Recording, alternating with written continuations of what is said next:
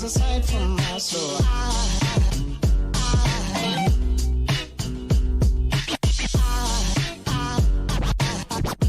There goes a sight, there goes a sight. Now there goes a sight from my soul.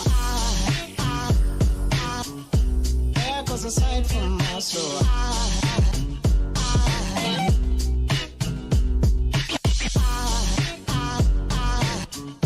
There goes a sight, there goes a sight.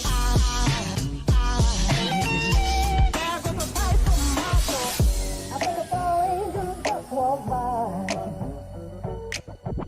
I think a fall angel just walked by. I think a fall angel just walked by. I think a fall angel just walked by.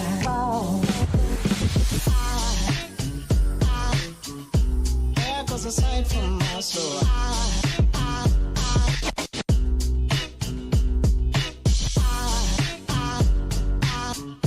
There goes a sight, there goes a sight.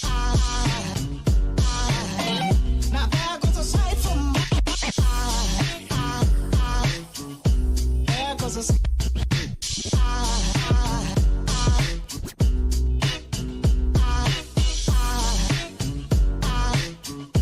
There goes a sight, there goes a sight. Now there goes a sight from my soul. So.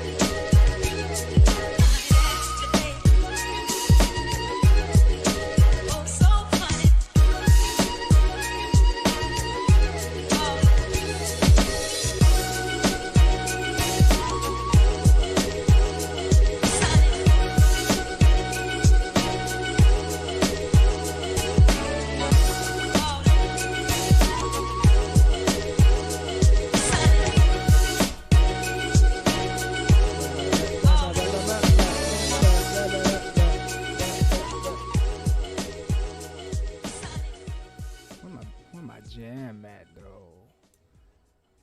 Where my jam at though? Hold up. Where is it at though? Now I gotta find it. Where? There you go.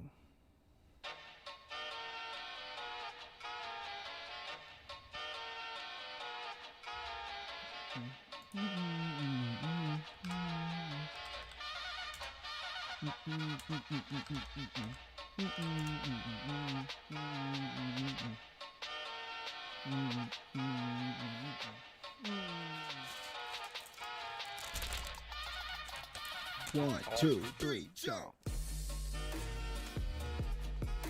Wait, say something again?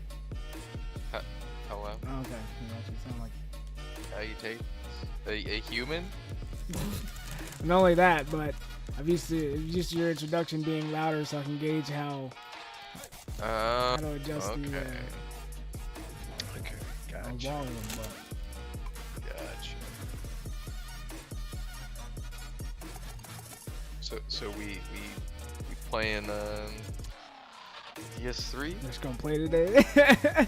This is Which again, it's like I'll take a good conversation over like gameplay, and that's how you know like when you're in it, because I just couldn't focus, and Dark Souls is not one of those like, oh, I'm just gonna play in the background type of games. So it's like if it was Destiny or if we were playing Borderlands, it's like, yeah, you know, it's perfect games to just not give a fuck. But this one is like, I'm not getting anything done, so I'm just kind of sitting here at this fucking bonfire. Two people had hopped in the chat, but I started talking about Bing and it being like my mother's fucking search engine. There was two people that popped in were like Bing LOL. I was like, that's what got you to chat? Okay, whatever. Well, don't worry. I'm mixing it up today, and so we're gonna be doing Drunk Souls in this house, so don't get me too plastered. So I'm assuming you don't have work tomorrow?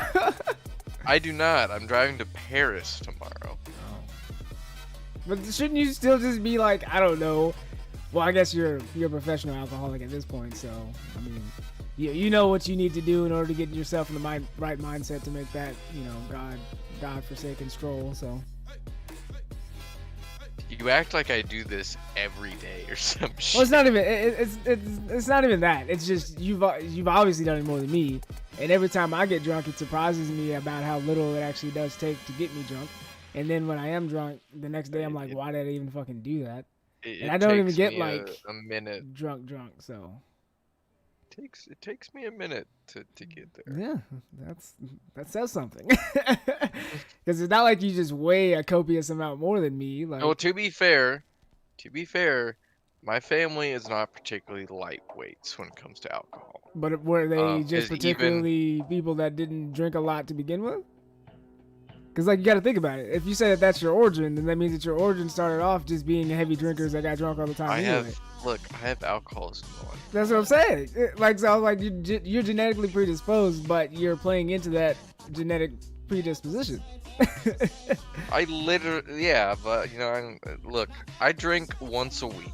Okay, I don't even get like smashed that See, often. I can't, and I would even say that once But- a week is a lot, being a college student. But then again, I understand I'm not the typical college student, because if you were to ask my sister, Yeah. she would drink every chance that she had if she had enough money to sustain it. Yeah, So, yeah, which is why I that's think most of that's the what college kids. that's what really separates college students from just turning into 110% alcoholics, is because they just don't have the funds to continue Yeah. to, you know, support it. But once they do get a job, you know, in whatever field they are, they're like, why am I alcoholic? Well, sir, the only thing that was keeping you from being that was the fact that you didn't have money and you were Yeah. eating ramen. So Now and you're that still sometimes helps eating too. ramen, but you're, you know, drinking a fifth of Jack to go with it. yeah, but to get you lit faster. So it's like, oh, sir. It's like I didn't do it on an empty stomach, What? sir. You had a half a packet of ramen. That's basically an empty stomach. That's actually more than empty. That's advanced. That's empty with extra steps. I need my music music playlist playing in the back. I'll get my Dark Souls 3 ear rape intro music starting Supposed to the remind back. him at the 3rd, so you can't tell me that I didn't do it. Ah! What are you reminding him?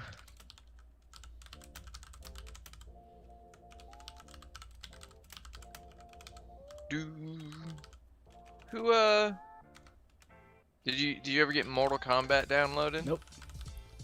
Oh. It was 100 something. I still need to make space Yeah. for it. Oh shit.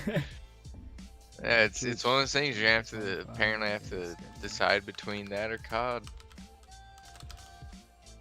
And that's the thing. Like, it'd be easy if I wasn't straddled in between both COD games, because they're both rather big games. Because it's like, Yeah. I have, you know, Black Ops for zombies mostly, and then a little bit of multiplayer. But then my sister only has Warfare, Modern Warfare. So I play multiplayer on that with her.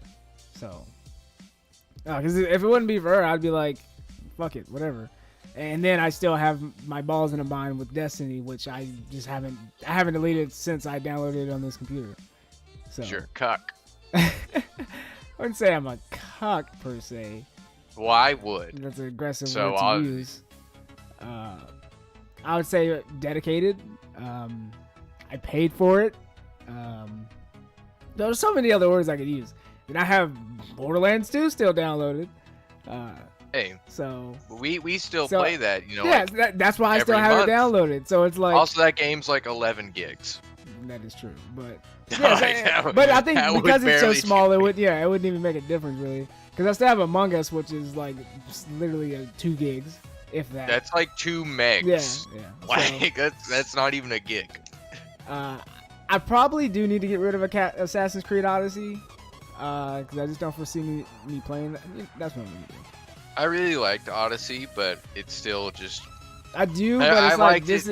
Dark Souls is now my new single player game if I wanted it to be. So. see.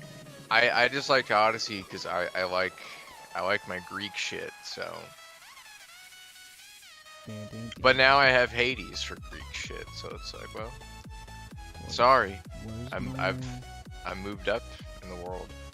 Where's my Steam? Oh, there it is. Yeah, if Assassin's Creed is anything more than 80 gigs, I'm deleting it. It's Which I would something like imagine it that. is, yeah. It's around that, I know.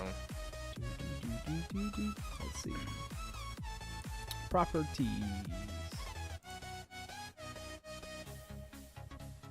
I don't want to do math. Tell me it in gigs. He was like, it's such and such in gigabytes. Bitch, I don't, or megabytes. I'm like, I don't. Wow, thank you for this useless information.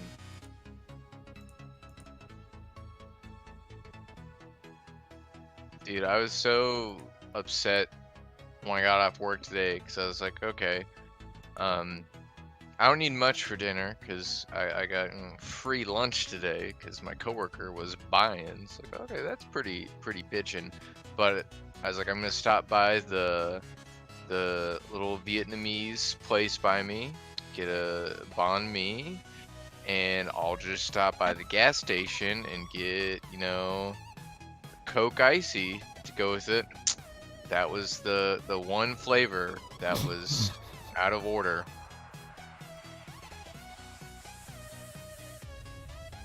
How the fuck do I view how big this game is? Why don't you ask it? Hey, Assassin's Creed, how big are you? About 3 inches. Oh no. Oh, I'm not punished for that. Dude, give me that red eye orb so I can be an invadey bitch. That's like, Invade? that's fucking Google. Oh, type it in caps.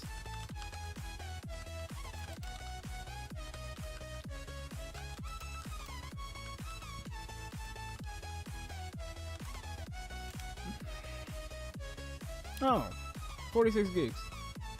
I thought it's bigger than that. Yeah, it's not as big as I was thinking. Oh, Oh, dude, I okay, gotta- so AC Odyssey with all its DLCs He's 103.1. Oh, that's. I don't think I my have fault. those. Who is this Plinplon guy? That girl. That's Shamar's #1 fan on his stream, and the only person that's actually helping him get through Dark Souls, because I'm definitely not. Which Dark Souls are you playing? 3. Oh, that one's not too bad. I have 2 as well, but Well, he also I hasn't fucking- played Dark Souls. I fucking hate Dark Souls 2 with a passion. I like Dark Souls 2. I think it's the worst Dark Souls, hands down. I mean, what a controversial opinion. No, I mean, I think it definitely did a lot of things fucky, but also it had some good shit in it that I don't see why they didn't keep for Dark Souls 3. Why can't I power stance? Why? It was so good. Dude, the reason I like that game more than most people is because it easily had, you know, I'm gonna say the best PvP. One could probably go as far to say the only actually good PvP. That might be a bit of a brave statement though, but it easily is the best. Once they nerfed Moonlight Greatsword. Before they did that, it was awful, but after that, it's pretty bitchin'. Also, didn't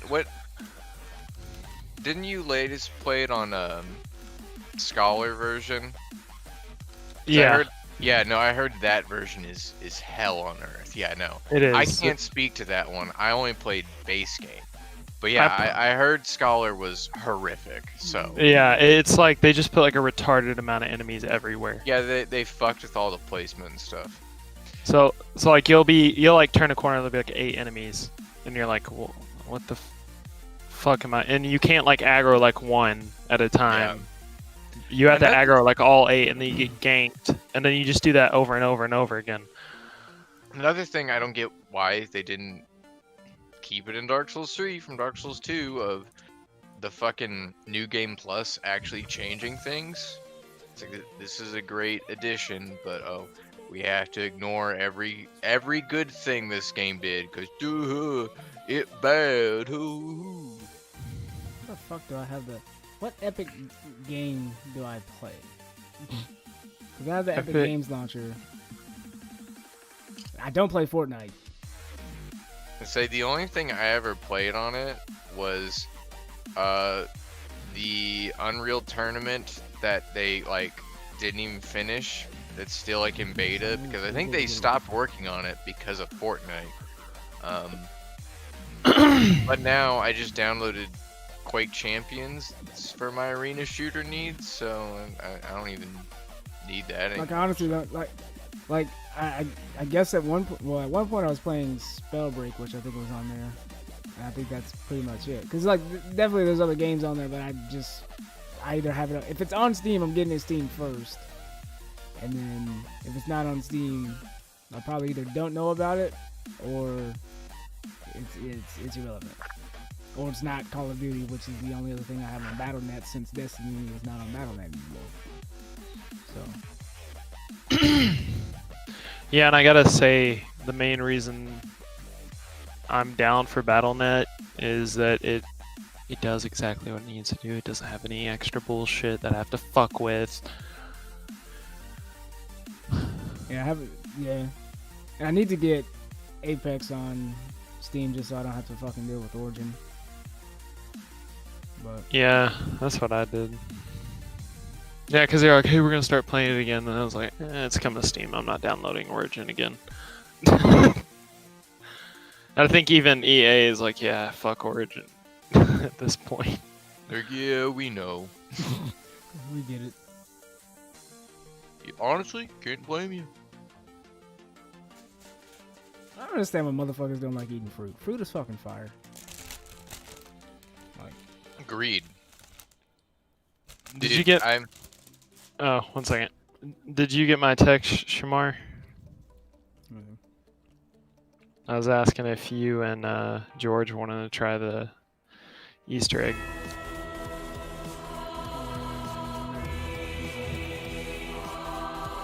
Is that English? You didn't understand? Dude, yeah, I got a bunch of grapes to eat with my breakfast, and it's fucking good. But yeah, I'm down after probably smash my head against this. Oh my god, it's so fucking loud. Smash my head against this boss a couple more times.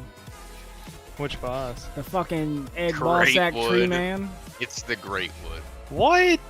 Yeah, I know. Yeah. Aim I for the can't big ass sacks. I can't say I had as Yeah. much help because like the first time he summoned me, it literally wouldn't let me through the door for whatever reason. So that was just a freak accident. But then like the next 2 times I got smushed because I'm not used to phantom HP. And then like I was like, well, maybe I'm just bad at this, and I tried it on my character and I beat it first try. I was like, oh no, it's just phantom HP. Because again, going back to changes they made. Why all of the phantom HP health cuts, especially like PvP, just is not fun for any party in this game. Like invading, it used to be fun to be a dick, but now you're so gimped on the health front that's like, yeah, like you're fucked. Like you walk in, you get ganked, you don't have a good time, the host doesn't have a good time. It's like this is literally just worse for everyone involved. I stand by that. Brock, are you off tomorrow? No. No. Well, I mean, I probably wasn't gonna invite you anyway, but I'm going to Paris tomorrow. Oh, so update on my cat situation. So Yes. my cat ain't no bitch, you know. She started throwing hands back. So Hell yeah. my mother She literally should texted me stick up saying for that she herself. had to separate them both, and yeah, I was like, yeah, my cat ain't gonna sit there and just take the shit. You raised her right.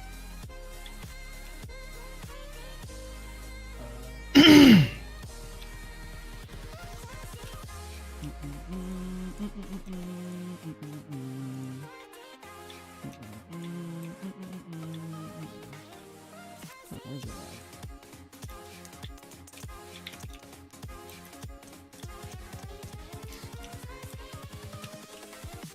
Oh yeah, probably there's a bonfire. That's another thing in Dark Souls 3 that like I don't get is why is there a bonfire like every 10 feet? I don't know. Like again, I think mechanically this is like my favorite game in the series overall. Like I said, I still think it the 2 things I wish it took from Dark Souls 2 was power stancing, because the dual wielding is actually You mute up.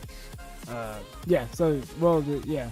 So you can add the stream schedule thing, and you can actually add your own video banner. So whenever you go offline, instead of it having the offline thing that automatically sets, you can put a picture up, like a offline thing that's more customizable than what that thing was. But let me figure out, because I saw where the Spotify thing was before. I'm trying to locate it again. I think this is it. Stream tools. No, I think this is all the 1000 professional, blah blah blah. Oh, here we go. Extensions. So, oh.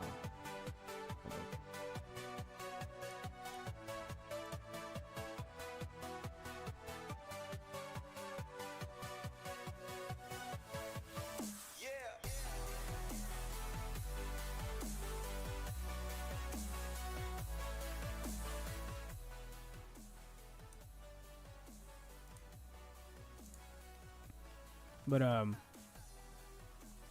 I want to say this is where it was. I saw it. Yeah. So, essentially, you go to your creator dashboard, go down to extensions, and then you can type in the extension up here for your Spotify.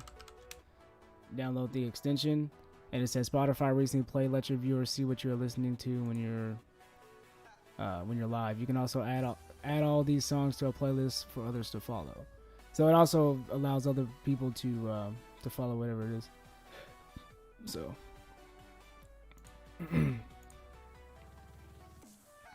this is how they get those other extensions in the game too.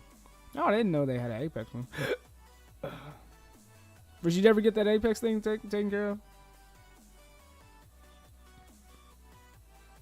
Oh, that's actually kind of cool too. Closed caption thing. PoE, Warframe, Destiny 2 Armor. Emailed them and I went, got you. Make me laugh. Twitch sings.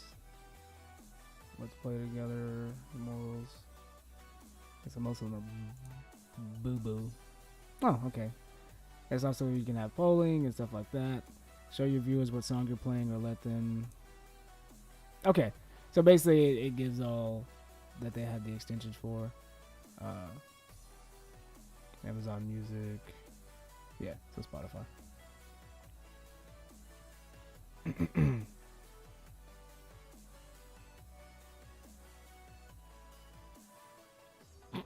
B-Bang the elk request song. Okay. This with that. But yeah, so that's how you do that there. Said the wrong brand. It's not that one. How you do that Oh, it's there? How you make That's a too ponytail bad. and You ain't got no hair? already spoke the words. They're not burritos, burritos. Everybody's talking about Totinos, Totinos. Totitos, Totitos, Totitos, Totitos. Yeah, yeah, yeah. I boy. still will never forget the time that it's like the last good memory of working at Goody of Colton came before we met up to do something, and I was like, hey, my coworker over there, can you go up to her and just, act like a customer, and when she, asks you if you need help, be like, oh no, I don't need anything, but I did just want to let you know that I'm part of the Totino's lifestyle. And he did. And Dorothy just like stared for a minute and then heard me cackling. It's like, oh god damn it. I've never been more proud in my life. You'd be more proud. Yeah. I pulled a mildly obnoxious prank on a coworker, and it all went according to plan, baby.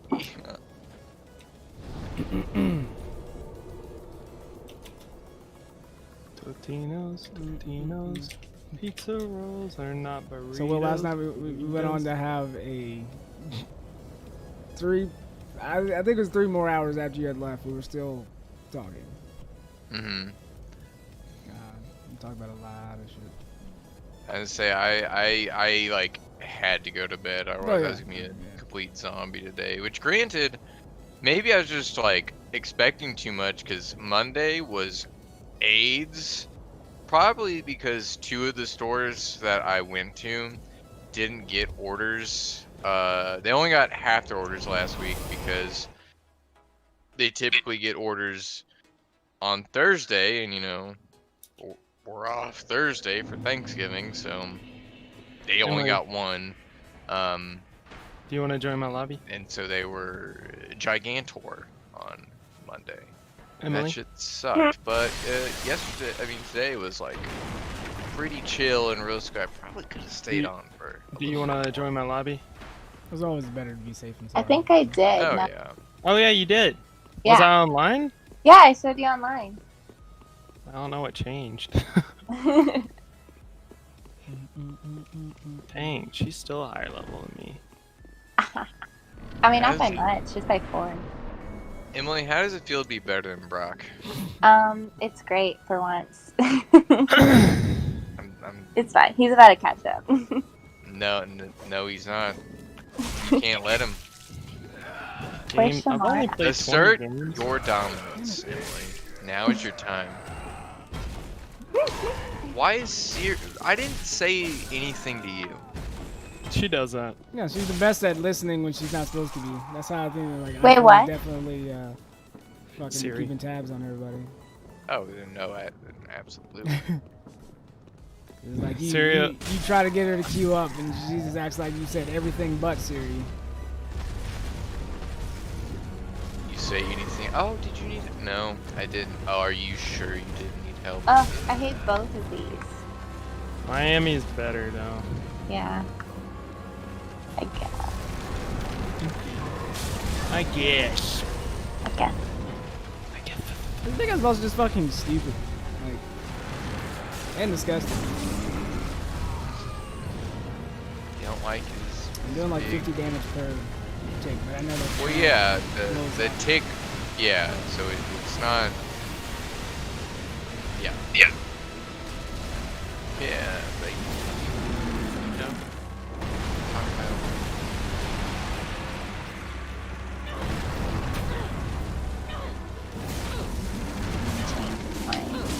I'm still taking damage, even though I'm not standing in that piss. Hello, sorcerer boy. Yeah, that's another thing that really. Did I? Okay, I did. Waiting for more players. Emily, every single person in this lobby, excluding one, is prestige except for you and me. They're Oh. also probably virgins, except for you and me. Excuse me, I'm not in this lobby.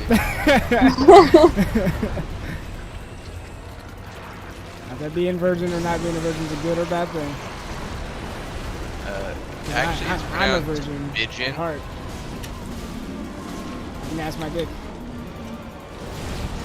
It's been so long that Kill It's a man confirmed? with a it's woman. natural state. Yeah. I forgot that I even had kill confirm in this, because it never goes kill confirmed, it always goes TDM. As it should. William, you Shamar, wanna I'm about to. Yeah, I'm about to head over to you. I'm gonna hit up the shrine again because I got that level up, boy. I hope, like you said, and it's true that if you do the password thing, it doesn't give a shit about your levels. Because otherwise, you know, I think we Yeah. already basically Yeah, tested. it confirmed. Yeah, it confirmed that. Ow! Frick. Like I said, anytime you die, like a few times in a row, check back with Yol, because he gives you 5 levels total. George said if my Call of Duty can last after round 10. That's what George's issue is, that literally he always crashes.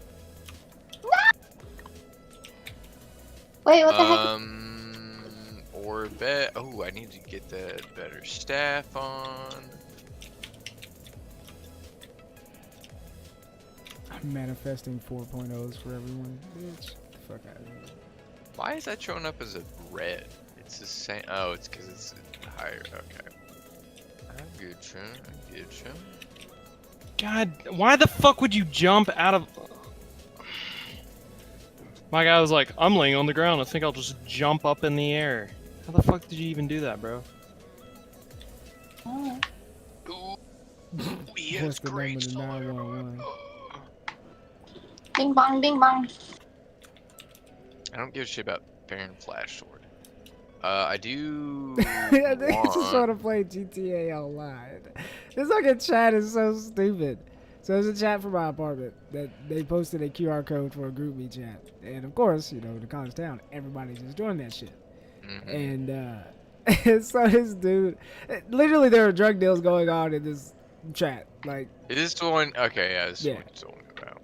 Oh, his guns are pretty. So dude's like, I'm dry right now. My 2 brothers sell. So if you like, if you want pressure, just let me know. I got you. And this one dude was like, what's the number to 911? And somebody's like, 911. He's like, you gotta have to try harder than that. But on a serious note, who can slide me their Wi-Fi password? He's like I pay you, bro, for real, for real. So I was like, bro, what? He's like, a nigga just want to play GTA Online. And we're like, we all got the same Wi-Fi.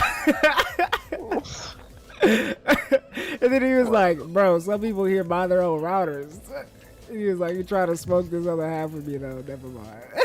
I put my sign down at a cliffside. No. Yeah, cliffside, underside. Cliffside, underside. Oh, I haven't looked for it, though. So. I didn't hear you. 'cause I was ain't want to win breaking this rocks. gunfight anymore. Did you put it by the bonfire? Yes, sir. It's literally as see it close now. as you can get to the bonfire. I Kills changed me every my, time I my see look. this the fucking slit tickler. Yeah, dude. You don't look like That's, a that's my you profession. don't look like a Dark Souls Doctor Disrespecting. You know? Split tip. I look like beef jerky. Talking about that Hollow Life, because the aesthetic. I don't give a shit about the aesthetic. I want my 5 free levels. No.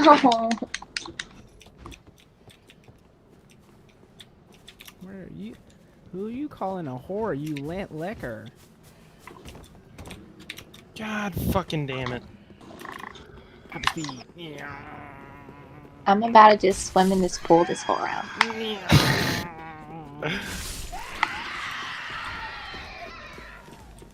Oh, Emily! sorry. I don't know why you're saying sorry. I was just. Anyway, I forgot. I was gonna do a bit, but now I forgot what it 'Cause I was. said I sorry. feel bad. Yeah. Oh, I'm sorry. No, I'm sorry now. Oh, Fuck you. drop those fucking embers. Oh yeah. All right. We're gonna do this right this time, and not Not gonna just consume it. throw them away. Yeah, or yeah. Let's not do Um, that. Why? Oh, I didn't use that. Why is this not letting me? Please. Okay. Leave select. Leave. Fortuitous. I'm leaving you 5. Just keep me on my way. Like how sack disappears. Yeah, I do love the sack. I forgot to use my Estus shard to get that other flask, boy. Another What? thing I'm not used to in this is because it switches the weapon level. On mine I was one-shotting the ads, and now I'm like 2 or 3 hitting them. But we're gonna try to just snipe the boss with shitty Dark Souls free aim. Cool.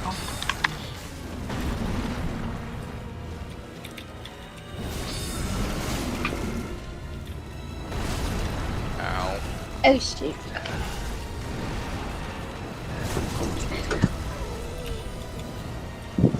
Oh, fuck off. How many bullets do you have to take to the face to fucking that? I forgot about my pizza.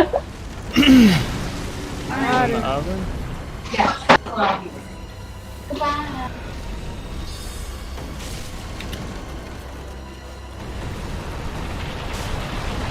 Yeet.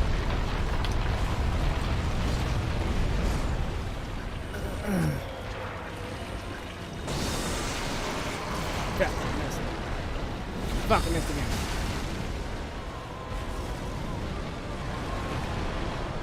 Oh look, my souls.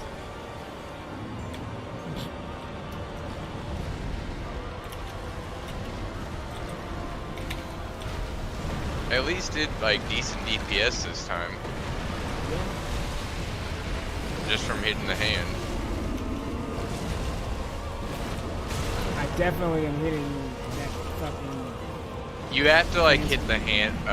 Yeah, I'm dead. I got grabbed. You like have to hit the hand and not the sack now. It's very not well designed. Where's the light?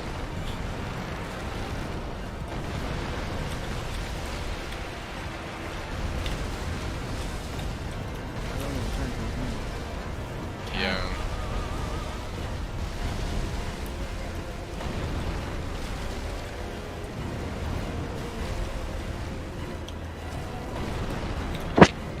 I'm You level can 2. still I don't go. really even know this boss's moveset, so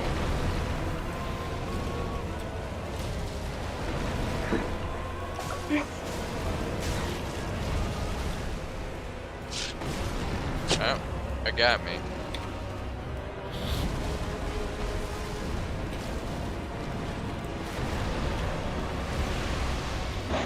How the fuck are you supposed to consistently hit that? Emily, over by the van. Honestly, I guess this boss is one of those that I think you need to fight the camera unlocked. Because if you're locked on, Oh no. Ah! okay, good, yeah. If you're locked onto this fight, you're fucking yourself. But whenever I fought it, it's really just waiting to get in hits on the hand. So I think there are a couple others, the spores you can hit for the high damage, but it's not worth the hassle.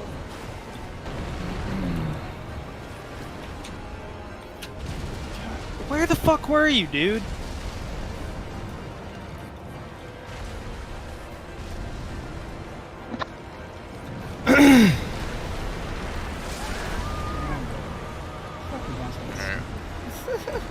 This is See, fun. It's not hard, is the thing that is obnoxious about it. It's literally just, again, half the time it's the camera battle. I'm ready whenever you are. Just a second. Oh, that's her. Oh, I died. Aw.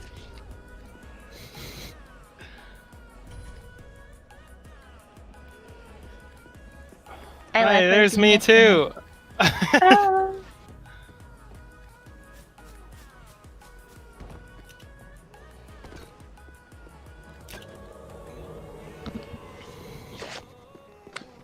Mara, Hey, I'm gonna back I invoked real gamer hours by putting my hair in a ponytail for you. Don't worry, Emily. It still looks not good, but hey, you gotta work with what you got. I do it at work sometimes just to keep this shit from getting in my eyes. Wow.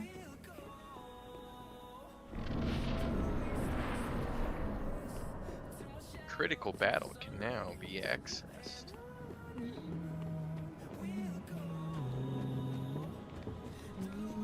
Wake up, bitch. Wake up! Put a little makeup. Put a little table.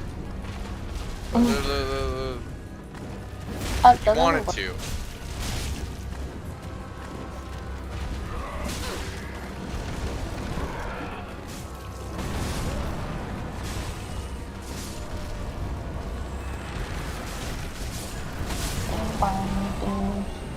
I'm almost done this way. Oh, no. I'm trying to pick out, which one looks prettier. Look.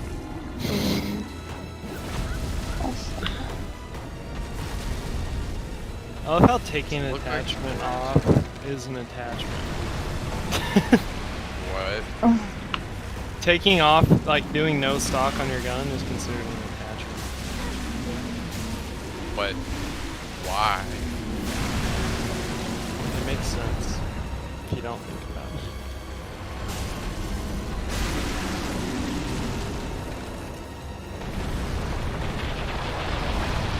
What? I could have sworn.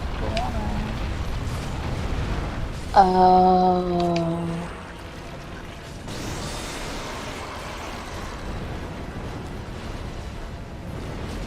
Somewhere.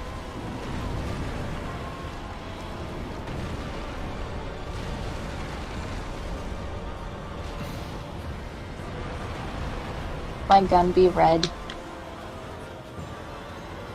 Gun be red. I did it. I helped.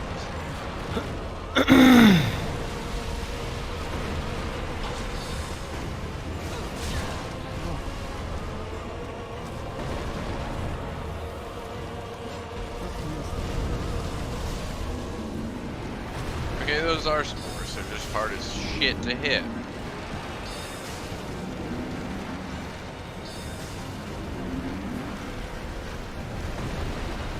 Unlock gold camo for 5 SMGs. Unlock diamond camo for all weapon classes in multiplayer. DM Ultra. Psychedelic. Ow. Kill 2 or more enemies rapidly 25 times more. I bet you I got these from my camp. Or from my name. Got that?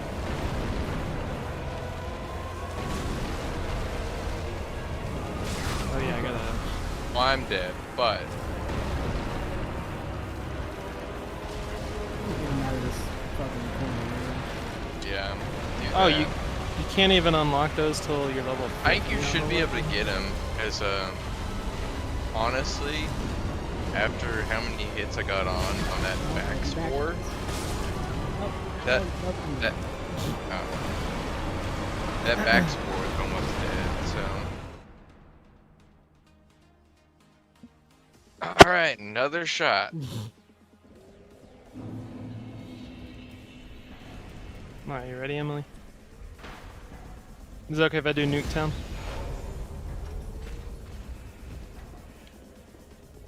Emily? Yeah. Is it okay if I do Nuketown? Yeah. She said, I'm just not gonna respond. Yeah. That's, Are you gonna hear me? Not responding is in and of itself a response, don't you know? I wasn't even on mute. That's weird. I think you just didn't say anything. Now you're trying to cover Yeah. it. I always do that. I always think it and then I just don't say it out loud. That's how I am with texting. Like, I'll think I send something. I'm like, oh no. Hours later, when someone doesn't reply, I'm like, why didn't they say? Oh, I never said anything. I'm the dumbass here.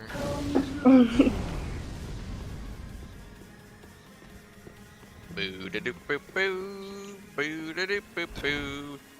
I hate the Ding dong dong, teledog. ding dong Doo da doo dong doo dong, doo. da dong dong dong. Ding dong. Totinos, Totinos. Totinos? No. How did you know? They're not burritos, burritos. Everybody's talking about Totinos, Totinos. Dude, Brock, could you imagine how great it would have been if you took Emily to see Tim and Eric when Colt and I went last year, before the world ended?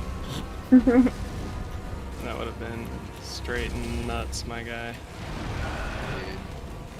I was Who's I Tim? was so happy when, like, because we did our research the week before. Like, we're gonna, you know, watch some T&E videos, and one series that, you know, I particularly got into was Tim's cooking tips. And guess what they had a whole ass bit about at the show? They had merchandise.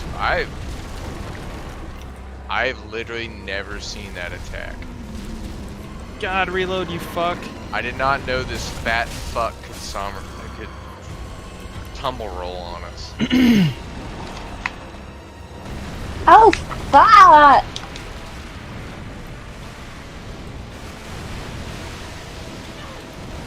No, no, no. Get out of there, baby.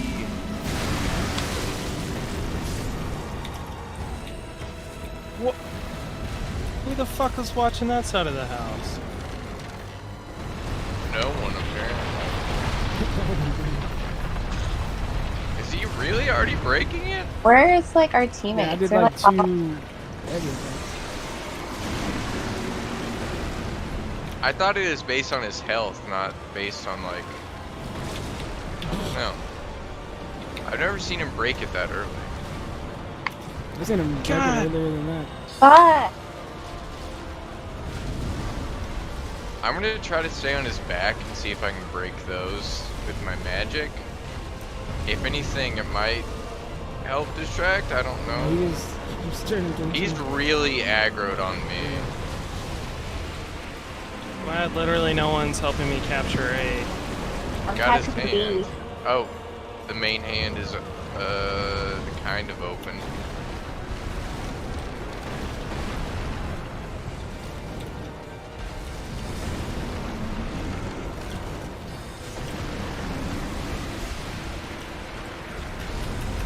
God damn it! I tried to save B.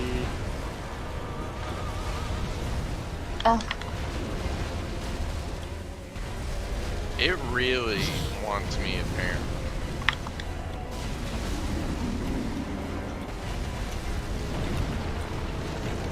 Look out.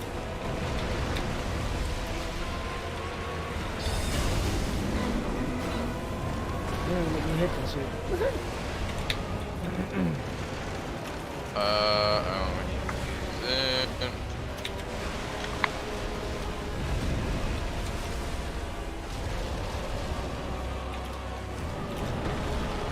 Oh god, he's head glitching.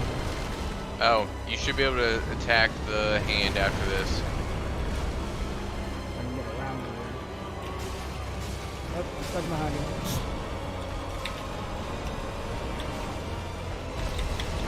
We got him.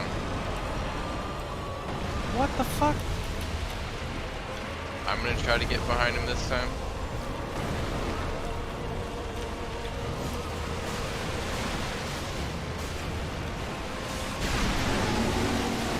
Hit him, hit him.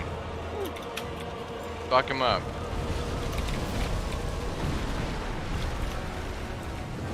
Ah, fuck! Gut punch my ass.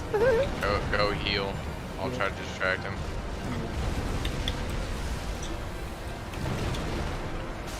Got to swing. There it is.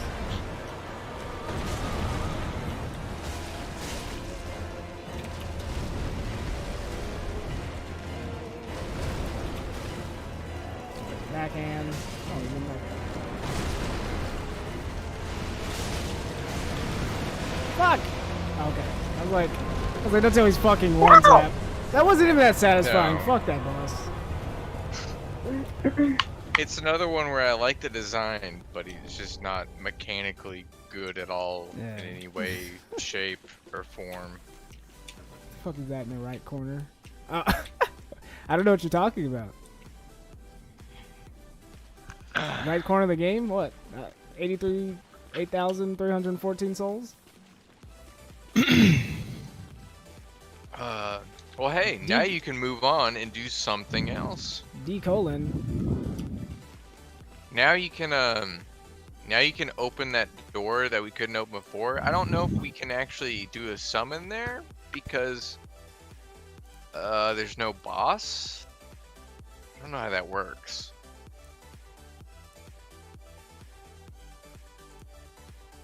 Let's see.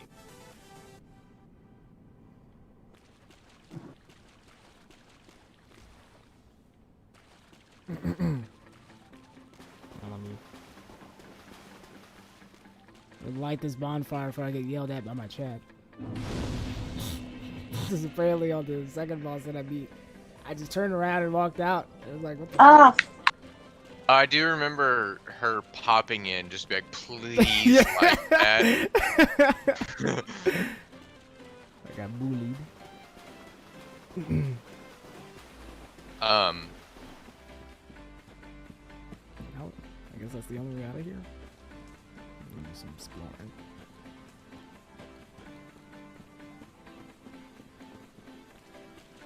Oh yeah, we were like up there. ah. What do these bloodstains say?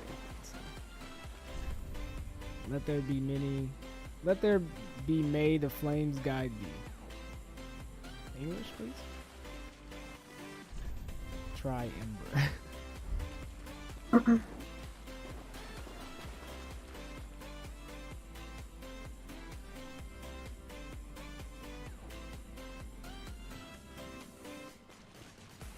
This is the first time in this game that I've ever had my mana bar higher, like bigger than my stamina bar, and I don't like it.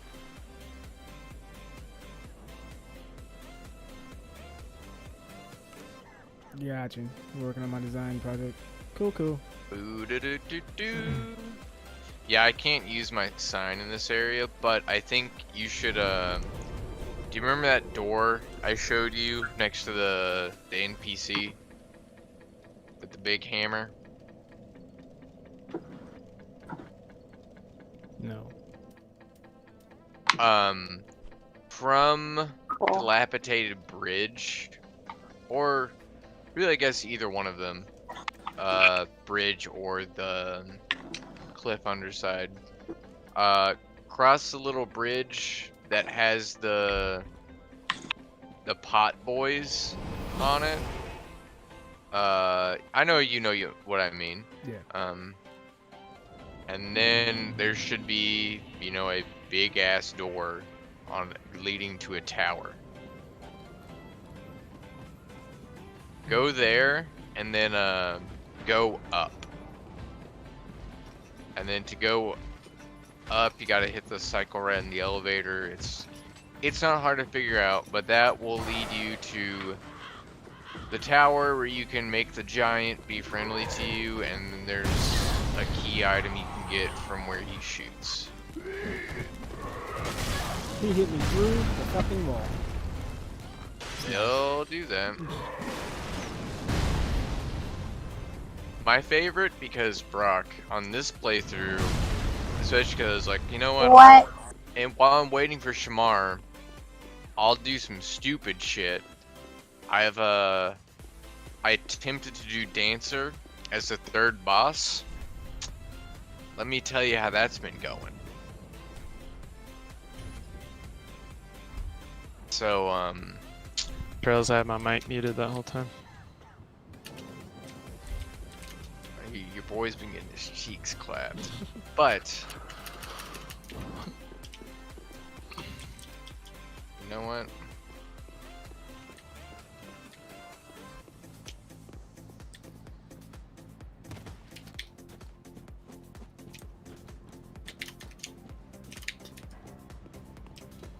Come from? Okay, so you said not the pop boys. Here, let me open. Ow, bitch. Let's see where you are. Fucking dogs.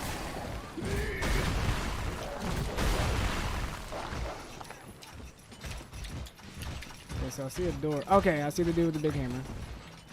Yeah. Go to the door and open that, and then go up, and there's a little side area, and you'll be able to get the giant to fuck off.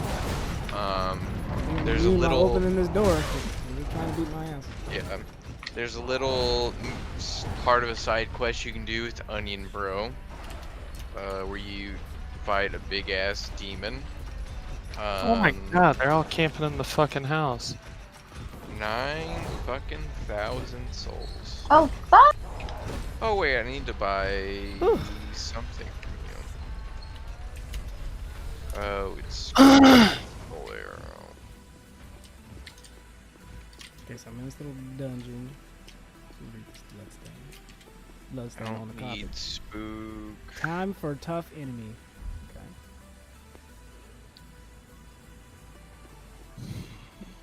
But now you can, since you defeated the Greatwood, you can go to Corland, the little fucked up dude.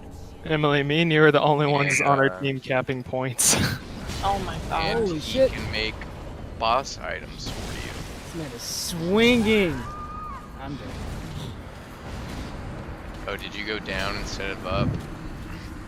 Yeah. Do you want to stay in Nuketown or do you Yeah. want to go back to regular playlist? I think regular. Okay.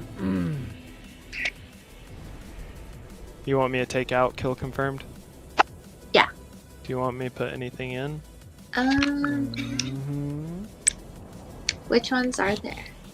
Hardpoint, domination, Yeah, I like nomination. Build VIP Belligerent. escort, control, free for all, search and destroy. What does it can do? I got search and destroy Not and domination conviction. and not team adding deathmatch. I'm not gonna add search and destroy because that's a way slower playlist. Oh. I'm trying to level up my MP5. Did you still add team deathmatch? Rock's a tryhard. Yes. Team deathmatch was always in there. Oh, Dang, I'm gonna be the only person on PC in this lobby. It's very commonplace for Call of Duty.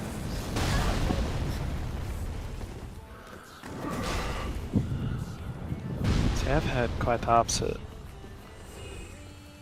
Seems like I've mostly been in PC lobbies. Or no, well, let me rephrase that. Where I have it like 4 or 5 people that are PC.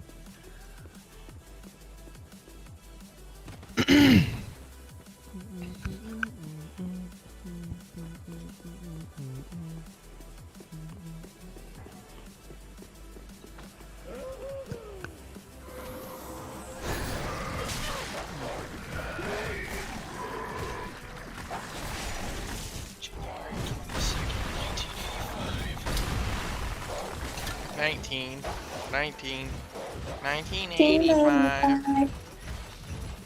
She gets it. 1985, I arrived. Spring City, Madonna, wait for you. 2020. How about Krispy Kreme 2012? Krispy Kreme.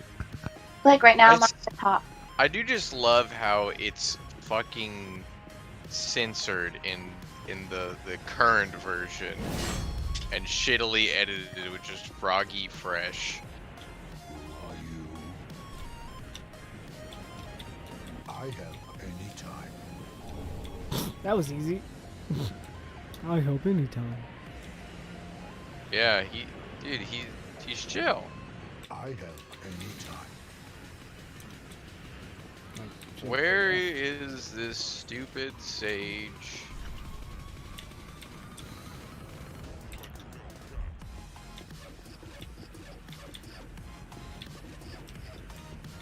I'm retarded. What? I'm a retard. Did spawns already flip? I guess so. Are you kidding me?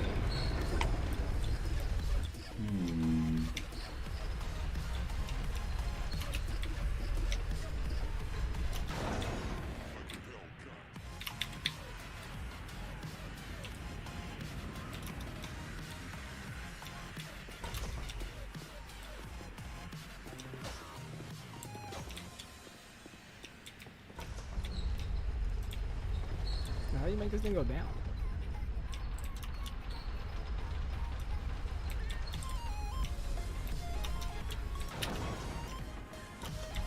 Oh, okay, so there's one that goes up and there's one that goes down. It's if you roll off when it's going down, it'll go up.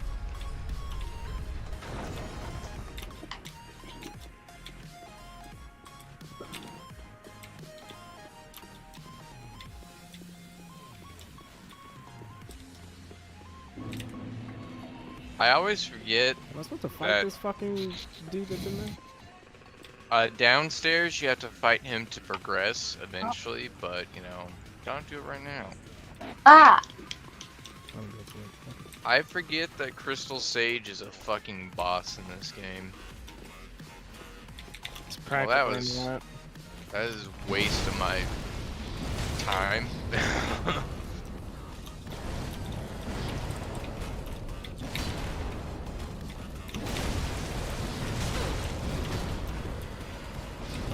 Once this man starts fucking swinging, he's like, he does not stop swinging. Oh, you're still trying to fight the Irithil Knight. Yeah. They're hyper aggro. Okay. Guess I'll go back and get my souls and fuck off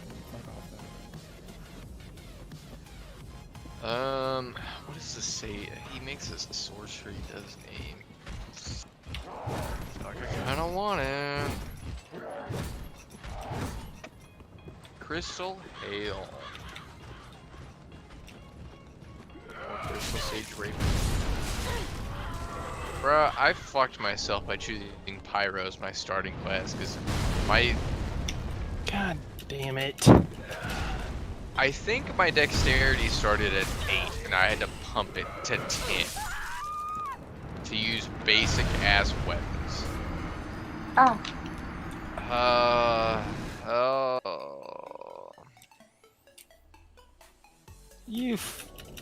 I got hit in the face with a stun grenade. Crystal boost magic and inflicts by sword any item discovery of the wielder. But I can't use it. What? 18 dex is weird requirements. Yeah, fuck that. I'm just getting that. If I even use it. Yeah, you're not gonna die a Colossus, you're gonna die a pile of fucking ash. Like the little limp dick boy you are.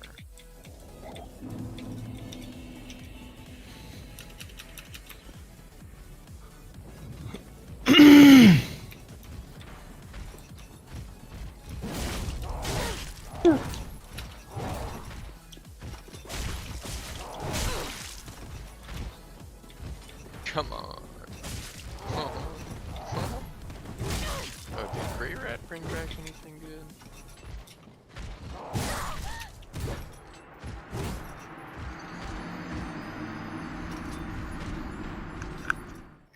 No. Seems cool. Wow, what a kill cam. yeah.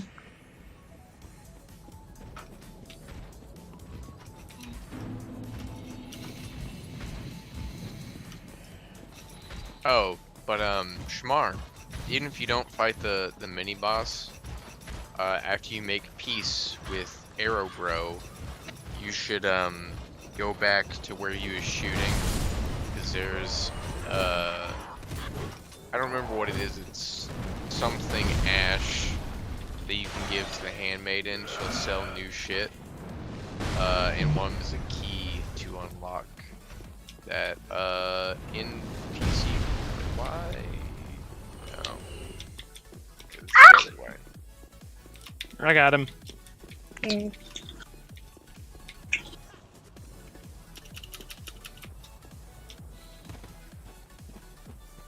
This game has a real issue with hitching during kill cams. I don't know about that. Dude, give me that twinkly titanite. Be in here.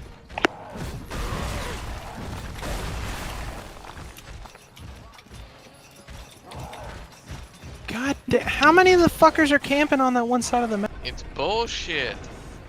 They're not too tough. I'm glad you remember. Be out in a minute, bitch. Soul of a Nameless In a Soldier. few minutes, bitch. Is it bad that I would rewatch that movie?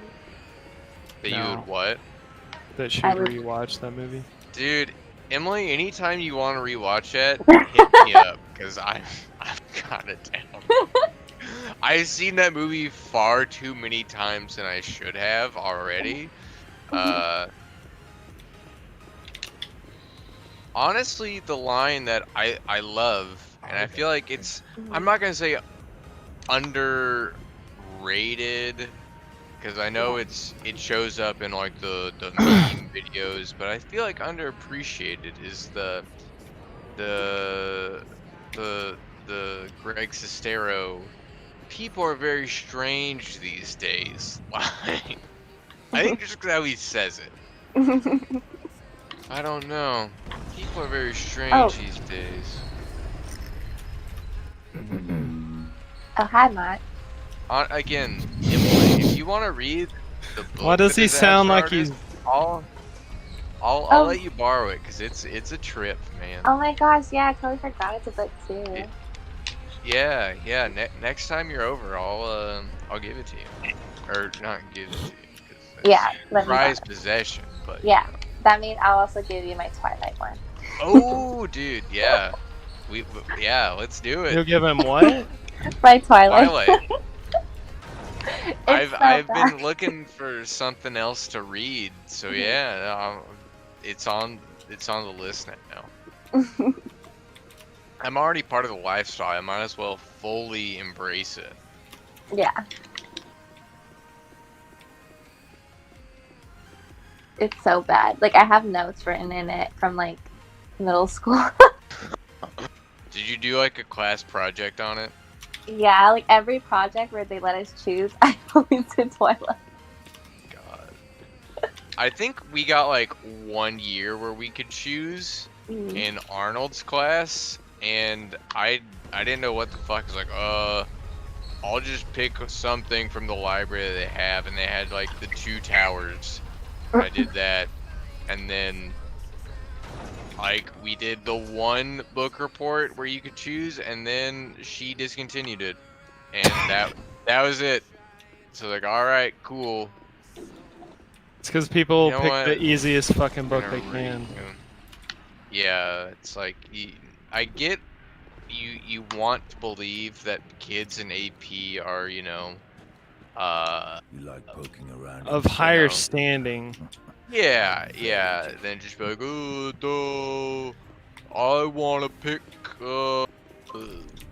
Hank the cow dog for this. See, and I feel like what it should be is that you should get a grade according to the difficulty of book you decided to do.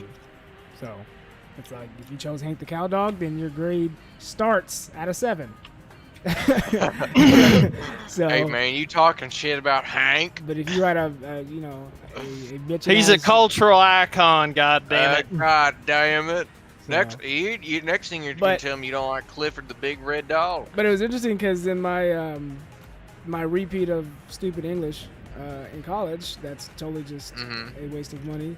Oh yeah, we no, got- I had to do that too. It's awful. Yeah, we got to choose a movie that we wanted to watch and do a report over, and I chose South Park's Bigger, Badder, and Uncut. And because she was like, pick something that is controversial, politically driven, and stuff like that. I'm like, South Park is. So, and she argued. She's like, I don't know. I just don't know how you're gonna be able to write something about that. Or blah blah blah. I was like, have you seen the movie? She's like, well, no. It just seems kind of very childish. I was like, that's the draw, though. That's what makes it better. Like, I was like, that's how The Simpsons, and that's just how they do it. Like, they do it as a cartoon, which is literal satire. Like, newspapers do Yeah. cartoon satire. Like, this is just an animated version of that. And I wrote my paper, and she gave me like a fucking 98. I was like, yeah, bitch. We didn't do that. We didn't have to do anything like that in my bullshit English 101 class or whatever. But we did have to write am I supposed to be doing? a fable for shit, and creative writing has never been my strong suit. So I wrote the story about, because the fable is supposed to be like, kind of like a fantasy-esque thing meant to teach a lesson. And I wrote about a bear that overslept and missed his bear mitzvah. And I got a B in it, not because of the content, because I had 3 grammatical errors on this thing was literally like a page front and back. And I was like, okay, like, I can understand you giving me a B for like a comma splice. It was like 2 comma splices because I'm pretty heavy on those. And like, I don't think it was even she missed it. I don't think it's even like I put a colon instead of a semicolon. I think she like misread my handwriting and thought it was, but is that? But I was like, okay, if I was in like a master's degree, yeah, like, sure, give me a B for 3 grammatical mistakes. Shouldn't be making them, but in an English 101 thing, basically, like, what? Why? Why are you this much of a prick? You're in Because college. teachers that teach, really easy subjects want to feel like their class is just as hard as the upper level ones, even though they're not meant to be. So it's Yeah, some it's kind of like- ego-driven bullshit. I don't want people to pass my class unless they really work hard. Those are well, most people will fail it. It's like, oh, so you're a shitty teacher is what you're Yeah, I was telling like, why do you wear that as a badge of honor? And it's like, this I isn't get a it, workout like- program where it's like, this workout's gonna kick everyone's ass. It's like, okay, that actually makes it a good one. But your class, everyone failing it, doesn't make it a good class. And I can get it like the inverse. Like, you don't want it to be too easy, because then it's like, oh yeah, you know, like if they don't have to do anything to, you know, make an A, like sure, I get it. But when it's literally like, oh, you're all gonna fail this because I grade like a prick. It's like, you lost me.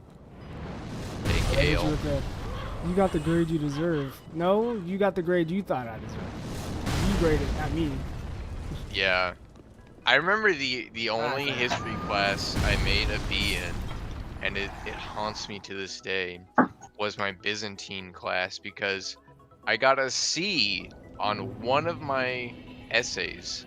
And I went and talked to him after. I'm like, look, like, honestly, you know, I don't get why I got this grade, and I don't feel like I deserved it. And he went through, and like one of the first things on there was, I don't remember what the exact prompt was, but it's something about, you know, like religious elites.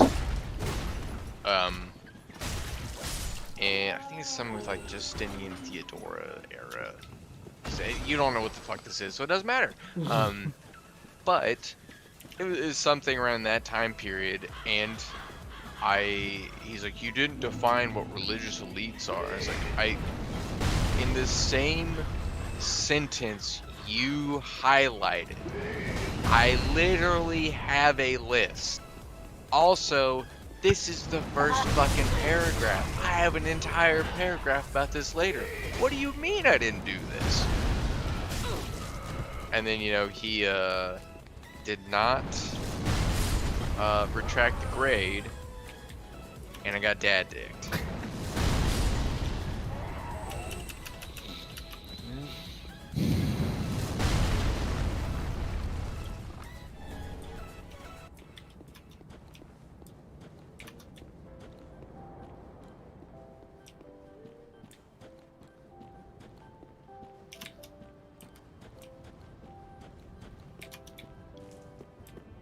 Give me this fucking checkpoint so I can go to it later, get bored of the game, and then not come back until one of my friends reinstalls it.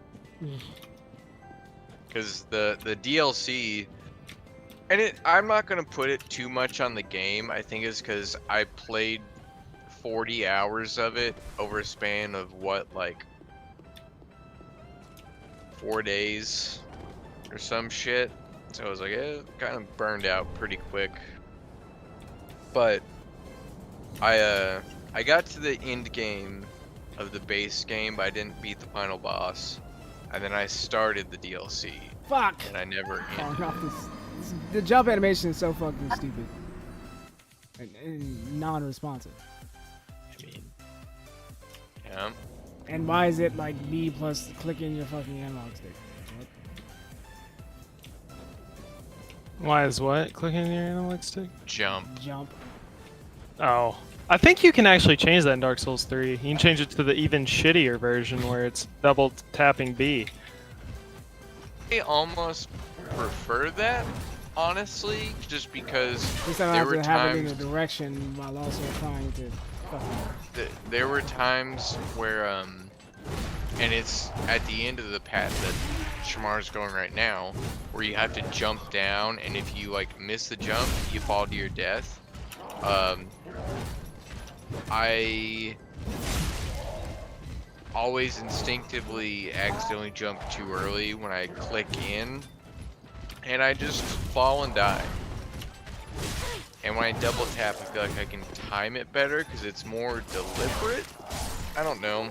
It's stupid and awful either way, but oh, you're alive. Yeah, it's stupid and awful either way, but I feel like one way is slightly, mildly, almost He less. disappeared.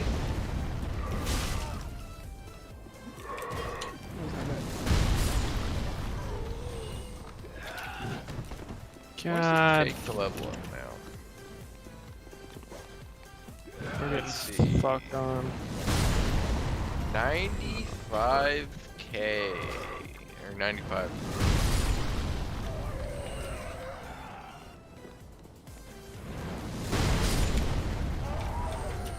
Thank you, Giant.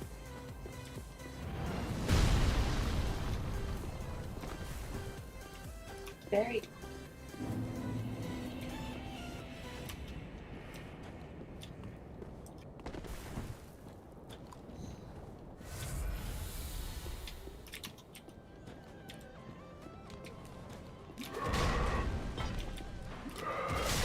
I didn't mean to do that.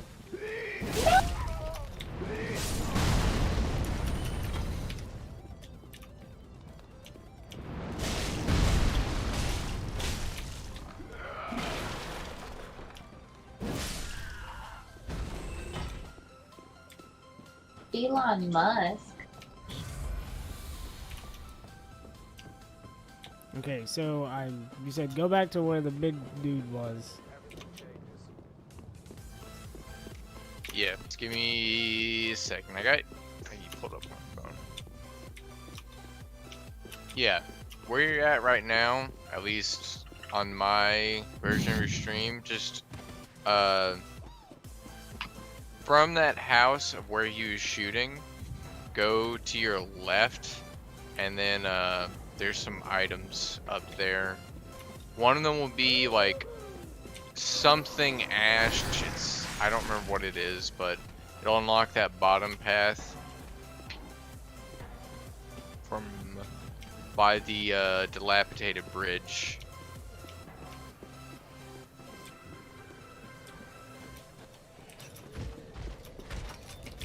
Ba-da-da-ba-bum, ba-da-da-ba-dum.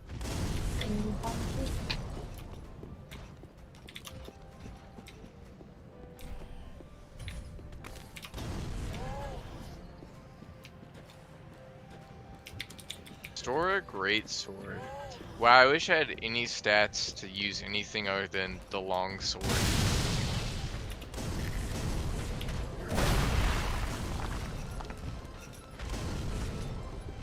Brock, I'm so upset this playthrough because I'm trying to do like a, not necessarily even like a pure caster run, but more of one, because I've never done just straight up spell, and I hate not being able to use like any actual viable weapon.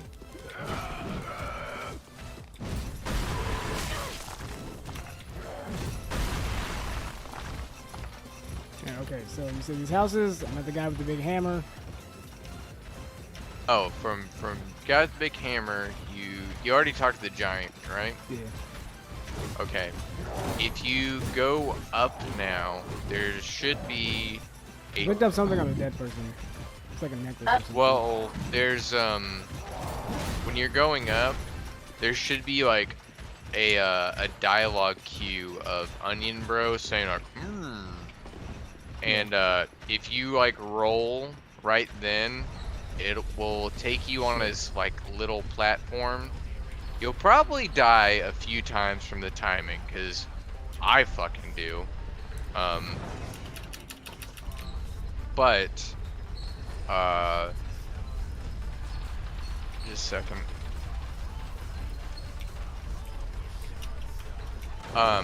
Yeah, when you go up again, listen for the dialogue cue, and I wouldn't roll the first time you hear it. I would like go back down and then do it again so you can time it better. Which way am I rolling?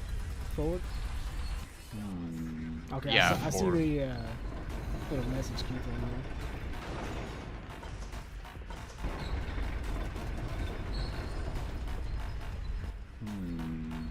Oh, I missed it. Elon Musk. Okay. It's definitely easier to do going up than down. Yes, no, I tried it going down multiple times and that it's awful. Don't even fuck with it going that way.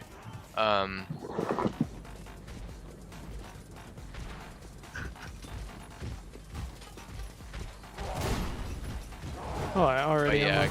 go through there, and there's a little side path, and there's a few things you can do from there. The main one is there's like a little mini boss that Onion Burrow helps you with, and when you beat it, it gives you a fire gem to infuse a weapon with. So you can do that if you want, but it also just unlocks a path to. Oh, yes, actually, you need to go through that because that will unlock the Chloranthy ring, and that shit's fucking good. Oh yeah, it is. Yeah, that's the stamina recovery ring. Chloranthy for the win. Yeah, Yeah. yeah. Emily gets it. Remind us again, Emily. What does the Chloranthy ring do? The what? Around the class? Ah, What does the ring do? What? Wait, what are you talking about? The what? Chlorantha, Yeah, the Chloranthy. Caranthaline. The Yeah, what's it do? chrysanthemum, The hash It- slinging. slash bringing, mash singing. Wait, is it Clarathon? How do you spell it? Oh, Chloranthy. Oh, it like you put it on. And wow. and then what? What happens after you put it on? Wait, Shamar, what were you saying before? Nothing. I Oh. love. Anyway, the game started. I can't focus on two things. Funny how that works.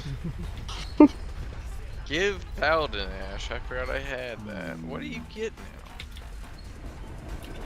Blooming purple moss. Sorry. That.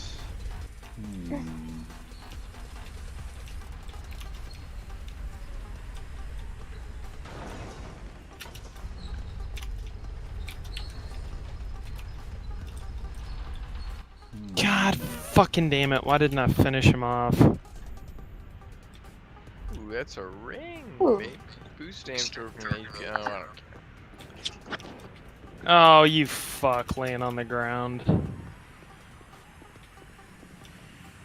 Reinforce my SD. 5 and 3.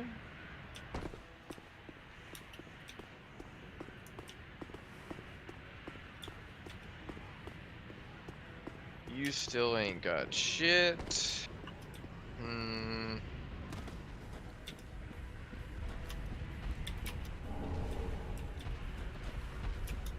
No! You should have waited! Well, it's too late now. I, Siegward of the Knights of Katarina, fight by your side! Ah! Eat him! Or let him charge me, you bitch. Back in a moment.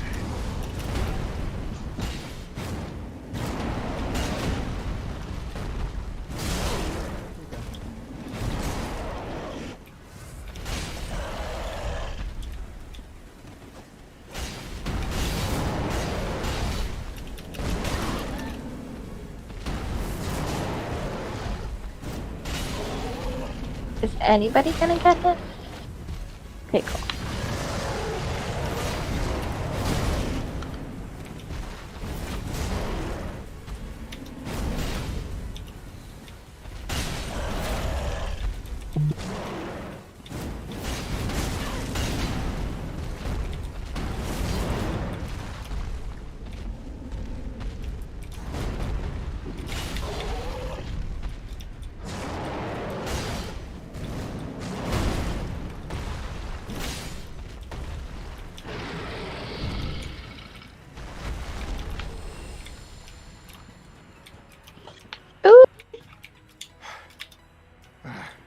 That was quite a Michelin performance. Man.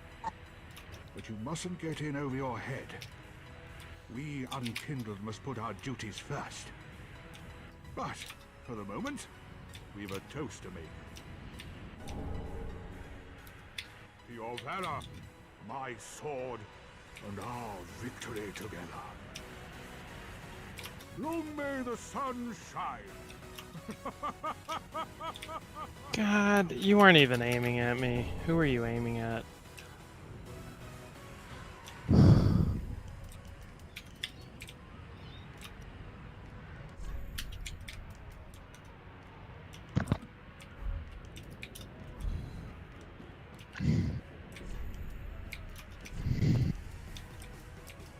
The honk is okay. What the fuck are our teammates doing? Jack shit. That is actually the correct answer.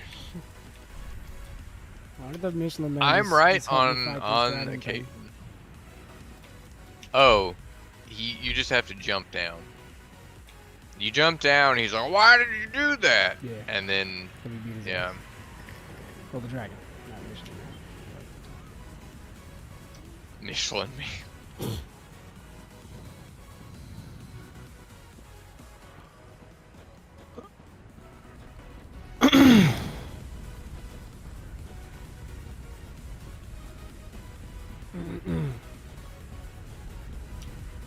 I died. Oh wow. Where am I?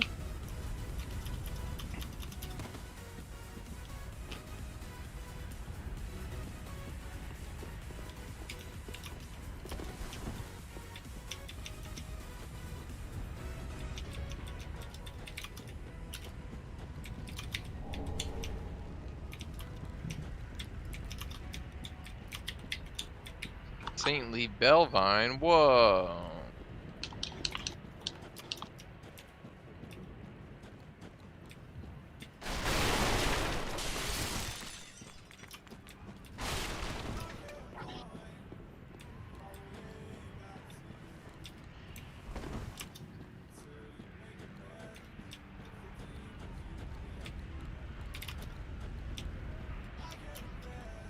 Twinkly.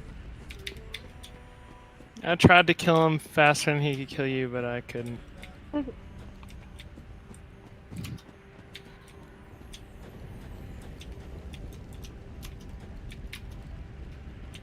Cool.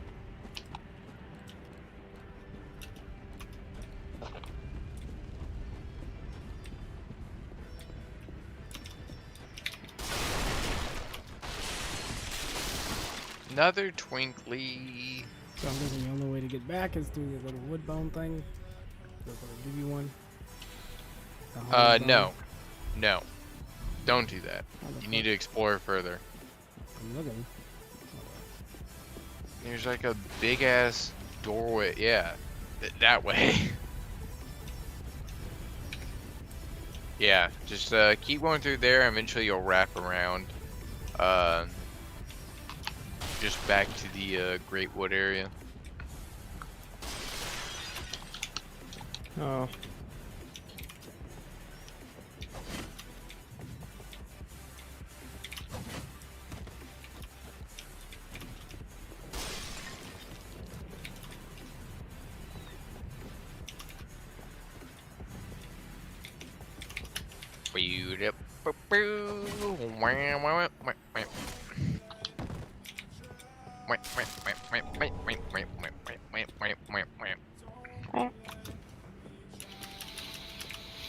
Yeet! Oh, that didn't work. Shooters. That work better? Not much. Teammate! Seriously?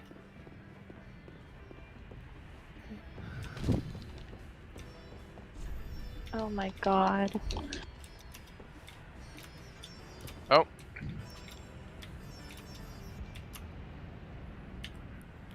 Nope, it's not working. Thank you, Red Bloodstain.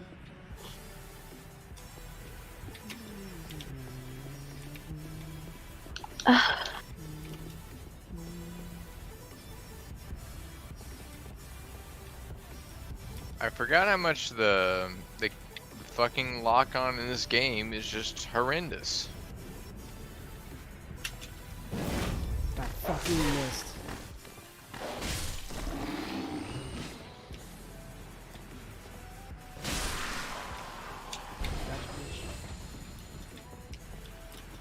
Oh, of course there's no window. I wouldn't be one window.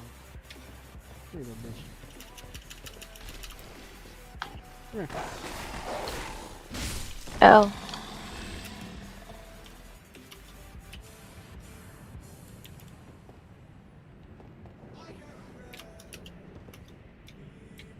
Oh. Wow.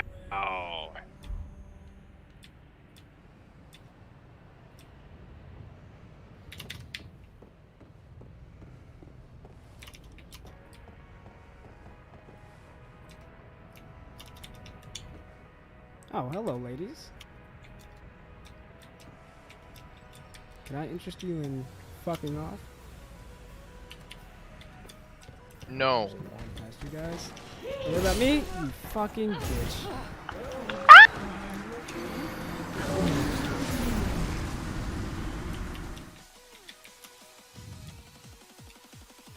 Yeah, I'm talking about the thickens. It's not a good idea to try to run past them. They kind of block. God. Oh. I always get my chopper gunner before I can fucking use it. Yeah, I just got my turret thing. Oh, look, it's his. Yeah. Poisson bite ring.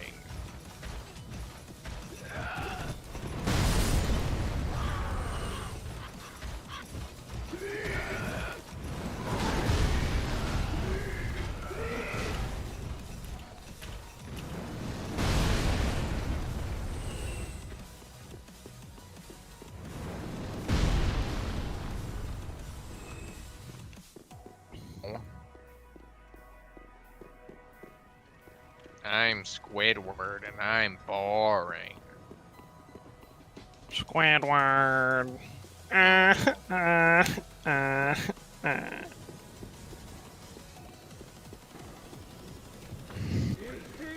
gotta get the fucking gun up to level 34.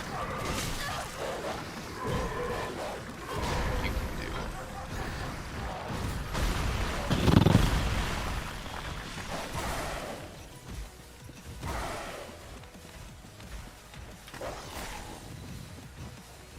Oh, what is this? I didn't. Notched whip. Oh yeah, another useless item.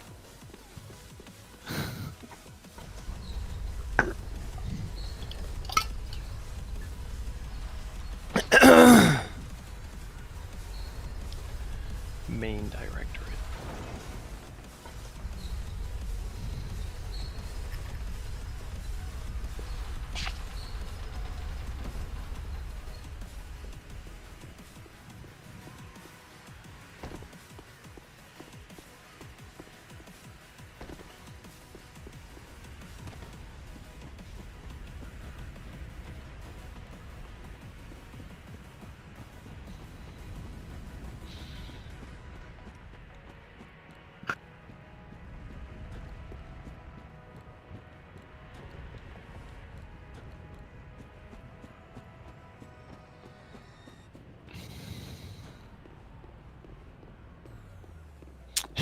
That bow had 3 of the same guys on it. I love it.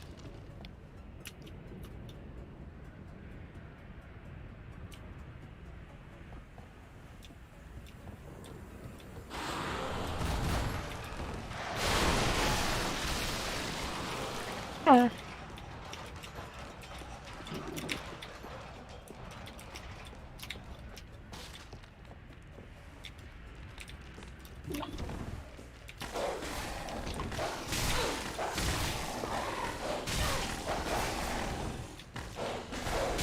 God damn it. How do you know I was there?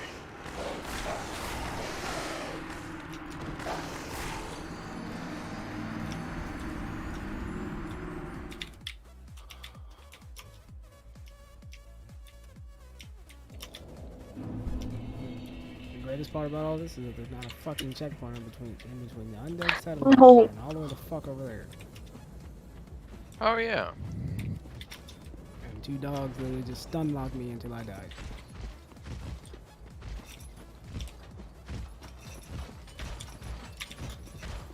Like I said, the dogs are like extra annoying this game because they made it to where if they're not on your screen, they will literally teleport behind you. You know, fucking Cold Steel style.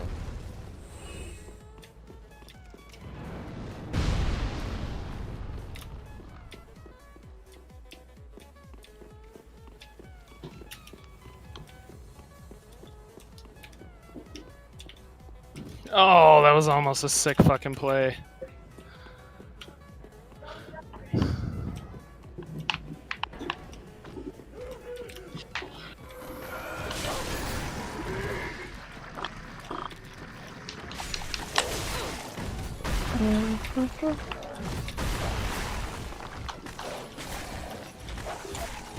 Oh, give me all them young white birches, boy. You know I'm into it. I'm Bill Clinton.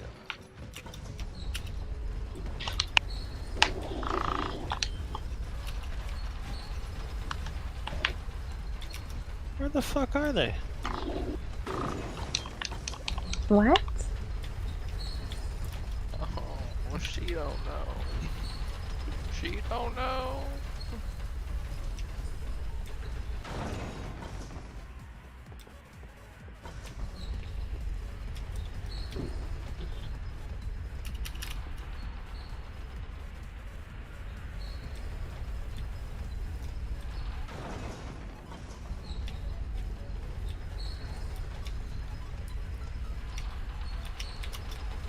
Fuck off! Why are they both aiming down sight?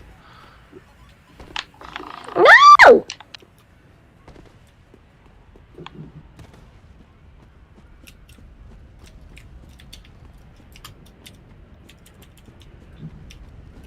Oh.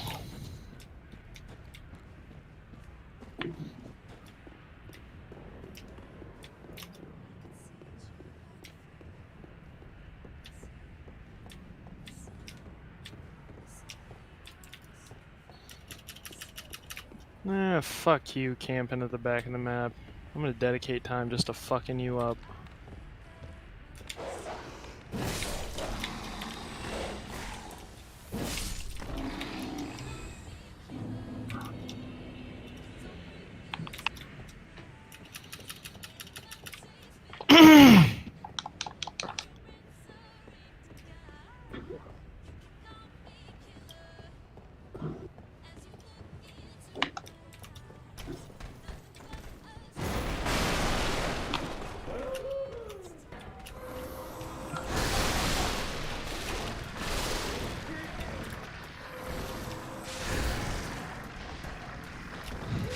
Go away, knockoff gray rats.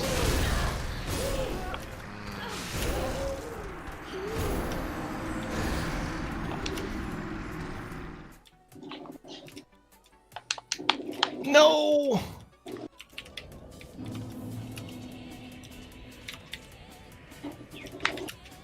Ah, you fuck. You waited. You waited until I killed him. You baiting motherfucker.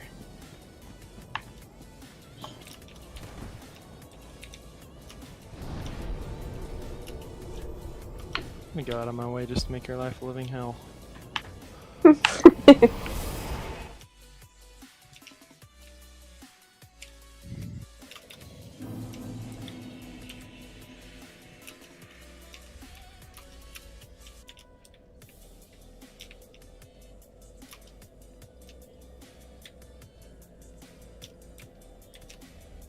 Ugh.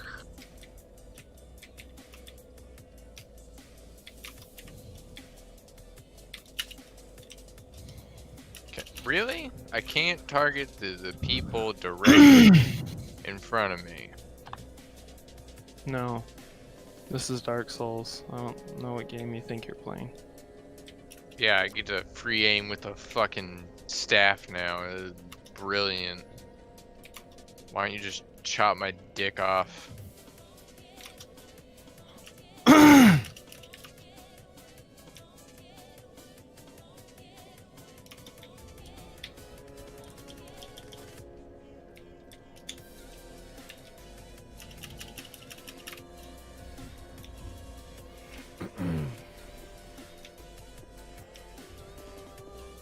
Welcome home, speak. Very well. Then touch taken. I feel like when I don't aim down sights, my gun shoots hot kisses at the other players. Hot kisses. Yeah. That way they can feel the heat, but it doesn't actually do any damage. Yeah.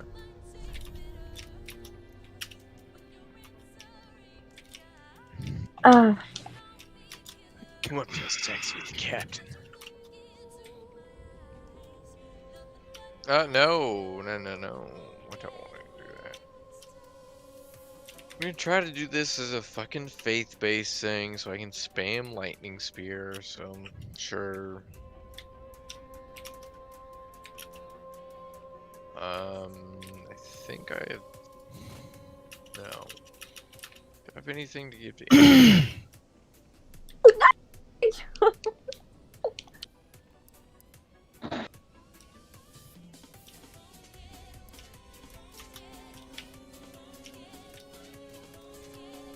There's 3 of them on that right side. Oh, okay.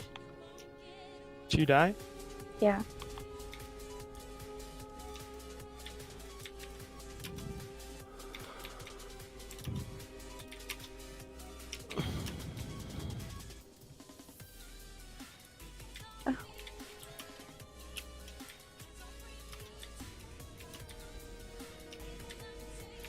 Oh my god.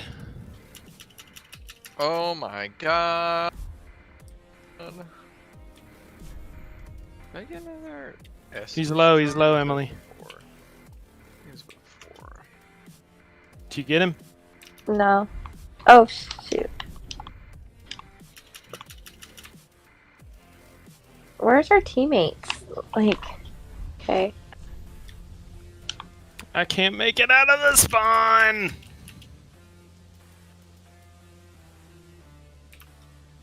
No, run, fucker, run!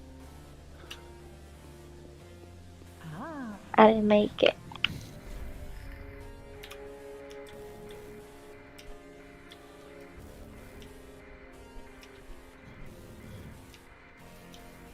Oh.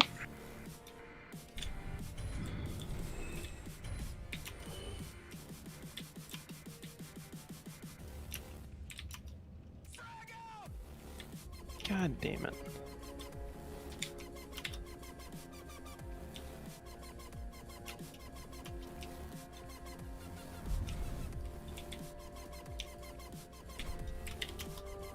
Gracious. Passing Mm. ash that is given. This ash bestow nourishment. I only hope these new wares content thee.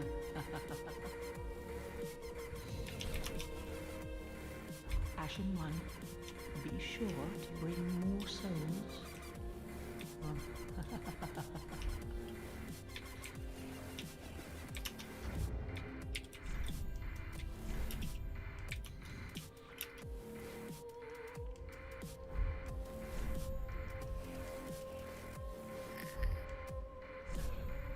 Oh my god, look at this riveting gameplay of aiming down a hallway.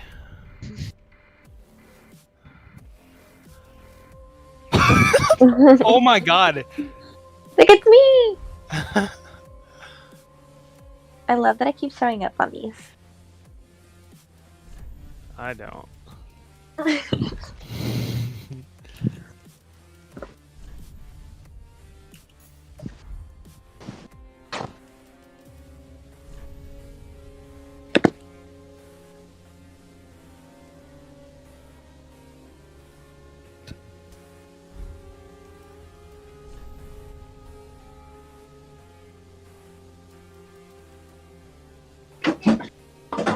Bing, bing, bing, bong, bong, bong.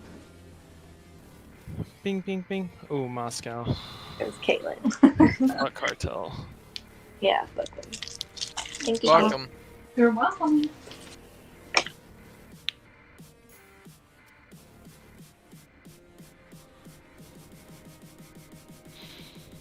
I had a lot of fun playing Skip yesterday.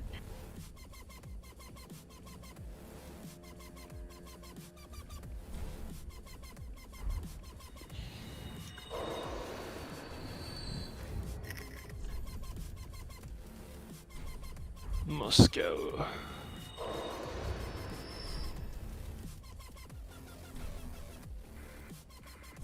I'm gonna try this M16. Do it. Bitch, I will. Oh. I'm talking about bitch. Beat ya, Mike.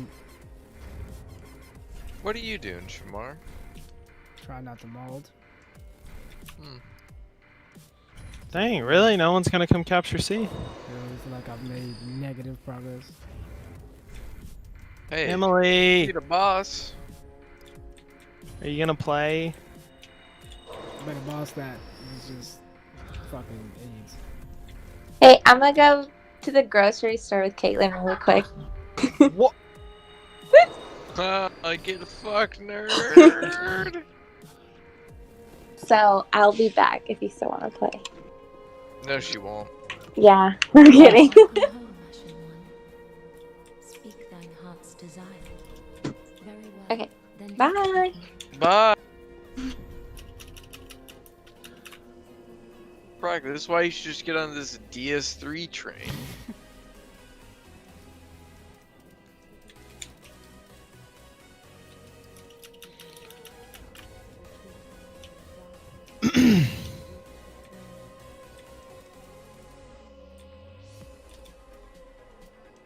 Oh my Well, god. We're all gonna chill kind of aimlessly. I have 0 health.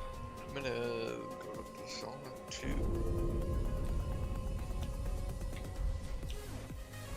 These seasons working. Because Shamar can't summon me where he is, and I am already No, I'm not. super far ahead of him. I'm not What boss are you on? He's not on a boss. Yeah, I'm not on a he's boss. at a. He's at, you know, right after Greatwood. There's that elevator thing you need to go up, and you fight the fire demon with Sigward, Oh or god. you go down and you fight the Irithil Knight. He's at that, and you can't summon there. So I literally can't help him. I'm at Cathedral of the Deep right now, so it's like I don't want to get too far ahead of him. So I'm just gonna go to Dishonored 2. Oh well, I'm something, at the maybe. fucking the fireplace now, or the Firelink Shrine. Well, yeah, but there's still only you still have to go there for the main boy. Having to run all the way from the fucking dilapidated bridge.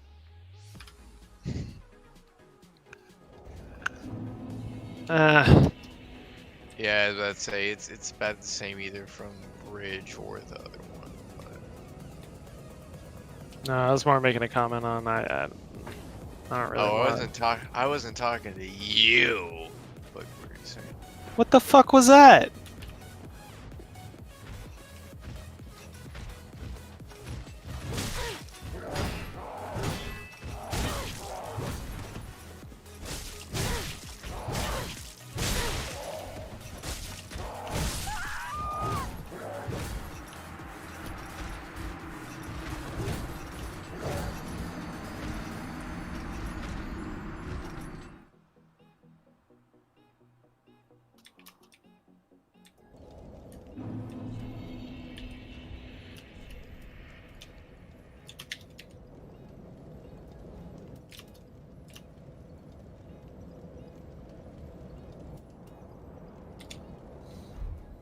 What did he shoot me with? Oh, fucking M16.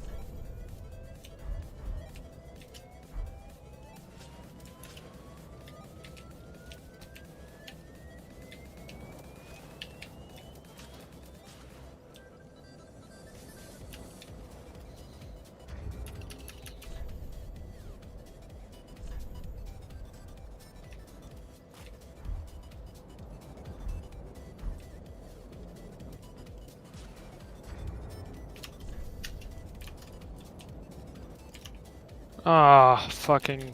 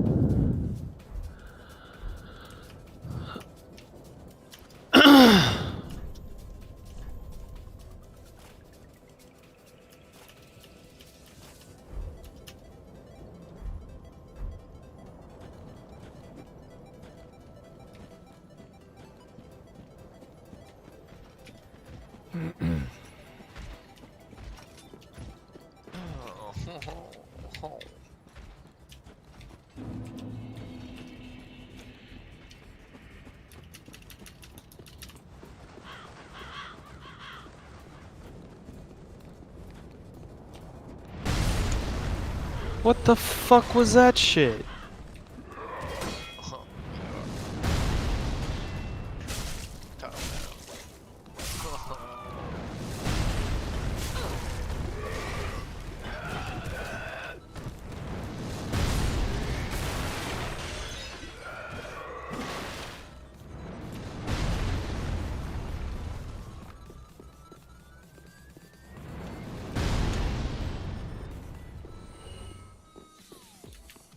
Timeout.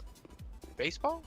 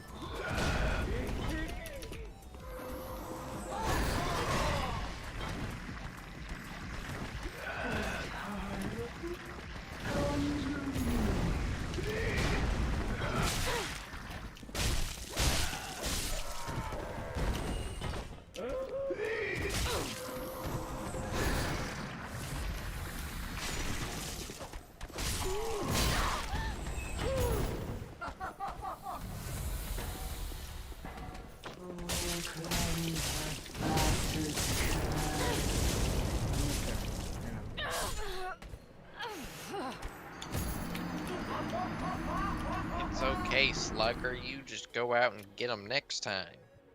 I'm not having fun. It's okay, Slugger. You just give yourself PTSD until you are. Oh, I can stop it. Gotta be a believer in when the game stop being fun, that's when you stop playing. You don't need to Yeah. play a game that's not fun. Yeah, fair enough.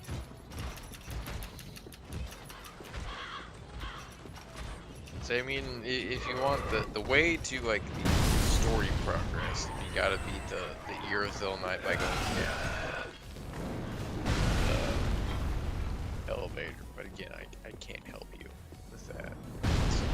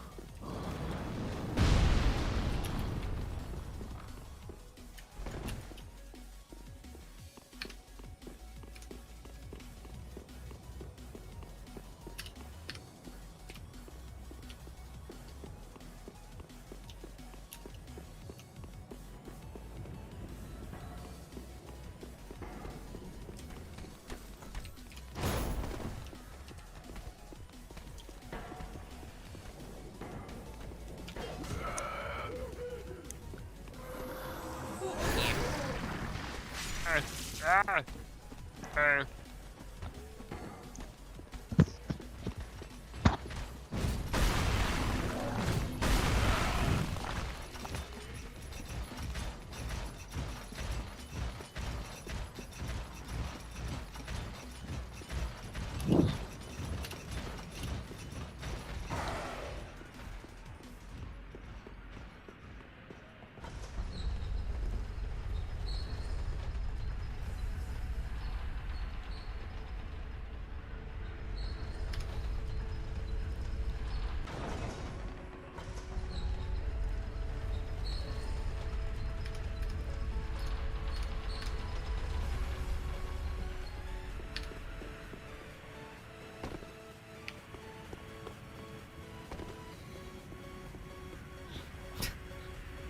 So stupid.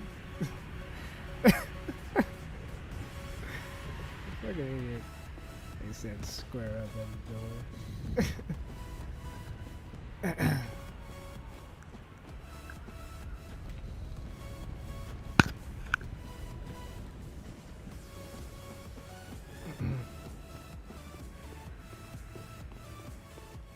Training mode.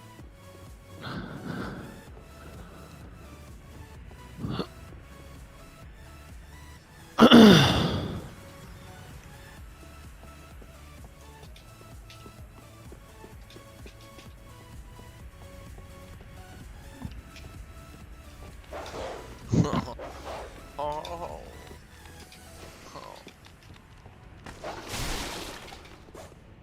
Ugh.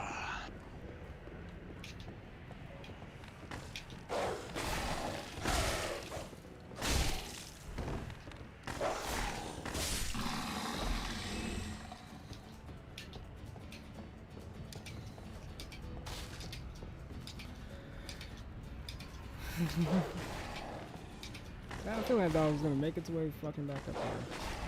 He's trying Like I so said, hard. if you take your eye off a dog in this game, it will literally teleport to you. I'm not fucking with you. This is a thing they did.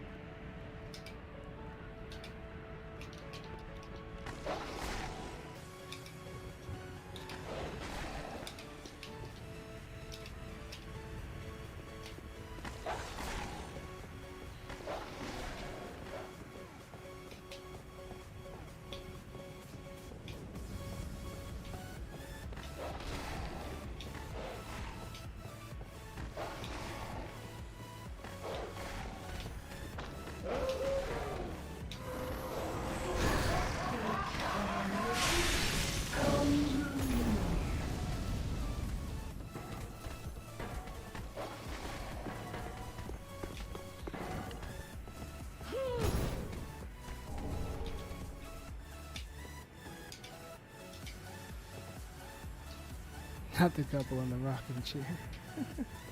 There was a dog that like fell off the side, and then that's why I was like, I kept hearing it barking as if it was right behind me. So I was like, oh god, if this thing fucking teleports to me while I'm fighting those two fat bitches, I'm gonna fucking throw my controller. But I just ran past their fat asses, so they can eat my ass.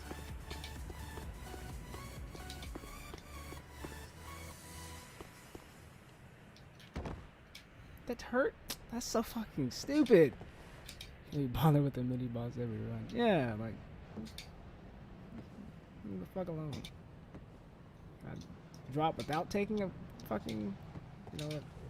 I'm gonna jump just to be sure. This game does stupid shit. Yeah. Where's the fall damage? Where's the shit that's supposed to kill you around the fucking corner?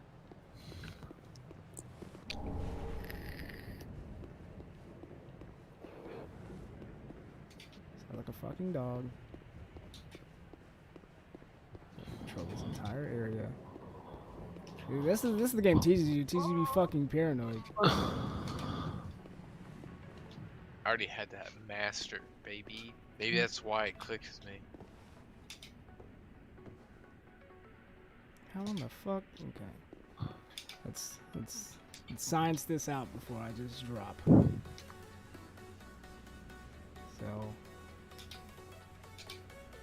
let's look up.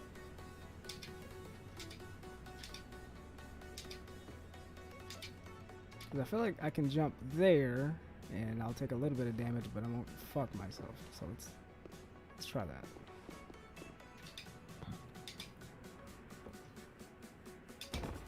Okay, I hit it, and I still died.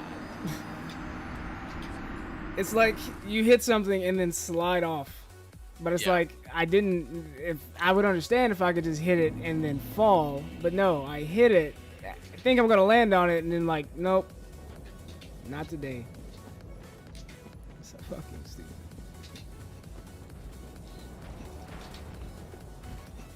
Like that. Now I'm fully understanding why this game is difficult. It's because you're fighting more than just the game. You're fighting the literal game.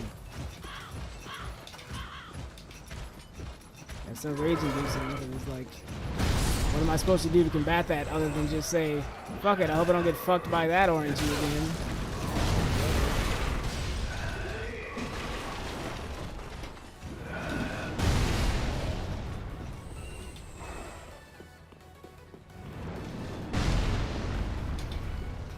Because I would imagine that's the way I'm supposed to go. Like, there's no other way to get down there, so I'm assuming. And then, of course, it didn't jump. It fucking tumbled because the fucking jump mechanic is jank as fuck.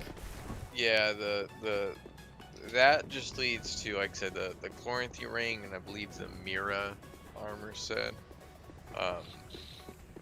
Yeah, as far as where you're supposed to go for the level, you're supposed to take the elevator down to the Urethral asshole.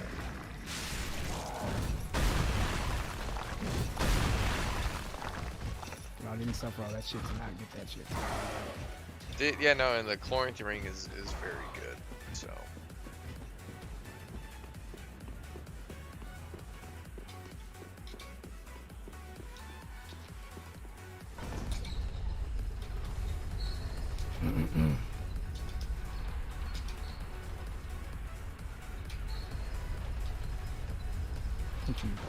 You lol me.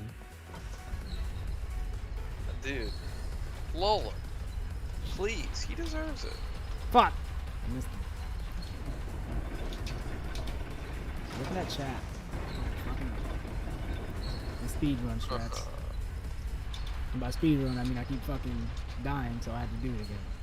Guys, I'd say, if you want tips, just watch a speed run, and you'll see how they just shred it, baby.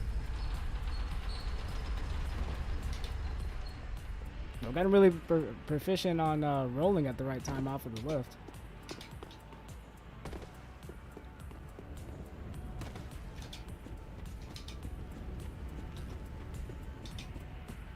I gotta worry about these fucking crackhead dogs.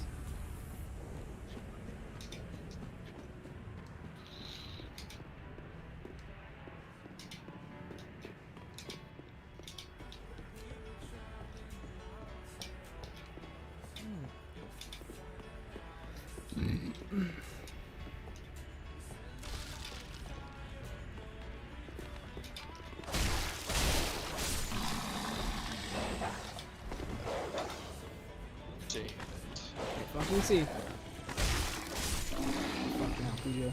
I have someone to give me some tips and something to display the games. We want to kill Pontiff in 2 minutes. Pontiff was a boss that, like, I get why people had trouble with him, but my first playthrough I didn't have too much. I know that's probably gonna come back and haunt me, and he's gonna rip me a new one on this one, but I think the two bosses that I can remember, at least, that gave me a lot of issue were Aldridge and Dancer. Oh god, Dancer. Like I said, I've been while like waiting for Shmar to catch up, I've been attempting fights with her, and I can get her to like a quarter health, and then that bitch fucks me. But she says, yeah, but I mean, he killed him before Pontiff could create the clone. Yeah, that's yeah. Again, this is all going over my head. I'm just relaying information. But... No, he didn't. So have a I'm just clone. like, wow, that must be really good. Oh, it's very. He makes a clone at like half health or so. I think I was able to He made the clone while he's doing it at DPS and had like 25%. And then from there it is still a pain in the ass, but wasn't like too horrific.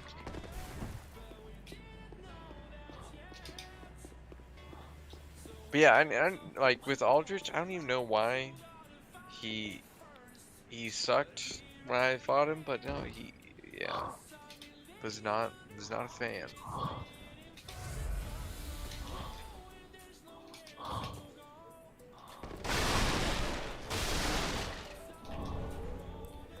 I got the shit. It's the arrows and RNG.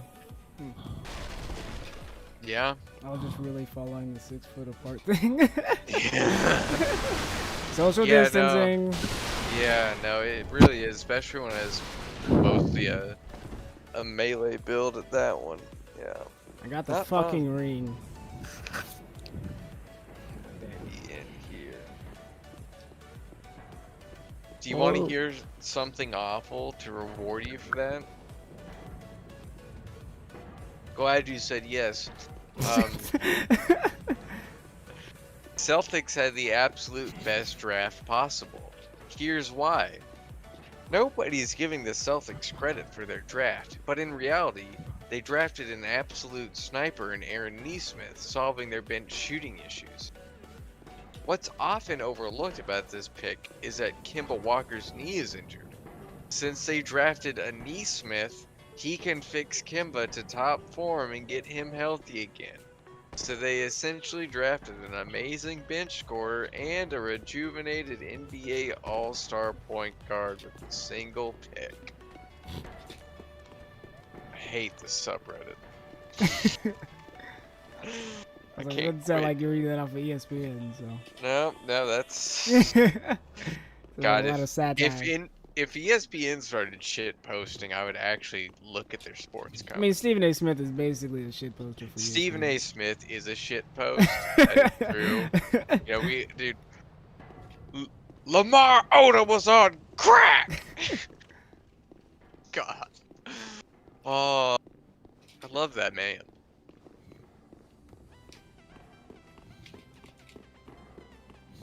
And it's like, what's his name? His new co-anchor is just he can't be as Max? spicy as Skip. Like they tried to Oh, go with no. somebody that was spicy, but it's just not the same. See, the thing that because Max Kellerman is his new one, and I like Max all right. I feel like you need to balance, because fucking Stephen A. and Skip is too fucking much.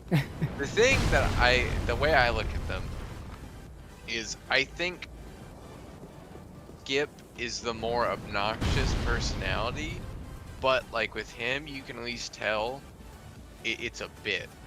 Like, anytime he gets Shannon going, he gets that big shit-eating grin. He's like, "Oh, I got ya," and you know he just having fun with it.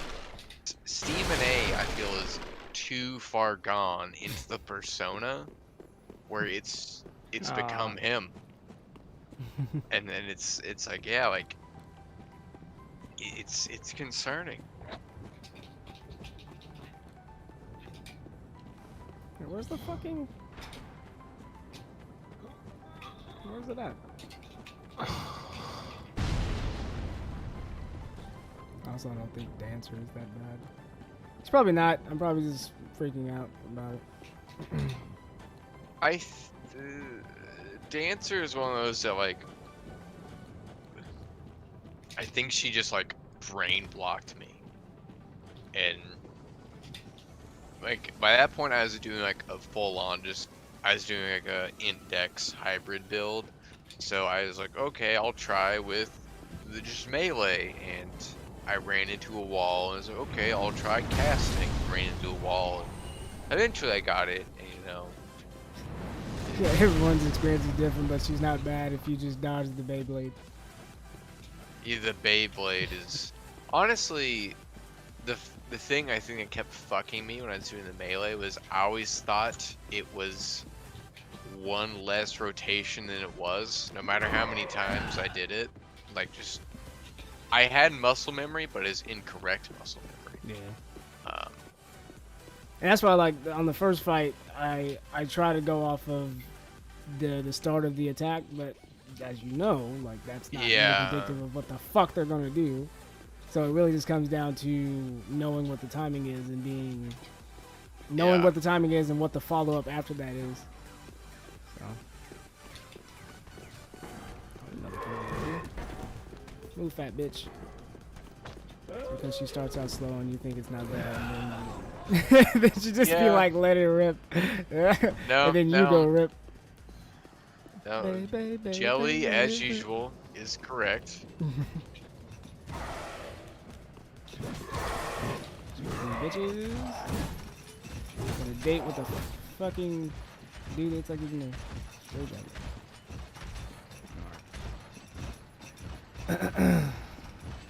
Also, Rock, I saw you got a Hades. I did. Yeah. You play it, yeah? Nope. Then you Oh fuck, I suck. you gonna start hanging out with George and I when we're Oh god. circle jerking that game?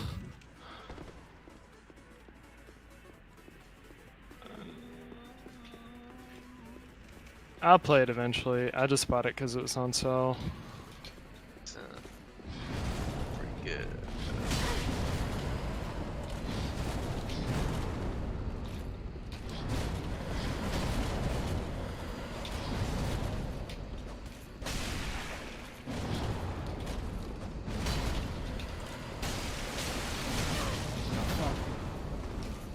Freak out. Don't freak out.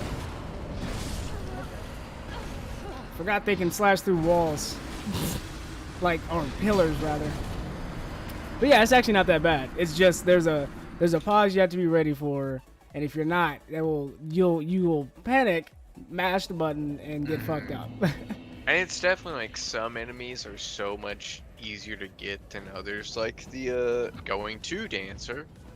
The knights in front of it, I can dodge their shit like second nature. It doesn't matter.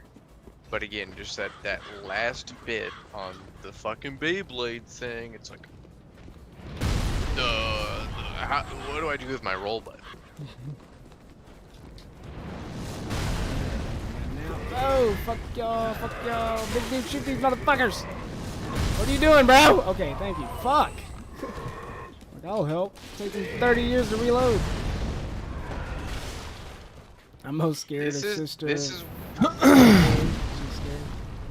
Our food see, fried. I never fought her because the first I got into the game is like I said earlier, I got to the end of the base game, I didn't fight Soul of Cinder, and I was like, I'll do the DLC, and I beat I think it's like supposed to be like not like a PvP boss, but like the one where it's just like the NPC and the wolf. I beat them. What other boss are in that DLC?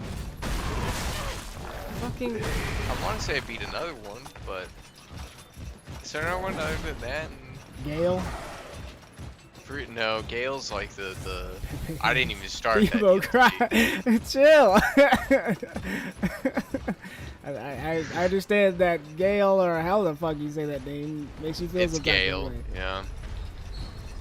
I didn't even do Ring City.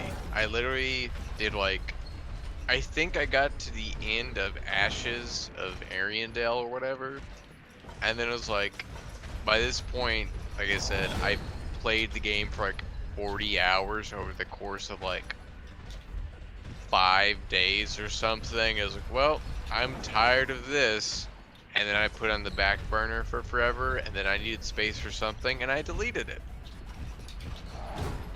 And yeah, so I could just launch that old character and see Frida, because that's the one that like, that boss is like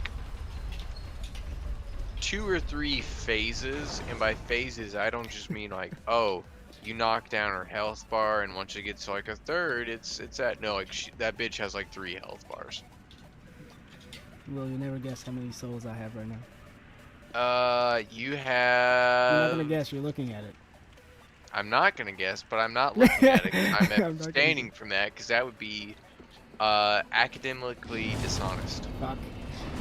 Because I remember Miss Arnold's teachings.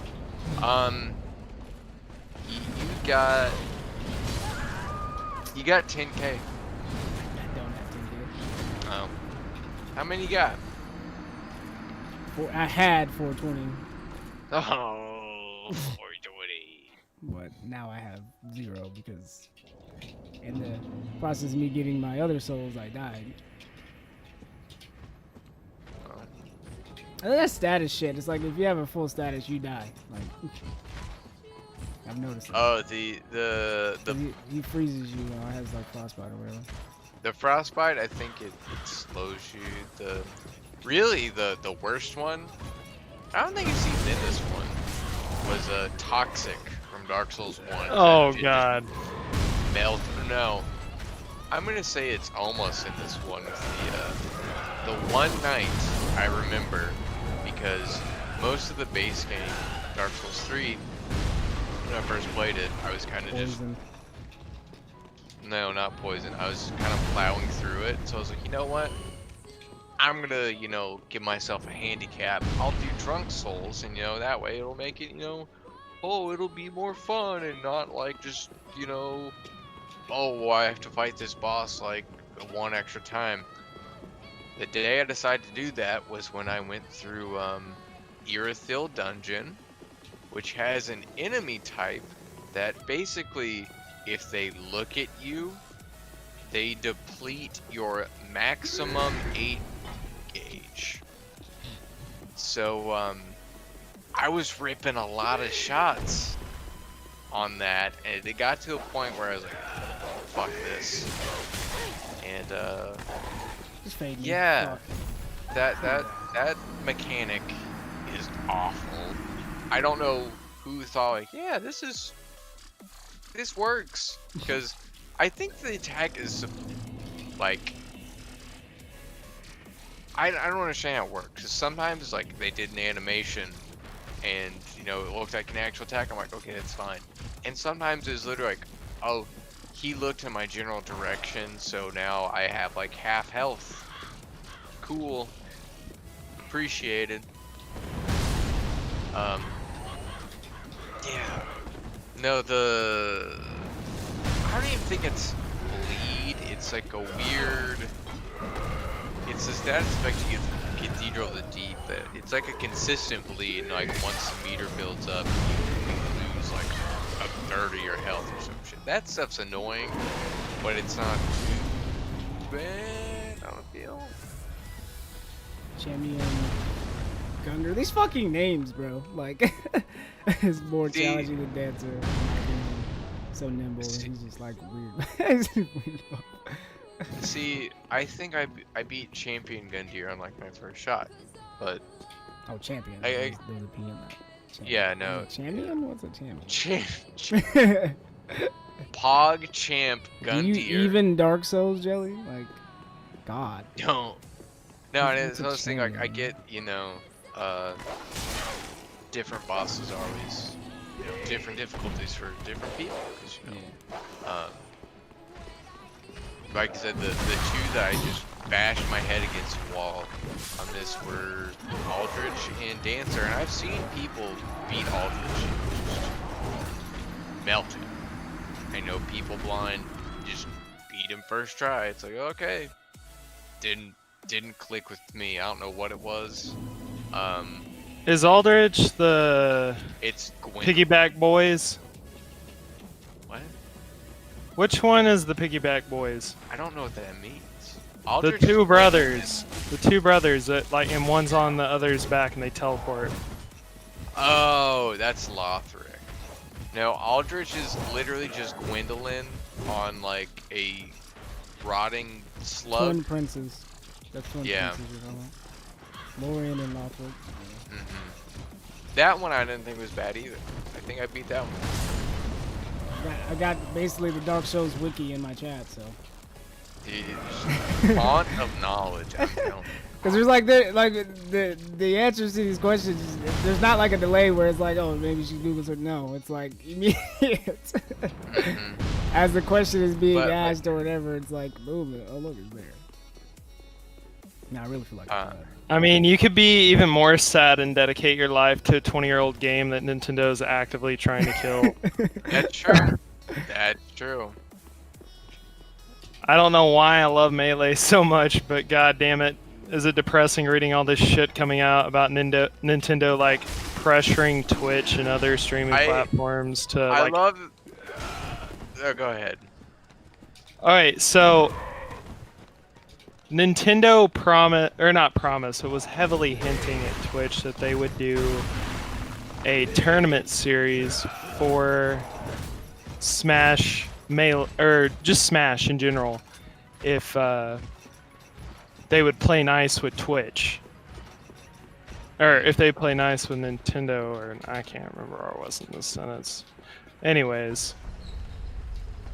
So, sorry, I'm trying to play Melee and talk. This I is can not tell a by good the combo. clicky clacky.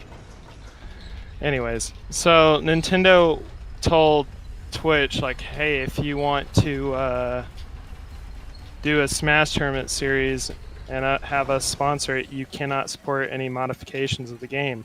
Which is a problem because around that time, Brawl was the big game because Smash 4 hadn't come out yet. And Nintendo, you know, because they hate the competitive scene, the community modded Brawl to make it like Melee, and they called it Project M. Keep in mind, you could, in order to play Project M at the time, you had to have a legal copy of Brawl. But they would add, or not add, well, they did add characters, but they like changed fundamentally how the game played. Made it play like Melee, where it's super fast-paced and much more skill is required. So Twitch, under the table, was telling tournament organizers either quit streaming your tournaments to Twitch, or we'll cancel your partnership. Only to find out that Nintendo never had the intention of, you know, letting Twitch do that tournament, obviously, because it never came to fruition. So they just fucked our game community. But that apparently is one of numerous times that they've done it. Yeah, Right now they're trying to kill Project Slippy, which is a fan mod of Melee that, keep in mind, is a 20-year-old game that you cannot even buy from Nintendo anymore. And they added rollback netcode, which most AAA fighting games don't have. And they modded it into a client. So, you know, Nintendo's saying no more tournaments where you show off Slippy. But the issue being that we can't have tournaments unless they're online. So we can't have Melee tournaments unless Slippy exists. So it is basically just a big fuck you, like, okay, we're just gonna kill Melee. Did you say the game was like 20 years old then? Yeah. So I But can it's see still- why they kind of want, you know, the new generations to get their time in the spotlight. They do. They have ultimate tournaments. But guess what? Guess what's the game that always outlasts all of them? Melee. Just because it's old doesn't mean you... I mean, like, perfect example is Street Fighter 2 Turbo. It was released in the early 90s. And guess what? Capcom supports it by releasing new versions of it. Yeah, but it's obvious Nintendo doesn't want to do that. So that's where the fine. problem lies, is if the publisher of the game or the creator of the game doesn't want to continue to pour into that market, even though people want that thing because they want their new gen that they feel like they can. Well, charge that a would make higher sense price if and they all weren't that stuff. actively trying to kill ultimate tournaments too. Maybe they just don't like tournaments. Why though? Esports is like one of the biggest growing markets out there. I don't know how Nintendo would specifically make money off of that outside of the tournament organizers and the orgs and stuff like that. Because it's like, Okay. you How many kinda- games have you losing played money, though. because you saw someone streaming it? There's your answer. like 3, but I don't feel like that's the truth. there's not been many games that like. There's games that I've been wanting to purchase, and then I make my final decision based on seeing some gameplay. But it's like I would go to YouTube and do that same thing, or if they had a trailer for the game, I'd kind of do that same thing too. But I don't know. I feel like that's an easier.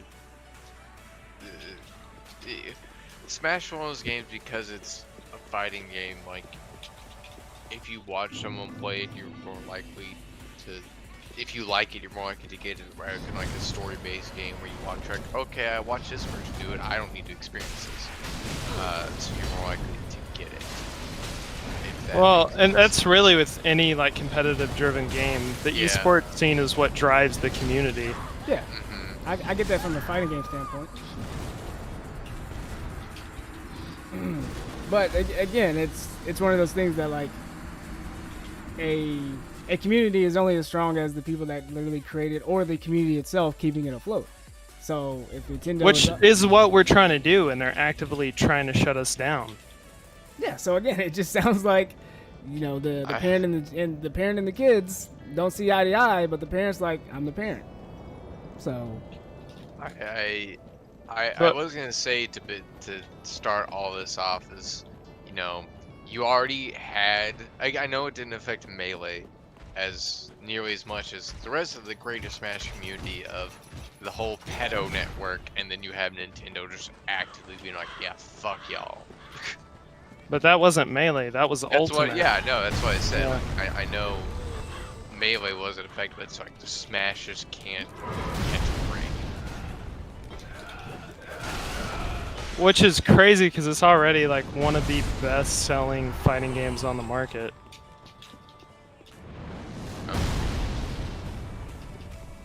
yeah, so it's like games that it's like 2K. Like 2K literally is like, okay, we understand that these other games are games that you like because of the gameplay of it all and the simulation and all of that. But in order to, push the next generation, they literally shut down servers so you can't play online anymore. So it's like if you want to play, you either gotta link up with somebody in your home or play against the computer. Like, so Which is what Melee's been doing for 20 years.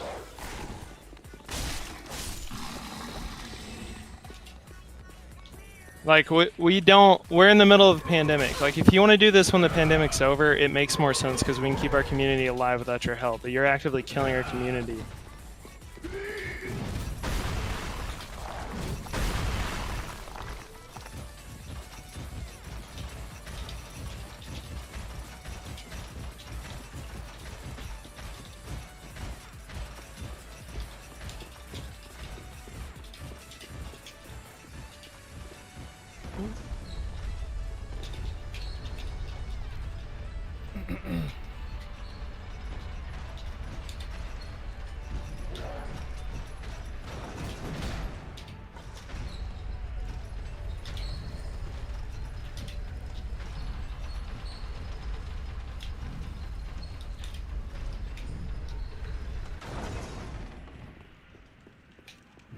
Oof.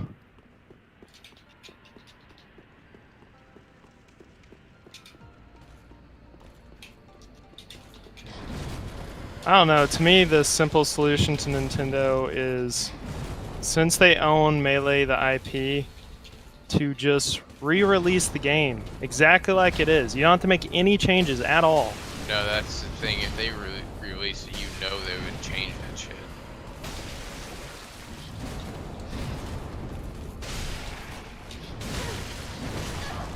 They would definitely change something. oh my god.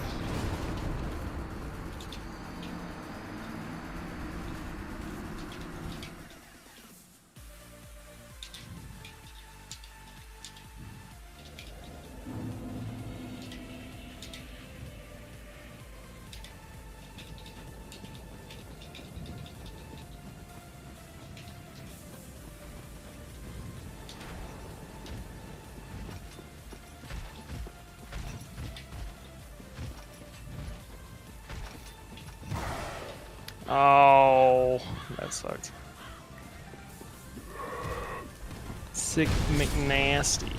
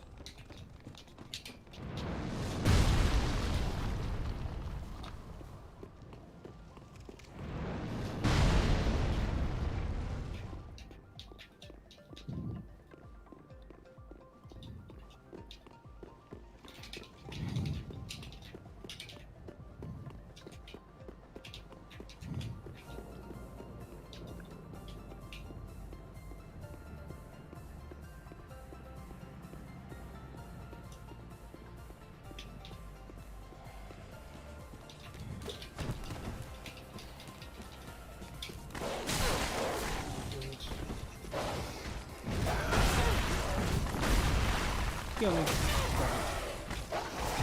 Fade me, fam. Where are you at? Same place.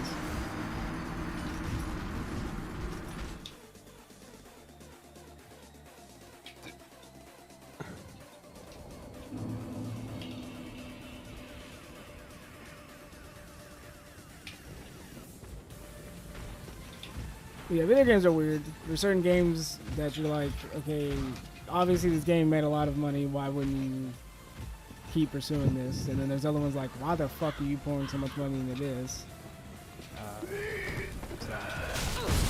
It's always interesting to try to figure out who they're beholden to as far as like who makes that decision, who they have to talk to before they can make a decision like that. So. Well, it's because Nintendo is a fucking stupid ass company when it comes to anything in the modern age. And key point is, yeah, anything to do with online, they do not understand in the slightest. They don't understand how to grow their online presence, and then they're very surprised when they don't grow as much as other gaming franchises.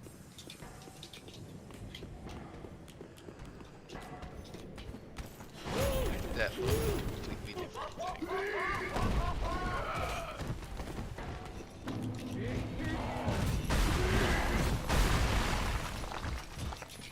Yeah, I've always heard Nintendo's online shit is trash. You can't even just even the way you add people online is retarded. Yeah. It's via friend code. Yeah, because people aren't smart enough to add people by their username. Well, it's not even that. I know what it is. They want to be seen as a kid-friendly platform.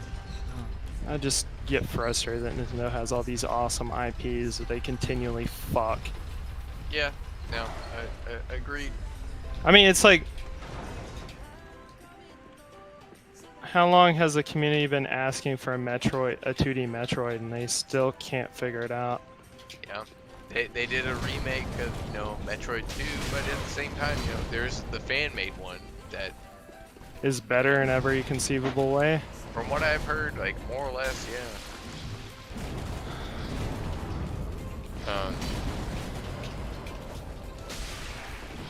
But yeah, like, the only franchise I can say they have, like, actively, like, improved upon in the last few years is Fire Emblem, because after Awakening it went from like a niche thing they didn't give a fuck about, like, oh my god, we can cater to weebs, pump that shit, and Three Houses was fucking great. And so I know I'm biased because that's where I use most of my weeb points in my skill tree. But yeah, like that's the only thing. I'm like, I can't really say anything bad about this. Whereas most other Nintendo endeavors, there's at least some shit I can say some bad shit with. Like, even basic like we've talked about whenever we play it, Mario Kart. Why the fuck is it auto pathed? where it's like, oh, it thinks you're going off path, but you're just trying to go this shortcut. No, it's gonna just knock you off the path by force. You weren't steering that way, but we're gonna force steer you, and then knock you off, and then onto the regular path. It's like, what? Why? Just let me make my mistake. Oh, but it's a kid's games. Okay, well, like, fuck them. Like, why are you doing this?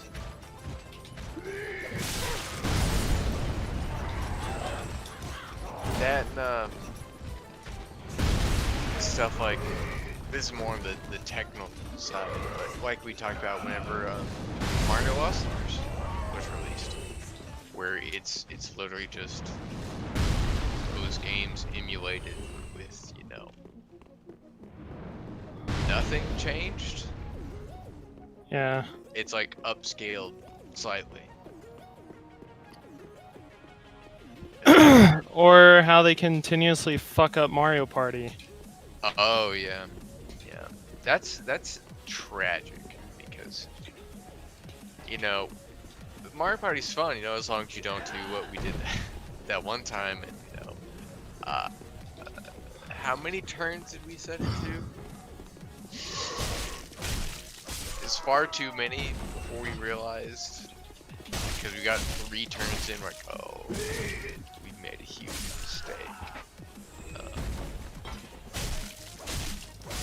But yeah.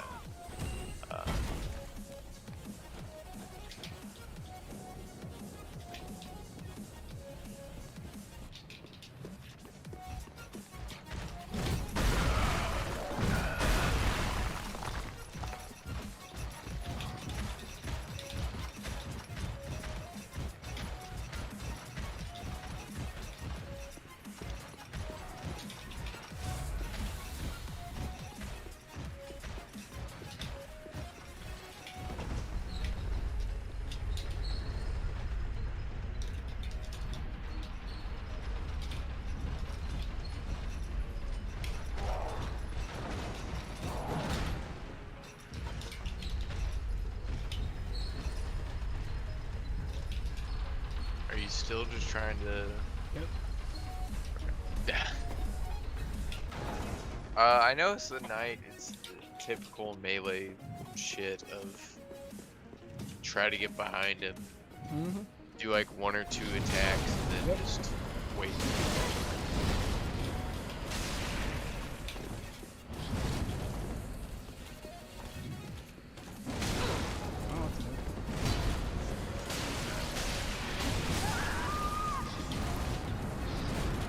This dude really, really wants to beat me.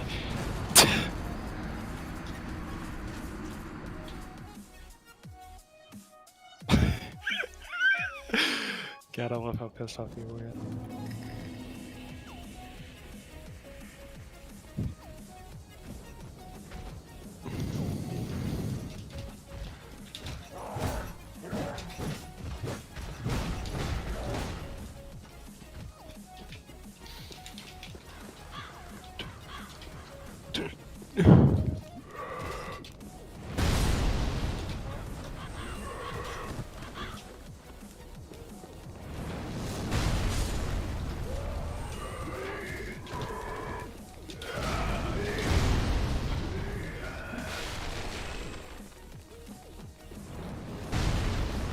I don't know why I did that. I don't either. I gave up on working on my project. Yeah, I saw that. Don't give up. Did you notice the random artwork on my stream? I did. I was gonna comment on that before we started talking about or I think during while we were talking about Smash. Smash thing.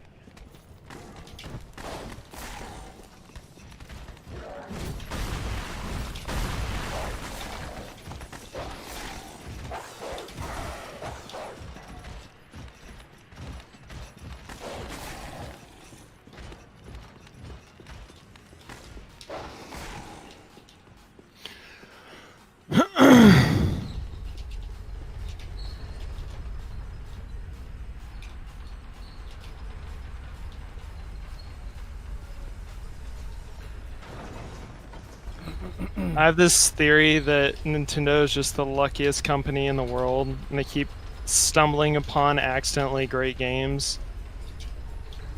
Because it's like, even Melee, which... That was lightning in a bottle. They're not gonna be able to reproduce. No, What? even if they wanted to. The No, only I- reason it works is because it's so... It was... The was time jank. constraints. Yeah. Yeah, like it was the perfect storm for making that game, which no one thought it was gonna be anything other than just another party game. Camera fucked. Yeah, that sounds about right. Yeah, he was like, "Oh, you want to look at the pillar?" That's a nice pillar.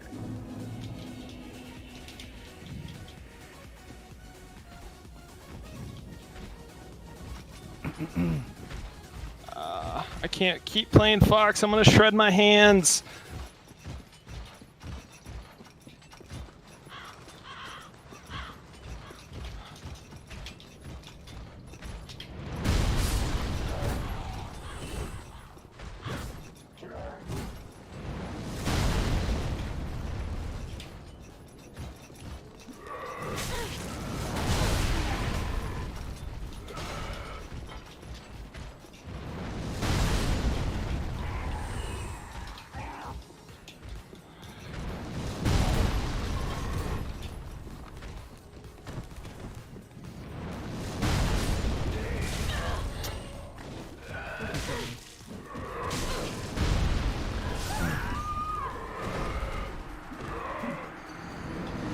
God damn it.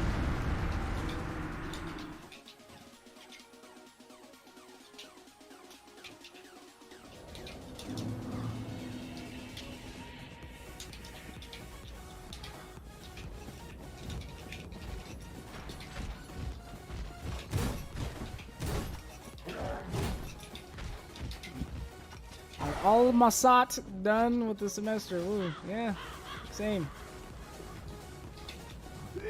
College friends.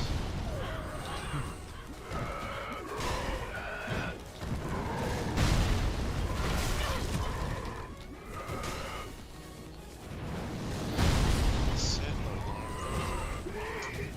Just in case.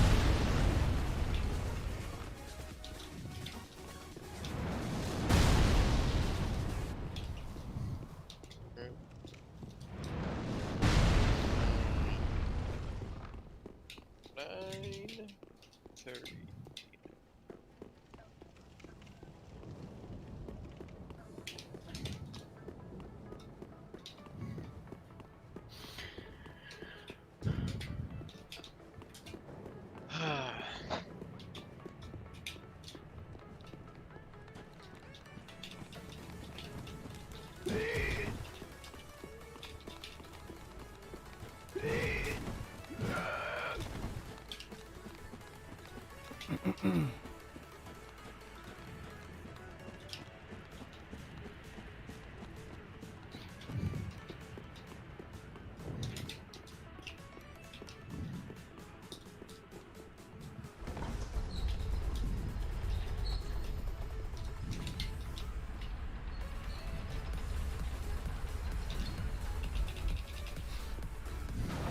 Just bop him.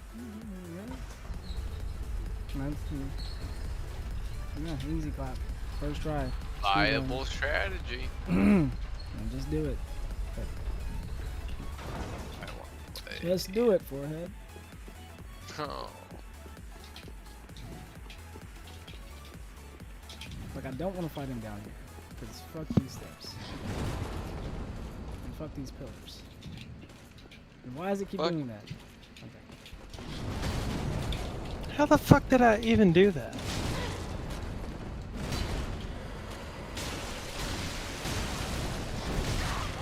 Dodge that. Man, I wish I had as much skill as a laser camping Falco. Would be nice.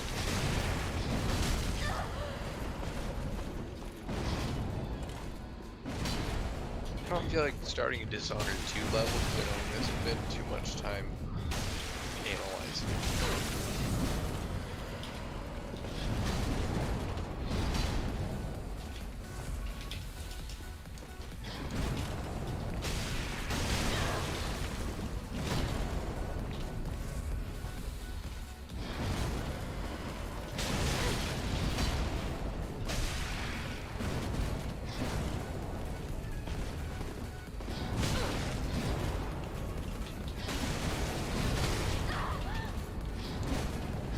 Oh my!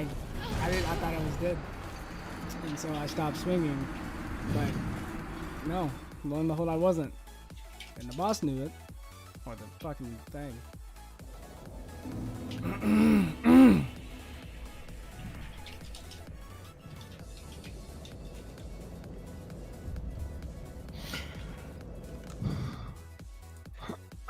Still almost made it back. God damn. Something to fucking drink. Starting to sweat.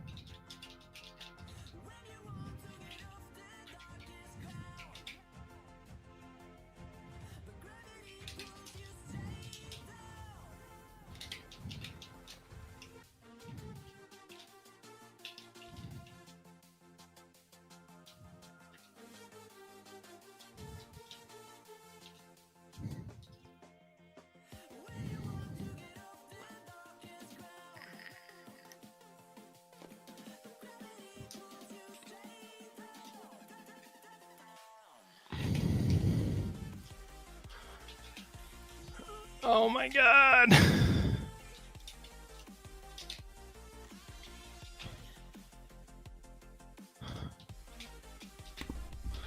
Some gamer music. Yeah, BS we got a playing in the background. vibe. DJ Quad.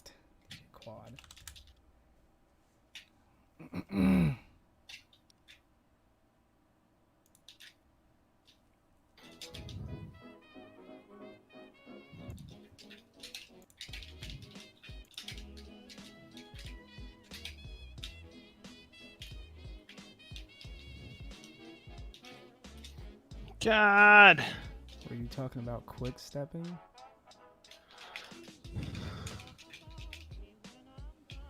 I don't know what that question is referring to, but I don't know. That's a Brockism, I think. Brock isn't. She could be referring to. Was she asking about what? She said, "Were you talking about quick stepping?" Quick stepping. You asked, "How did I do that?" Oh. I don't know. think I'm that's- lost. I went and got water, so I'm completely That's lost. not Tekken Melee, so I don't know.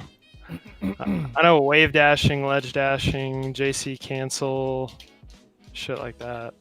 Does JC stand for Jesus Christ? Jump cancel. They're close.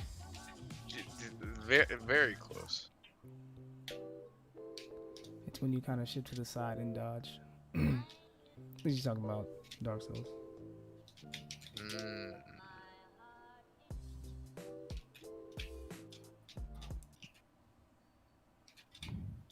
And dodge. Yeah. Instead of rolling. Yeah, I think what really fucks me up is that I got used to in Remnant where you can have a neutral dodge where you literally just duck and that really fucks me up in this game because you can't just do that. Like if Yeah, you backstep. yeah. So that really fucks me up at times because I'm like, why didn't it just? I didn't mean to move with it, or I didn't want it to move back, and it's like, well, there's no just ducking. So that would cheese that shit and run it. Oh, okay, gotcha.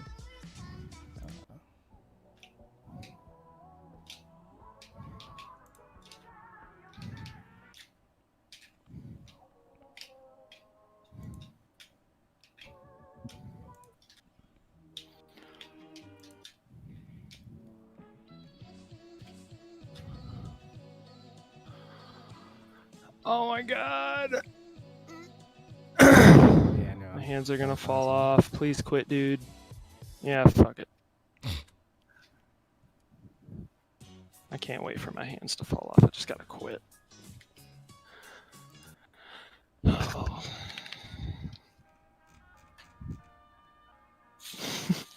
Melee is arthritis on a disc. Yeah. Oh god.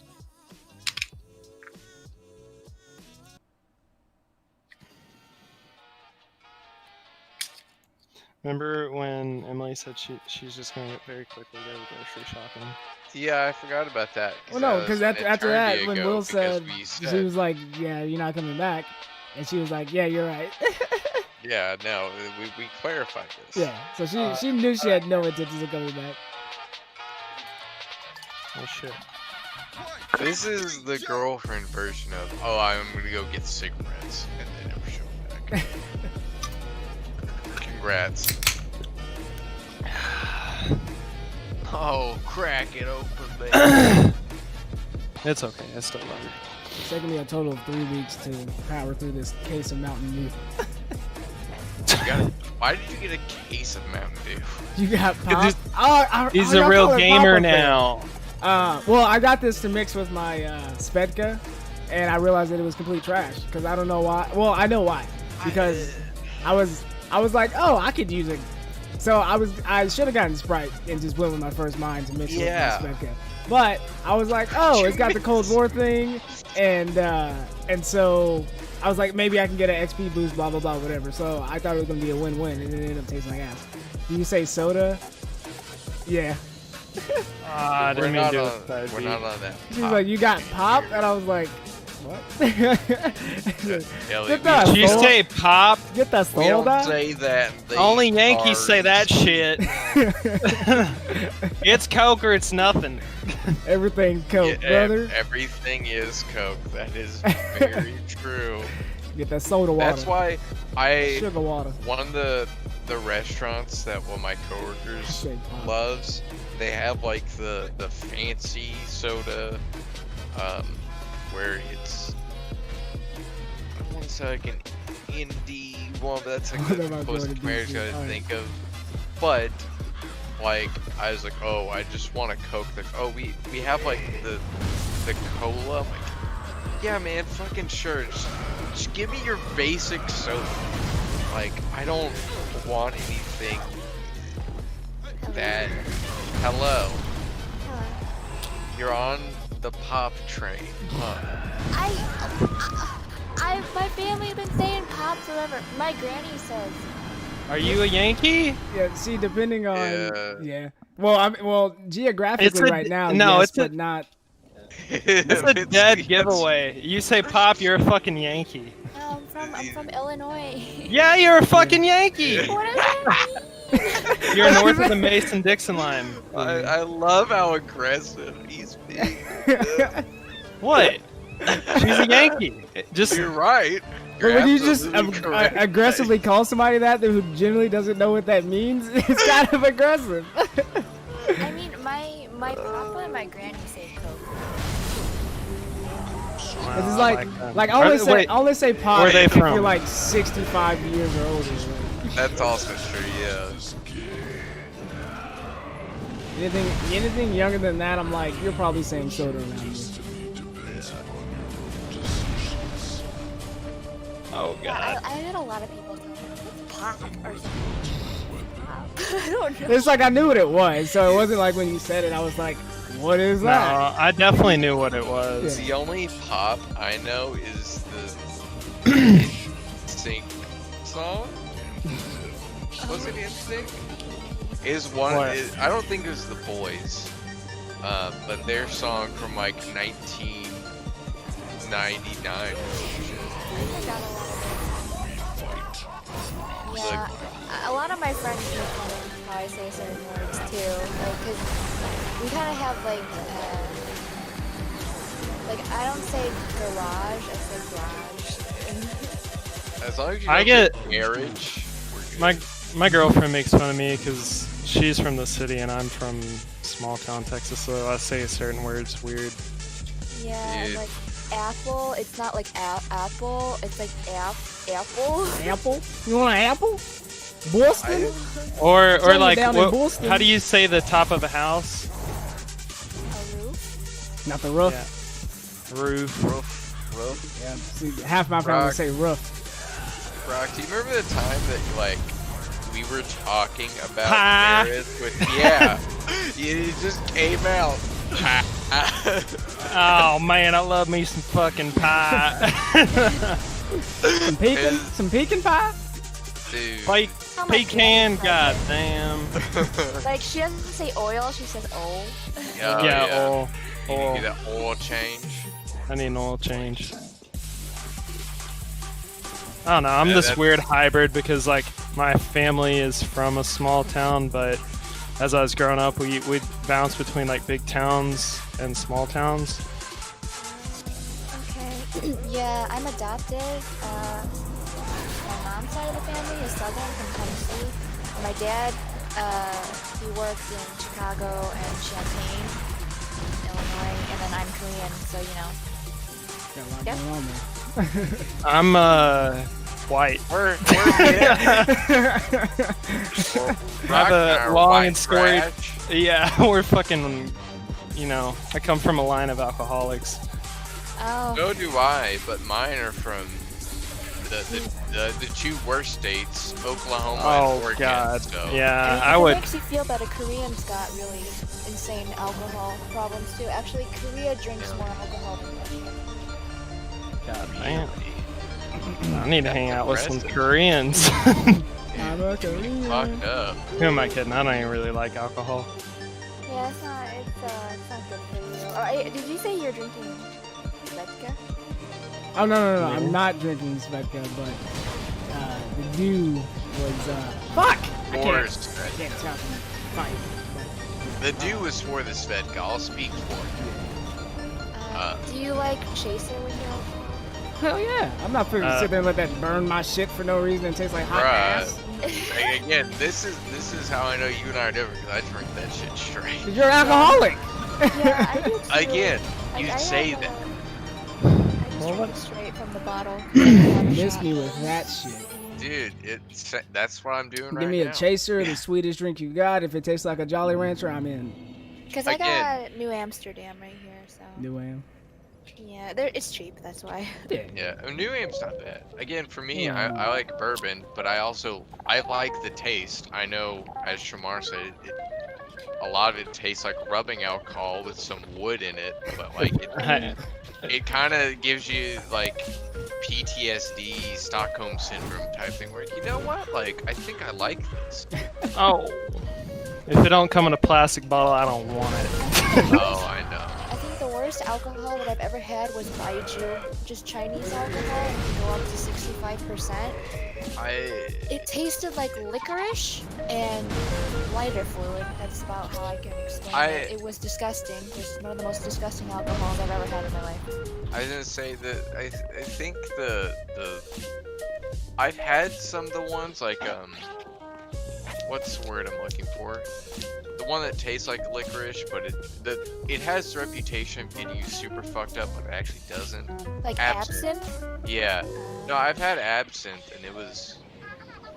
I mean, it's What's- whatever. Fred Moon. There's People that think- type of European alcohol where it's like very heavily flavored. It's not cognac. It's Cognac just French brandy. It's just fancy brandy. It's from. no, it has like that schnapps. Oh, yeah. Oh, That's what I- schnapps. schnapps ain't. It's literally just. It's basically flavored vodka. It's yeah. Schnapps sounds a lot fancier than it is, because that's the shit that people just put in like hot chocolate during the winter. My drink of choice is rum and coke, preferably Crown Royal. And Coke. Tipping on cocaine. That's not rum. Whoa, fuck. My preferred drink is Dr. Pepper. Yeah, I don't really drink pop, so. Stop saying that word. Brock is It's officially banned in here, so I am the server owner, so I love that like this entire time Shamar, whenever she asks like, can I join the server? I'm like, well, Brock never uses this, so sure, fuck it. yeah, Why dude, not? I looked up and I was like, who the fuck are all these people? Which is crazy Well, because you do literally when you I've don't only added moderate the server. like 3 people. George. Well, I immediately noticed because like, who the fuck? Because I know every single person in this server. Yeah. And I was like, well, I mean, like, already talking. I don't- even though I have my other one, but I was like, it's whatever. I mean, I don't mind that much. Yeah, it's like four people out of this entire people that are attached to the server actually get in here. So. Yeah, I was gonna say like I think the only person I've invited here is LQ. Yep. And which I felt bad because I was Yeah. like, we were literally talking and doing all sorts of shit, and the one that you probably specifically made for you and Emily. Yeah. And, We're and just so I was shit like, let's posting about move NBA over. fucking- we were just talking about the trades. Yeah, because Emily and I kept getting fucking notifications. And I was like, please, can they just stop talking to this one and go to the other one? And then he started, and I was like, oh, thank you. Okay. I Yeah. have all of my servers put on mute, so. I have that for all the melee ones because they're constantly like. Yeah, I have it on for every single one, even like the ones that I'm like most active in, just because I'm like, I don't want to get pinged sometimes. How the fuck are you supposed to do neutral follow-ups to Captain Falcon? I don't understand. Are you still ripping to?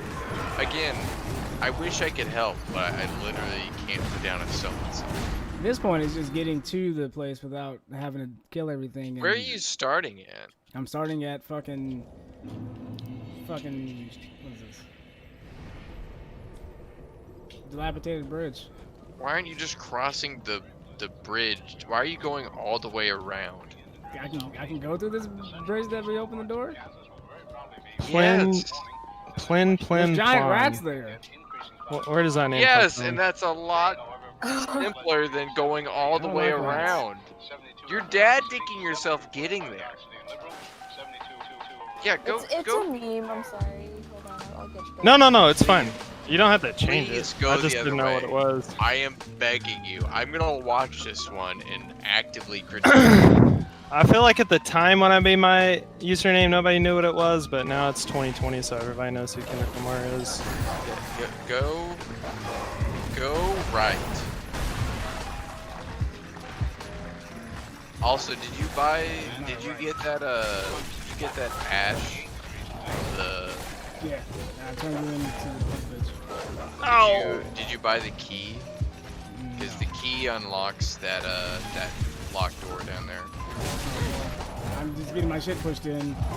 So But yeah, like you literally that like- seemed like maybe saved like it didn't save time because it still was just as long to get around there. that saves so much more time. What the fuck are you on about? Well, I think it's not as efficient because I've gotten efficient at doing this part or doing it this way. And I'm literally like half health now by the It's time I not get to this as efficient. You're literally at half health. By that you mean you have like 1 tick of damage. Okay, sure. He's trying his best, but god damn it, I'm mad about it. Just running at you with the song. You're more efficient at that other route because you've done it what 5 I'm saying. times. Yeah, this one's easily more efficient though because it's just better.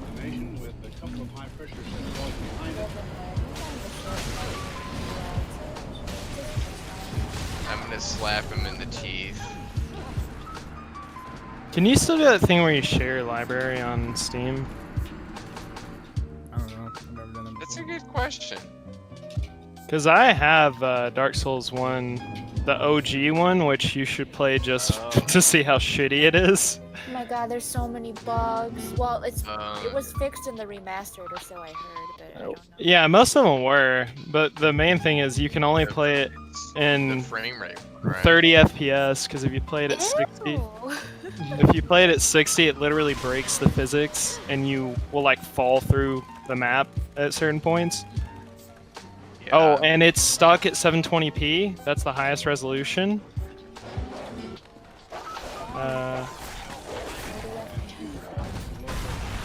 Hey, that's how some of us had to play it.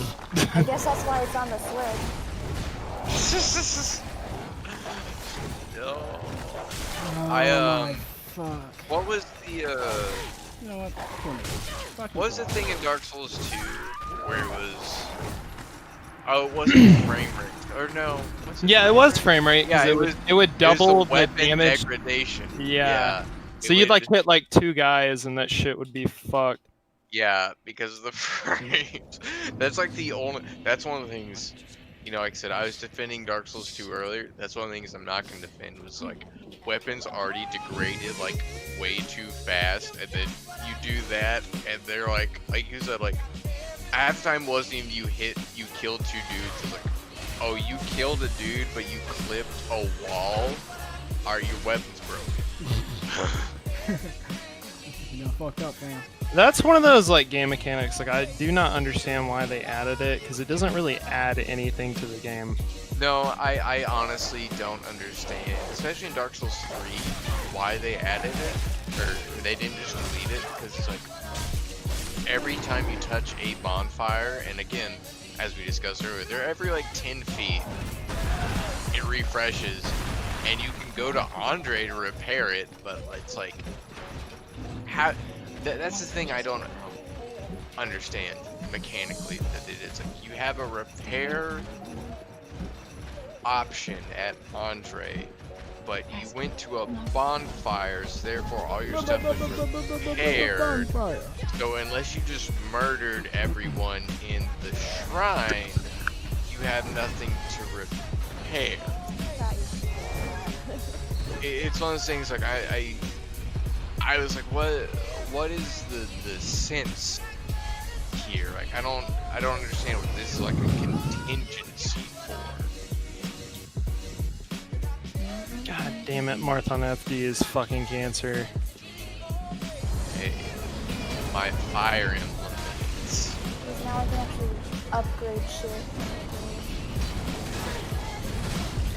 Okay.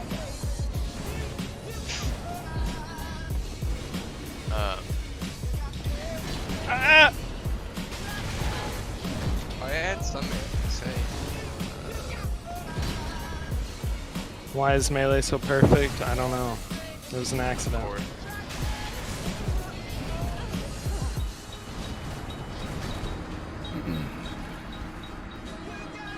I know it needs to happen.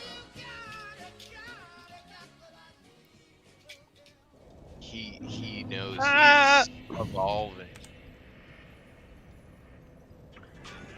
Everything you said we already knew, more or less. Well, here's something that you didn't know. 2 of those special atomic bombs haven't gone off.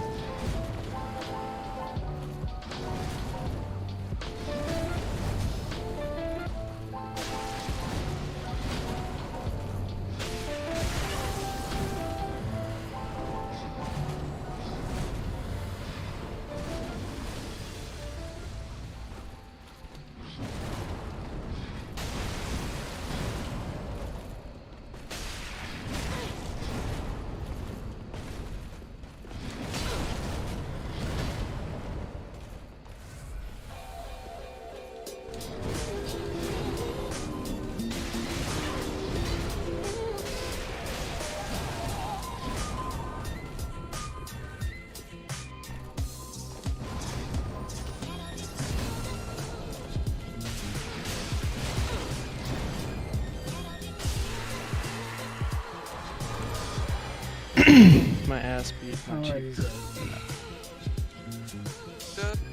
Good job.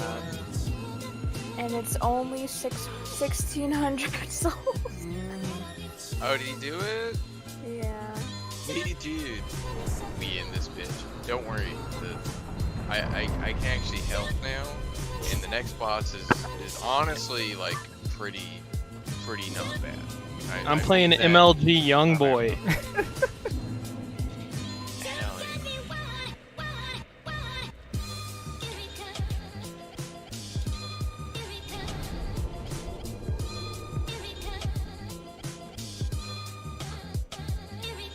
Oh.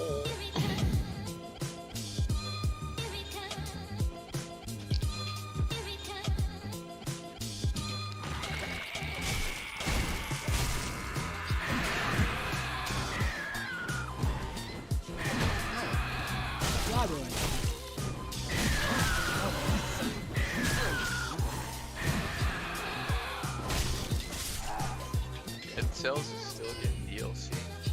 Hell yeah.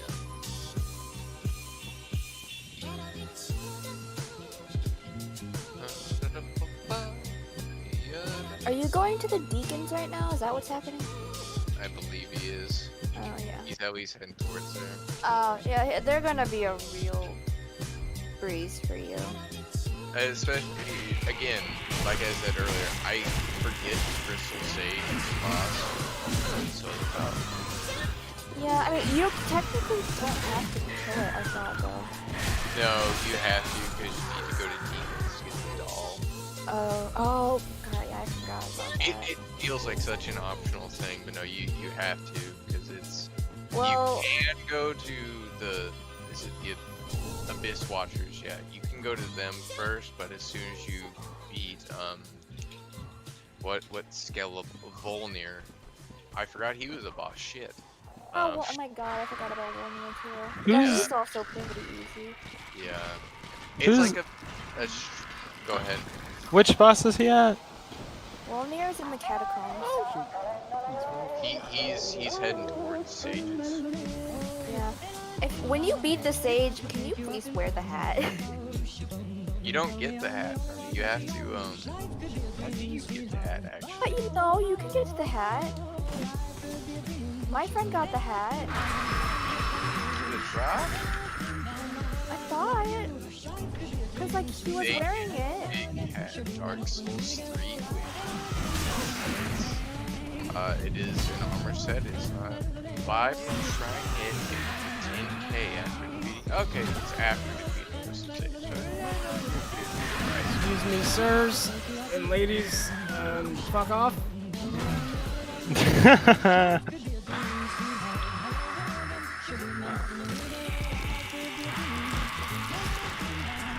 Hat? I call it the mushroom hat.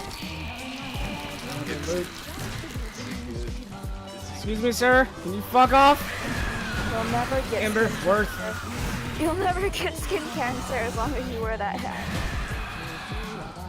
Hell yeah.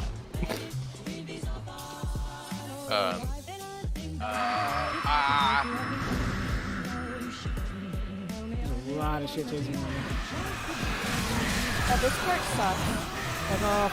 When you're on your way to the Deacons, it's just such a heavy kind of Trick bitch! Ugh. area. I don't know. Okay.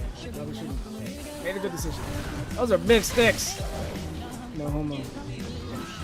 Wait till you see the crab. The crab. Wait till you get crabs. Oh. Is it?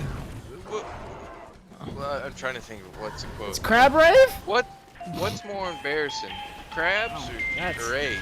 That's a sexy specimen. Probably crabs. And I think Oh they're my both not so good. Look, there he is! Look at it! In that sidestep. Not be bad. You can fully avoid the big one if you just go a little bit further. And you'll just see the baby ones, and they're not that bad. That is it. Finger ahead of you. This nonsense. Oh, he's still full force chasing after me. Oh. Yeah. Yeah, you definitely had me. Man, That's the biggest hard on for me. You're welcome. I don't think I'm gonna make it through another fucking swamp with that. God appleness. I'm gonna get this loot though. Before you get to. Ah, fuck. Okay, let's go up here. Just gonna get worse from here. What's that? It's like, ooh, a ladder. Like, wait till you get to the. I forgot. There's so many fucking maps in this game. I cannot keep track of all of them. What's it called? Let me see. There's just so much in general in this game. I can't keep track of it. What's up, bro? I just remember I hate the crabs. So. The place right before you get to the giant, that's that way. Like where you have to go through all those roofs and then the fucking hat boys. Oh, do you mean the knockoff gray rats? The ones that look like those things from or ma'am. fucking Kingdom Hearts with the long hats. Oh yeah, the knockoff gray rats. I know. Yeah, I hate them. They're obnoxious. I think.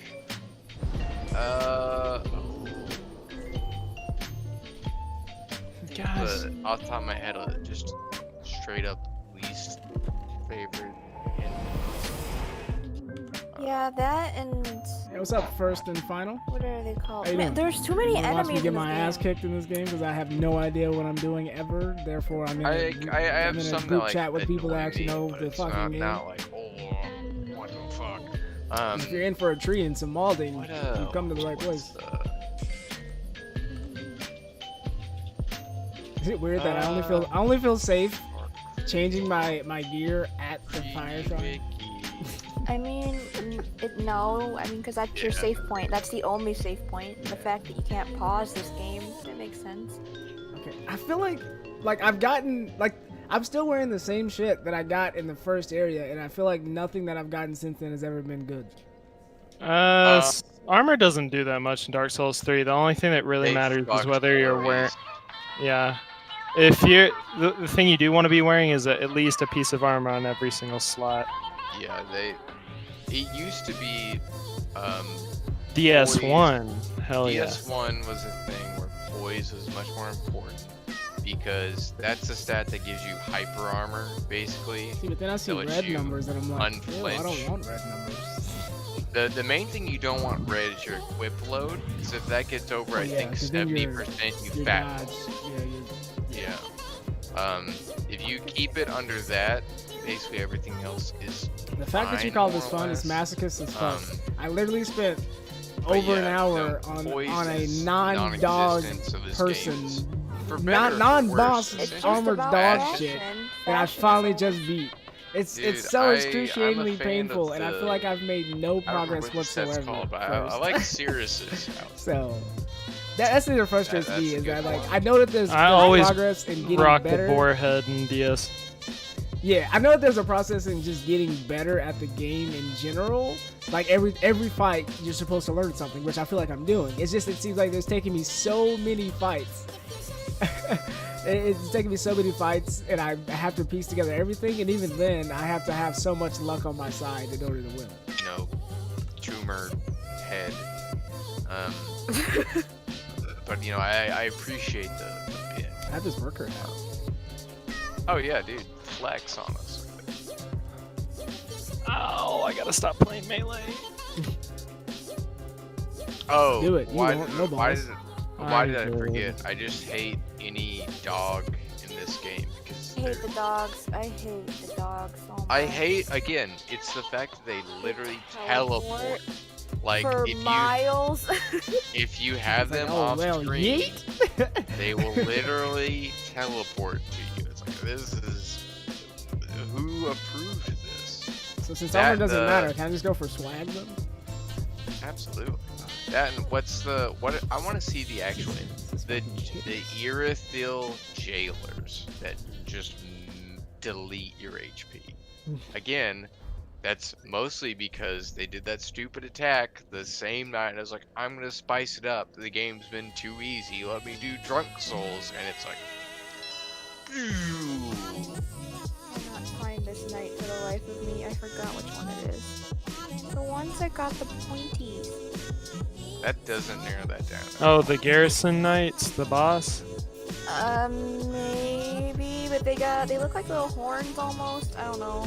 Yeah, well, you know the boss where it's a whole bunch of like knight enemies with pointy heads. It's Oh, actually yeah. Are you an talking intro. about the? Are you talking about the? You're talking about the Abyss Watchers. No. Yeah. No, not that. No. Okay. I like you're not- Abyss Watcher armor because it covers half the face, just like Lorian's helmet covers half the face. Okay, no, I like that, but I'm talking about another knight. They're Oh god. Justice Department investigating potential presidential pardon scheme. I thought he was about to talk about Dark Souls. Oh, what is this going? Is it the Black Knight? Let me see. That's not a half. Black Knights are, you know, the tryhards of the game. I hate them. What is Dude, the I am Covenant? neutral on them. It's a co-op thing, or a multiplayer thing. The co-op ones are. I'm in Sunburrows right now, so that's co-op focus. Blue Sentinel, which I'm assuming is the one you just got if you talk to Horus, is the way that works is if you have that equipped, you will be summoned to someone that has the other blue something. That sounds like complete bullshit. I shouldn't worry about. You'll be, yeah, it's a very tertiary thing. Basically, if you have that equipped and someone gets invaded with a corresponding covenant, you will come in and assist them against the invader. So long story short, it's shit I shouldn't worry about. Yes, absolutely. And what are those knights with the hole in their chest? Oh, the ring knights. Yeah, I hate them too. My day, or not? Yeah, I mean it's night now, but my day was just as crappy as my night. But it's been cool. Can't complain too much. I had an assignment to do and I have a test I should be studying for that I have tomorrow that I haven't studied for, but that's a thing for another day apparently because I'm Dark Souls right now. So, and I feel like it's nights like these where insomnia does me well, to where I can just stay up all night studying for my test for tomorrow. But how's your day going? And I appreciate you asking. Let's play Dark Souls 1. He's not allowed to start. Yeah. Oh, there you are. You're back. You're not allowed to start. If you play Dark Souls 1, you're not allowed to start in Orlando unless I'm watching your stream. Oh, That game really just goes downhill after Orlando. Didn't they do a remaster of the first one? Yeah, yeah. because the original one is fucking busted. Unless you want to play at 30 FPS, 720p, and that's max settings. And literally get hit on the other side of a wall. Yep. Oh, and then you gotta choose. If I recall right, in the original version, you had to choose between if you wanted anti-aliasing or God, what was the other option? It's been a long time since I started up, but it made you choose between two unrelated settings. Let me see. I think I still have it'll still let me download the OG one since I had it. I thought also, while Broxing is, I thought there was a third boss in Ashes, but there's not. So I literally did just get to the main boss. And I was like, alright, chilling, trying to make some streams bouncing. on Twitch. Hey, I feel it. So I have not feel it. done if I wasn't Frida currently looking for or a like, job you know, and any of when I am those. marijuana was legal, I would be right there fucking with Also, you. I was really confused about the DLC. I'd literally be right there with you, brother. But Oh, whatever that is. fortunately, I gotta keep that's the feet clean. But I feel it. I feel it. So you stream on you stream on Twitch. She's very irrelevant to the plot. You stream I on know Twitch that as well? because she just again. Understood who the fuck she was. It's very much one of those things that they're like, oh, we need something. Oh, she's a daughter of Gwen, and she has this plot convenient egg. Philianor. Yeah, I wouldn't mind playing That's some who it Dank is. Souls. I've seen I it. definitely have less high fucking blood pressure it's doing it that way. Philianor, and it's never explained until like, well, it's not really explained at all. But she's never like brought up until like, I feel like even halfway through the Ring City, it's oh, she's important. and then you touch the egg, The it egg and then crumbles, and she dies, and it takes you to like the intro cutscene of the game land where everything's just a desert. It's like, okay, I don't know what you're going for, and clearly you don't really know what you're going for, so fuck it. Which is we just had to have a hot girl for once in the game. that's like the main complaint I have about Dark Souls 3 is like it just feels so unguided, and like I said, like half of it just seems to be like Dark Souls 1 good, Dark Souls 2 bad. Here's the same story beats as Dark Souls 1. Because it's one of those things like I said earlier, Dark Souls 2 had a lot of problems. Gameplay wasn't, for the most part, one of them. But, you know.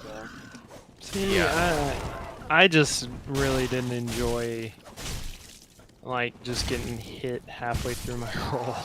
And having to invest stats, having to invest stat just get iframes. Oh, I think adaptability was like the single worst design choice of that game. Like above anything else. Like that shit was stupid. Well, and so then also just like a lot of the stats you really... You're going for that Drunk Souls. Shot every death. I would be dead if I did something like that. So that's why me doing it at my current pleb stage. Fucking okay. At my current skill level, I would literally have liver and kidney failure. Carry and your stamina bar was like a separate stat. That's Dark Souls 3. What the fuck? Dark Souls 3 has vigor and vitality, where they separate, where vigor is literally just your equip load. Yeah, which I guess I would hate that if armor really mattered in that game. Let's see. Character stats. Vigor, endurance, vitality. Okay, no. We're both right. Because Dark Souls... Yeah. What the fuck is that? Dark Souls 2 was the one where they started the vigor vitality, but I think, ironically, it looks like they... It looks like they had the name swapped for extra confusion. So in Dark Souls 2, is vigor that increased just health. The fucking dog's here too? Right? And oh yeah, I forgot. Dark Souls 3 was vitality increased, health, equipment load, physical defense, and petrify resist. Well, you know what else I forgot about? The fucking AIDS that is OG Dark Souls. Mm-hmm. Is that it always opens. It always opens in fucking window mode for the first like 20 seconds. Whoa, did they update it?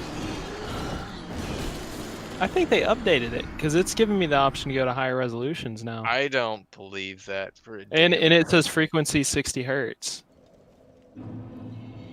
Full screen. I love this area. Hey, you know that? Oh, that's what it was. You had to choose where you can die a lot. Hey, we're gonna put a bunch of other random shit in this area too. Oh, do you want me to hop in now? Because I can actually join you at this point. I mean, I want to continue to bash my head in this area just a little bit more before I do that. Okay, let me know. But I think it'll be good to go with him when he goes to the Deacons. Yeah, I think again, Dark Souls 3 is a very mixed bag, but I think Cathedral is like actually great level design. Down my ankles. The boss is, just bullshit. Should be a boss. Okay, that's poison. Real quick. I'm going to bed. Everyone have a good night. I will talk to y'all later. Alright. Night. Boy. Night. I did love that this man thought that Emily was coming back in the chat at all. but that's beside the point. Oh yeah, that's what I meant. I always forget the names of the maps. But yeah, Cathedral, the Deep is what I was talking about. Oh. Go through all those. Yeah, it's all about the shortcuts and stuff. Yeah, I think it's a great map. But you know, the bosses. To call it a boss is insulting to everything else in the game. Honestly, was that and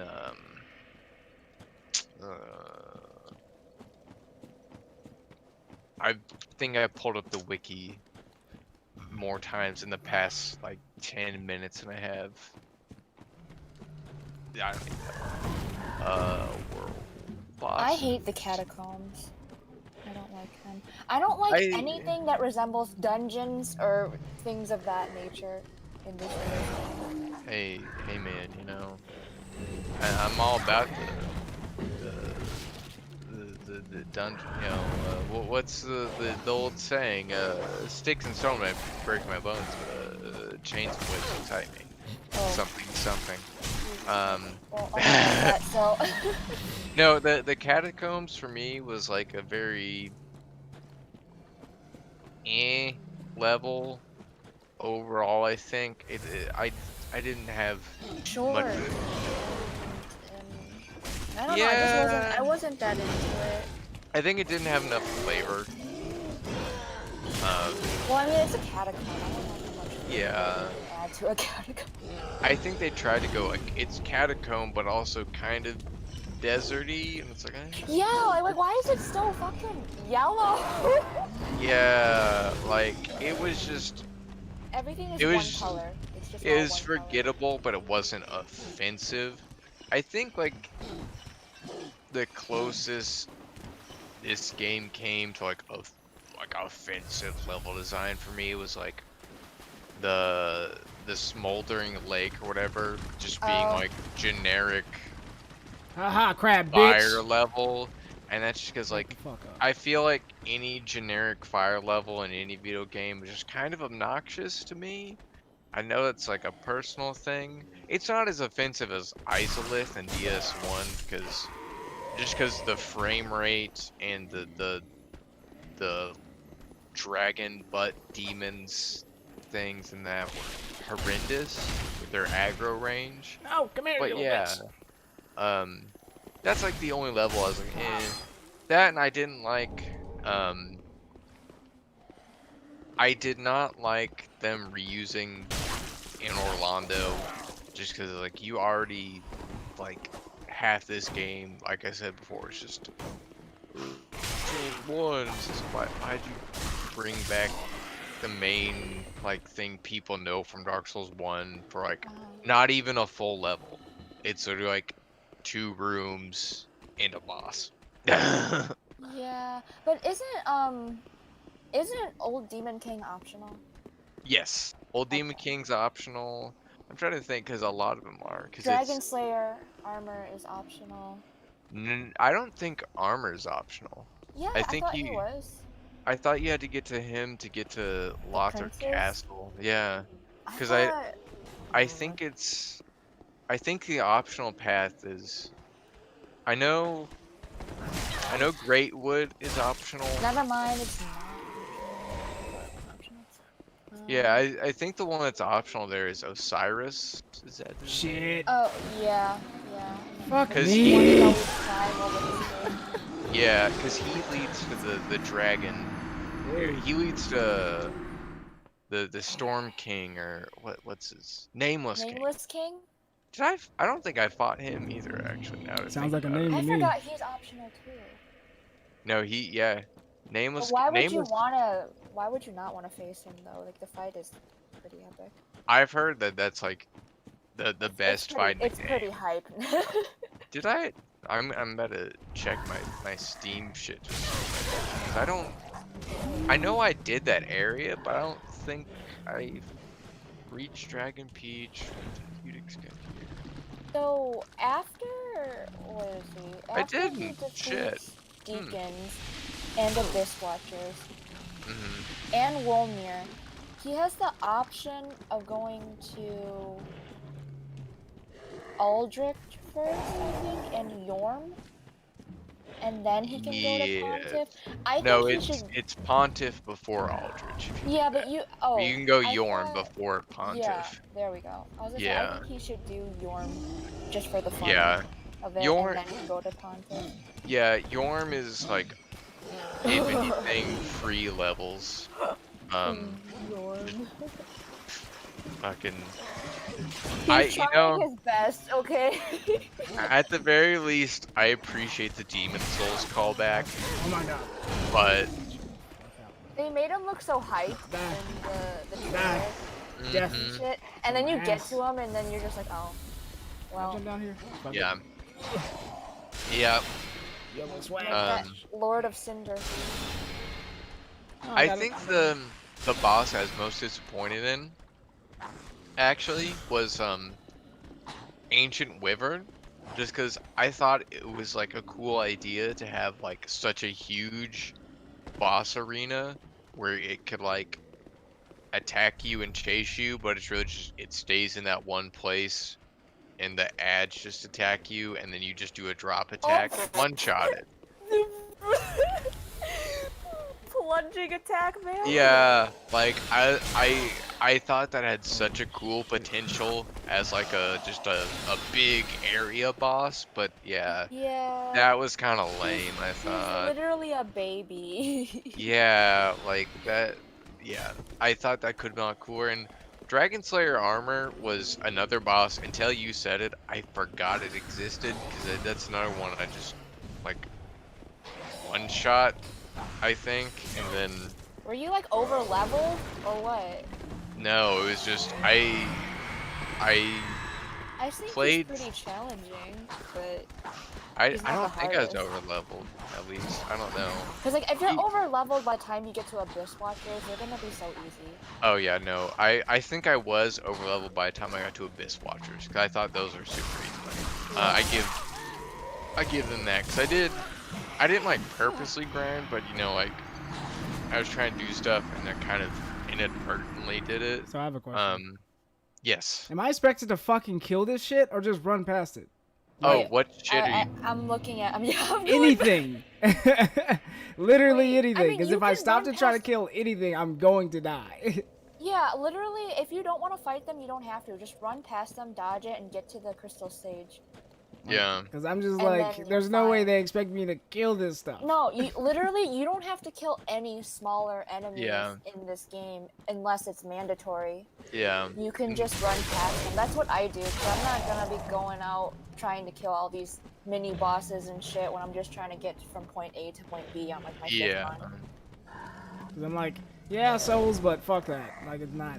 No, you really don't need it. You have more than enough health to face Crystal Siege right now. Crystal so- Sage, the main gimmick is he will clone Clone himself. yeah. But the way you can tell is the Sage will always have purple magic, and the clones will have blue. Gray. Maybe I'm wrong. It's something like that. But yeah, the Crystal Sage is not a bad boss fight at all. No, it's more of a fun one, I think. I mean, if you want to just chill for a boss, because they're really not Yeah, hard. but what did I say? Oh yeah, I didn't feel like I was over leveled for Dragon Slayer, but I probably just got lucky with RNG on it or something. I was gonna say, like, if it felt like you just one shot, I'm like, what the fuck? Yeah, like it was like, no, I didn't technically one-shot him because the first time I did it, I accidentally rolled off the cliff. It happens to the best of us. Yeah, and then after that, I beat him. So I was like, okay, like I'm gonna count this as one because the boss didn't kill me, I killed me, type thing. Yeah. I remember Osiris kind of giving me like not a whole lot of trouble, but I mean, he's kind of tricky to figure out at first because he's kind of... I think like his like weird charges have some like hitbox stuff to him too, but anytime he charged, I couldn't like perfect and dodge he's it, kinda, basically. faster as well. and Yeah, He talks too much. but he does talk too much. Like I said, Champion Gundyr is one I don't know too much about. He But... scares me. And he scares me because he's so aggro. That's the thing. He's so He fucking is. aggro. I remember him being aggressive, but He's super fucking. And then when you go to phase 2, he's even more aggro. yeah. Like I said, for me, that's how Dancer was. Where I felt like as long as you're like practicing social distancing with Dancer, you're fine. see, I feel like that's the worst way to fight her.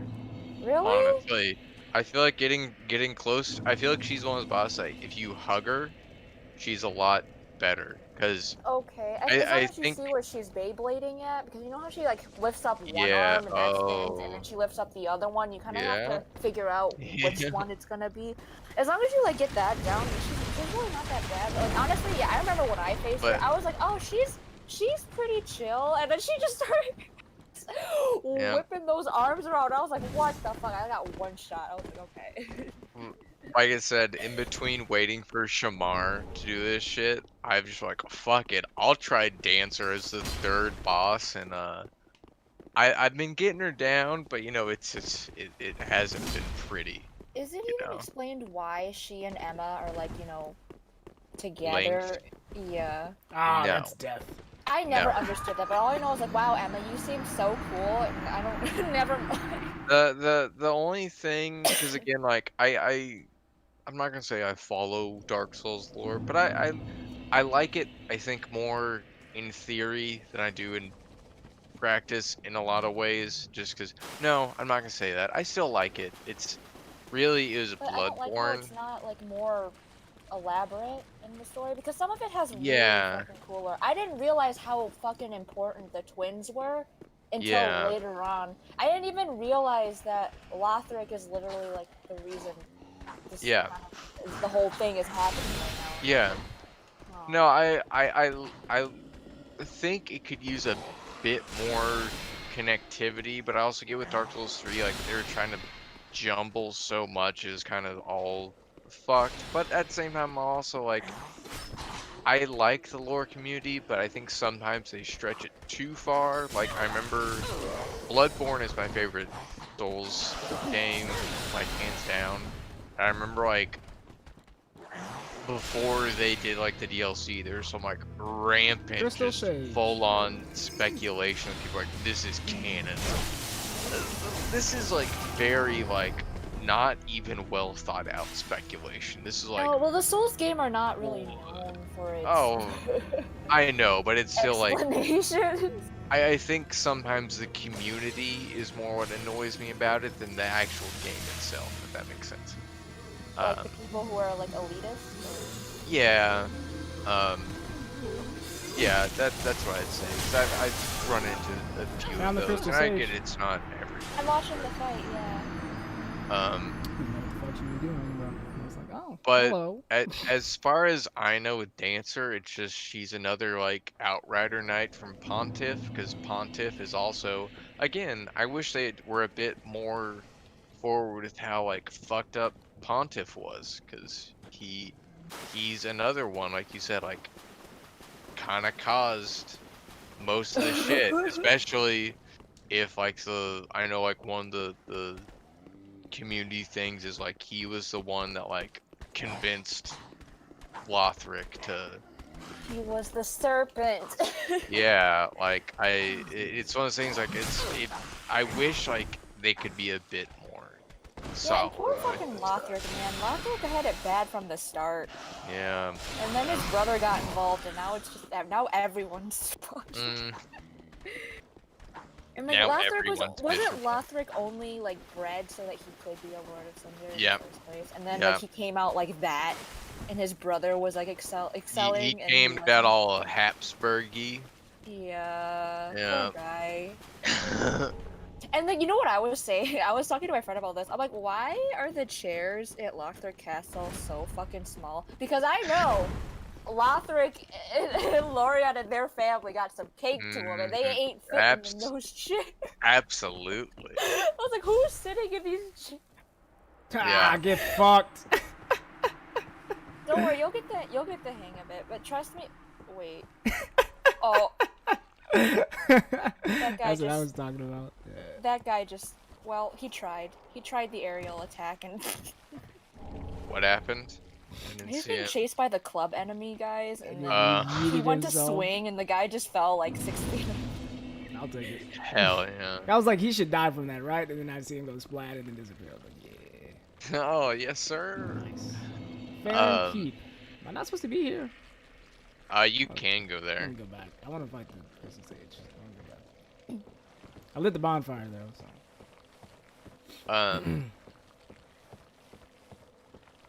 Oh, God, I'm trying to think of. So have you played every Souls game? No, I played the Souls game.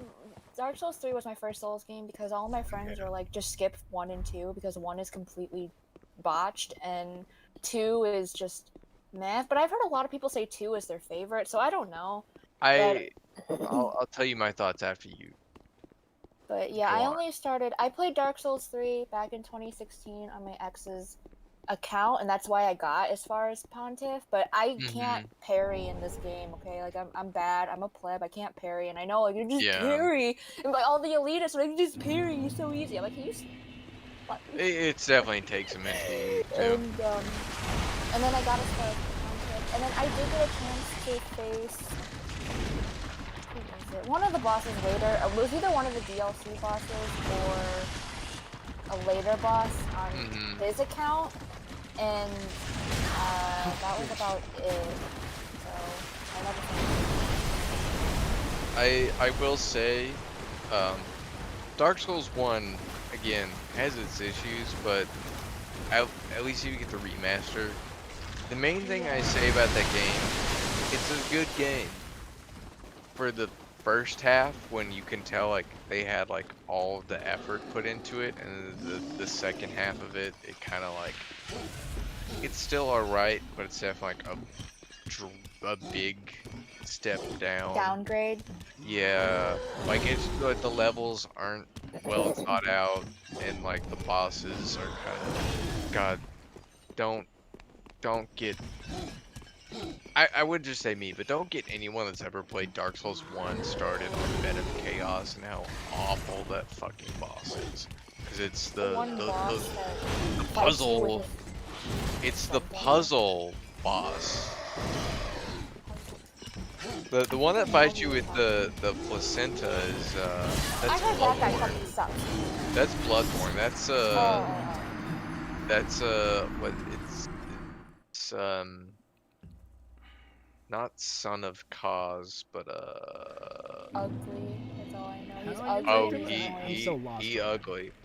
I never played the Bloodborne DLC, but Bloodborne is easily my favorite Souls game. That's one of my favorite games of all time. If anything, just because I love the aesthetic of it. I love gothic and like Lovecraft horror. Yeah, and the main complaint I have about Bloodborne, I know there's some technical issues, was I wish there was more of it. How many games did they make? 3 Dark Souls games, Bloodborne, and Demon Sekiro, Souls. and Demon Souls, which I never played. I never But- played Demon Souls either. Dude, like I want to play it, but you know, Not getting a whole PS ass PS5 for it. Yeah. No thanks.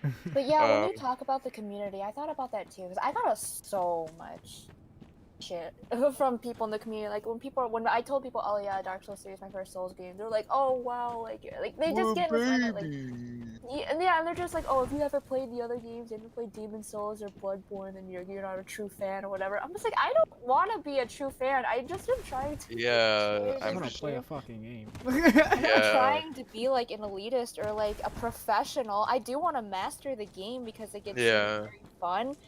But I'm not out here trying to like one up people. And then they're just like, oh yeah, well, like you're a girl, so it makes sense why you didn't finish the game. I'm like, okay. of course. They would use that. They would try to use that straw man of an argument for any game that you played. No, like Yeah. they're gatekeepers. They think that any like Yeah, those no, women that can- absolutely. It's if like you're they not don't They- excel at anything else they in their life think- until they have to, you know. Try They to they belittle think everyone that else. because they beat a hard, quote unquote, because I think a lot of the game isn't even difficult. It's just, you know, learning the timing, as we talked Yeah. about. It's more about patience than like raw difficulty. They think because they beat a hard game, they're better. And that's again, like I said, with the people that what your favorite Souls game is, people will in the community will judge you for it. I know, I don't heavily. say what my favorite game is, because I honestly, like, I like Dark Souls 3 the most out of all of the Souls games, and that's just because it looks nice, it feels nice, with some certain exceptions, obviously, but like, I mean, I can deal with it over what I've seen from the other games. Like, I look at the other games and I'm like, I literally, I have for looking at it.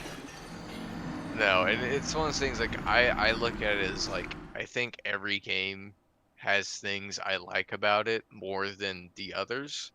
And like I said, like, I like Dark Souls 2 a lot.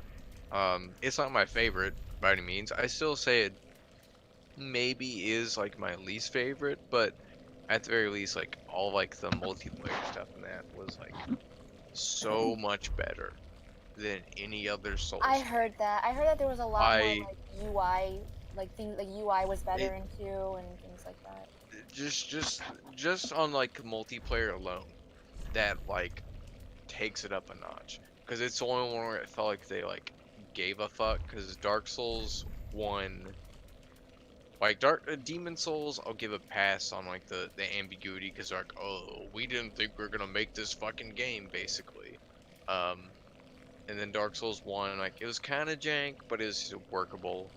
And then Dark Souls 2, like, they made it like an actual thing. And then Bloodborne, they were like, invaders have like a major health nerf, and you know, can't do this, and blah blah blah blah blah blah blah. And then Dark Souls 3 took it further to the point where it's like, I don't see the point in invading, because it's like, you're probably not gonna win. And like I was saying earlier, it's not fun for you. It's not fun for the host, or you know, whoever they have with them. So it's like, what am I accomplishing?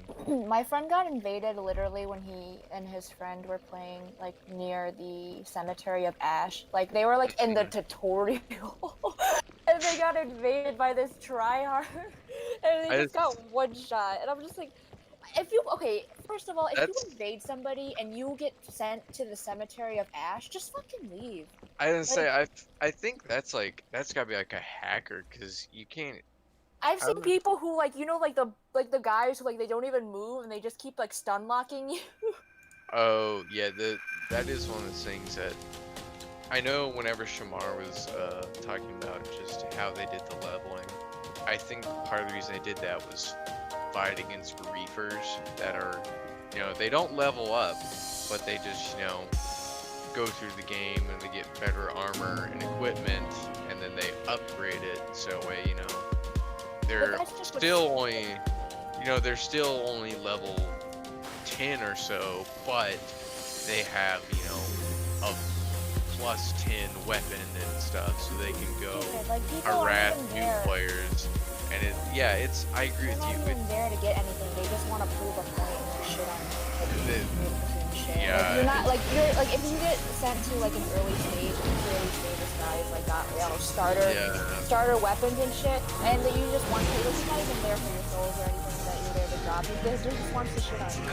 Yeah, those are the people. It's like, please, get like another hobby. I am begging. Like. They act like just because they're on like NG plus 20 sets or whatever, like the thing. Yeah. I don't know, like that's why I don't really talk about Dark Souls with a lot of people, because I get scared of the community. Yeah, no, the community is very elitist. Like, occasionally there'll be like actually welcoming people stuff, but you know, I think it was also more so when it was just like, because I remember when there was literally just Demon Souls and Dark Souls, and that was it, before like Dark Souls 2 came out. The community was a lot less antagonistic Yeah, because it was a less, yeah, it was still newer and it was less, you know, like divided on, well, I like this aspect of this game, and like basically it's like, it'd be cool if this thing would be close anymore, but you know, we didn't, you know, it's whatever. But now it's just, if you don't like this, you're a fucking idiot. This is too much. I wish I had any resemblance of where the fuck I was going. I've literally. There's a shortcut to the crystals. I've literally randomly been running around. I found 2 rings, but I've been randomly running around trying to get back, and I've just been like, oh, I guess I'm just gonna explore. So. I forgot the short. Bro, like I don't like levels that have a lot of consistency, like little sacrifices, or where everything just looks the same. Because then, like, because I haven't played this in 4 years, almost 5 years now. So, yeah, but I know that there is a shortcut to get to it. It's very easy. Like, you have to jump down one of those ledges, and then it takes you straight to it. But It's not here, but it's not the next one. I mean, if you're near crabs, you're going the right way. It's not down there either. Like, wherever your last spawn point was when you had to jump down with those crabs, I'm pretty sure you have to go straight across from where the crabs are, if I'm not mistaken. I could be wrong. I could be very wrong, but but there should be like right across the swamp part where there's like water and stuff. There's like, if you go like straight across, there should be like a path that you go up that'll lead you. Oh, there's this knight that one-tapped my shit last time. Knights in this game in general are fucking annoying. They're all try-hard. They all got a fucking great shield that you just can't fucking hit ever. And then I got raided one okay, by a guy on my toes. Yeah, real cool there, yeah. And he's coming at me with a great shield. And I'm sitting there like, really? Like, you're really gonna invade me with a great shield? You're not even gonna like give me some respect? And he got deleted. So what am I gonna do against the great shield against somebody who's probably on their like 18 plus? Yeah. Like, he clearly saw him a pleb, and I was just like, I don't ember in this game anymore. I'm like, I don't give a shit about my health. I'm not embering. Yeah, and that's again one of the things that I feel like it's not as bad as Dark Souls 1, where literally the only difference hollowing made was if you're hollowed, you can't be invaded, but you can't summon. There was no like health penalty or anything, so it's like, okay. For anyone playing solo, this is just the better option. Like, yeah, you look like beef jerky, but that's the price you pay. I like how Dark Souls 2 did it, where like every time you died, it was like a gradual decrease in health. And I remember that. Didn't like, what was the game where like if you died, that it would take away half your health bar? That's Demon Souls. Yeah. That sounds scary to me. Dark Souls 2, I think it gradually did it to 50%, so you'd have to die 5 times to get there. Because I think it was like an additional 10% each time. But human effigies were like common enough where like you got that it wasn't too bad, and you had your Estus and life gem, so healing was never like too much of an issue. But yeah, this one, it's like, I get where you're going for. You want to make it actually seem worth it, where it's like, yeah, you know, you're missing a third of your health, but you know, you won't get invaded, or you know, vice versa, you get the health and you can summon, but you know, open invasion. But also with, again, how nerfed invaders are in this one. I tried to ember as much as possible. If anything, just for like the story events, so you can get, you know, the invaders shit. And is the NPC summons at least. If it's anything about the invaders that I like, it's how they show up in their fucking getup. Yeah. They always got the wildest shit on. We got invaded. Kicked his ass too. Compared my shit though. But joke's on him, I'm new, so he's like, yeah, of course I'm gonna be just spamming. Yeah, I tried to fight my invader. Yeah, I just kept getting killed. I was like, just kill me and take the fucking 2,000 souls that I got. I couldn't do anything. I felt so powerless. Just fade. I hate when it's the one time I've been invaded in Dark Souls 3, honestly, was like last night when I got on, and he was in Undead Settlement, and I was just running around trying to find him, like, cause that area is so huge. I was like, where are you? Like, you could literally be in another map and you can't use a bonfire because fucking invaders running around somewhere and won't fucking move. Yeah, you just have to be like, okay, I guess I'm gonna go to the boss to Hey, found the boss again. get you to fuck off. 45 days later. He ended up like, I was fighting some enemies and he snuck up on me. Alright, man, honestly, thank you for just ending this charade. They got nothing better to do if they're literally sitting around for that long looking for you. Yeah, it's one of those things, like I said, I invade sometimes just for fun, but I try to make it like not completely horrific. Oh. You know? Have you ever invaded as a boss? No, because that was do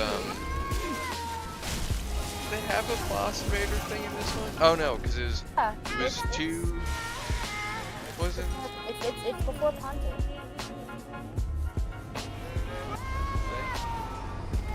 I mean, you can get an NPC if you're offline, but like, there's one in the DLC, and then there's one before Pontiff, unless it's optional. But I thought you had to. The only ones I knew where you could invade as a boss in the series were Demon Souls.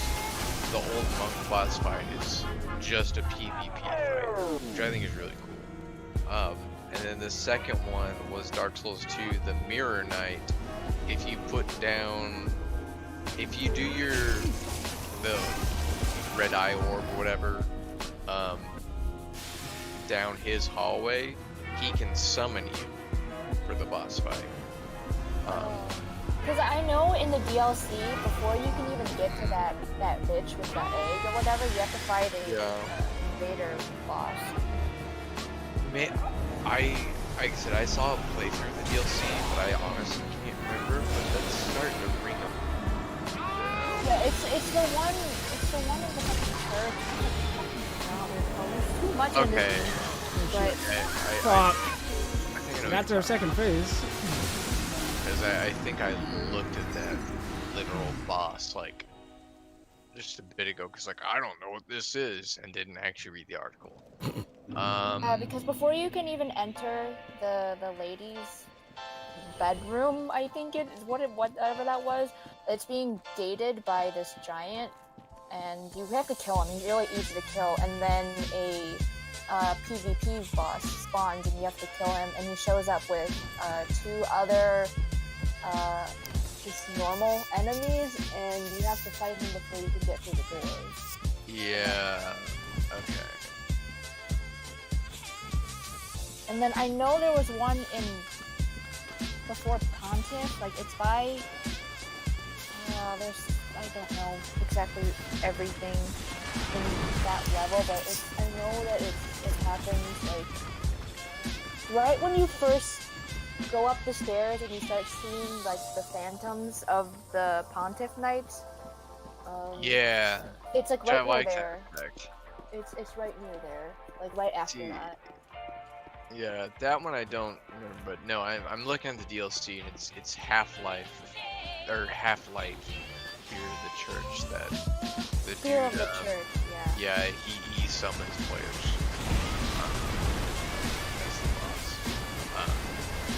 Yeah, no, but no, I never did that because if I invaded in Dark Souls 2, I liked that. Again, one of the multiplayer things they did in that game that I don't understand why they didn't just carry over was like they had really like 4 dedicated PvP arenas, just solely based on like it's kind of PvP but PvE too. Whereas the 2 bell towers, there is the Bell Bros Covenant where you're just like, I'm gonna defend the bell tower. So you waited there, and anytime anyone entered the area and they were human, you were summoned to try to fight. Oh. And there were 2 of those, and one of them I think was optional. One of them you had to do for a boss fight. I don't remember. I don't think the boss was optional. It might have been. Actually, I think it was. I don't remember nothing about Dark Souls 2, but I remember the gist of that. And then the other 2 ones were not only just optional, like you didn't have to even go through these areas, I don't think, to beat the game. Or one of them you might have had to go through, but they had like a literal streamlined path. You never had to go through the actual Covenant area. And it was like a mix of PvP and PvE, where like you could like, I think it was like as the Phantom you can kind of like fuck with the traps in the area to try to make it harder. It was a cool idea, and I don't think it ever. I don't think it caught on as much as it deserved. But you know, if you want a PvP, you know you can go there and do it. But it is also more like kind of like I was talking about earlier with the Ancient Wyvern. Like it was also kind of more just arena based because of how it was set up, where it's all the traps and stuff. I really liked it, at least in theory. Again. When that guy pulled up, I was expecting some cool ass boss fight. He was so big and he sounded so cool. And then I was sitting there running around, you know, and then I'm running around and I'm like, oh, like nothing's gonna happen if I go up there, right? And then I read the fucking descriptions or whatever they're called on the ground, and it just says try plunging attack. And I was like, what if I do that? I'm not gonna do that much damage, but I'm like, maybe that's the key. I have to keep plunging from above this thing. Yeah. So I did it, and I was like, oh, I got him. And then literally he just like got fucking deleted, and I was like, what the fuck was that? Like, how come dragons seem so fucking terrifying in this game, but then with the one cool big dragon that's in the game and not in the DLC that you face as a boss is literally trash. And the one you face as a boss is just like horrifically tanky, where he's not even fun. At least from what I understand. Yeah. Yeah, it's like literally, you can't even look at the gear. Like, you're always just looking at his fucking code. Yeah, his health bar, like, no matter what your weapon is at, no matter what he has so much health. It's so yeah, like it's horrendous. Like, how much health does he have? Like, some stupid amount. And then, like, what I didn't like about Nadir was that he was cool, okay? Like, his attacks are cool, but it's so... His intro's cool. But then, like, when you get to the fight, he's hard, but he's only hard because he does a lot of damage. And because he's big. That was... He has 15,000, sorry. 860 health. You know, only. What is the final boss have? Yeah, Gale? Gale has 14,985. Gale is so hard. Crazy that I never fought Gale. So. Gale is hard. And he's sad. You don't want to kill him because he's... I'm not going to spoil anything, but you just... You don't It's one of those things that I never...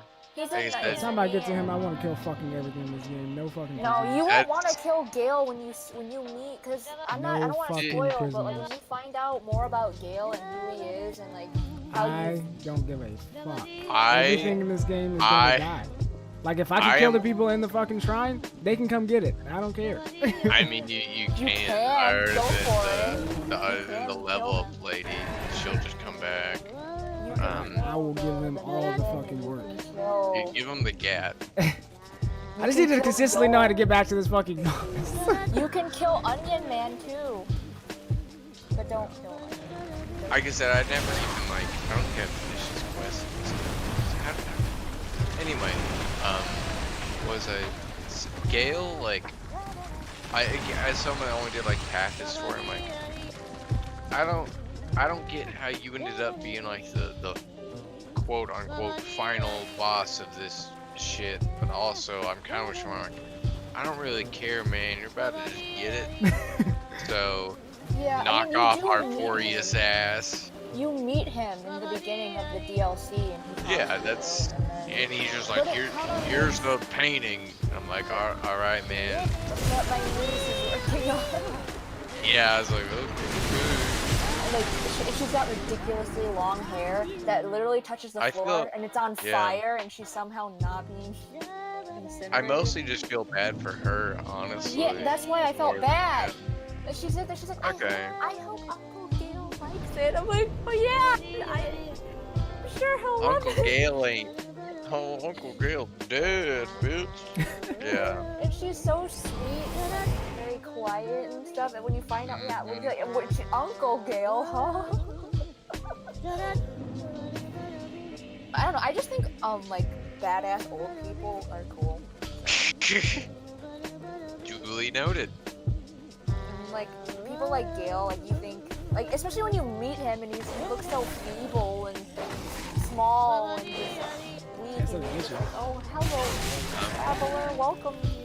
I'm Gale. Like, oh. Granny And Man then has you taught me see him anything. and Is he's that old OP. motherfuckers got hands. It's the When king. was Jerky with the beard? He had well, if you didn't know how to parry, he had hands. That was much like you, Jelly. By the way, if you don't mind me asking, what is your actual name so I don't have to tell you call you by your yeah, I'll Twitch I'll persona? Okay. So we don't say it. I used to say I don't want to. You certainly need a lot of paraphernalia in your trade. Okay. I don't want to just throw it out there, but yeah. Her name's Jelly. What do you mean? Yeah.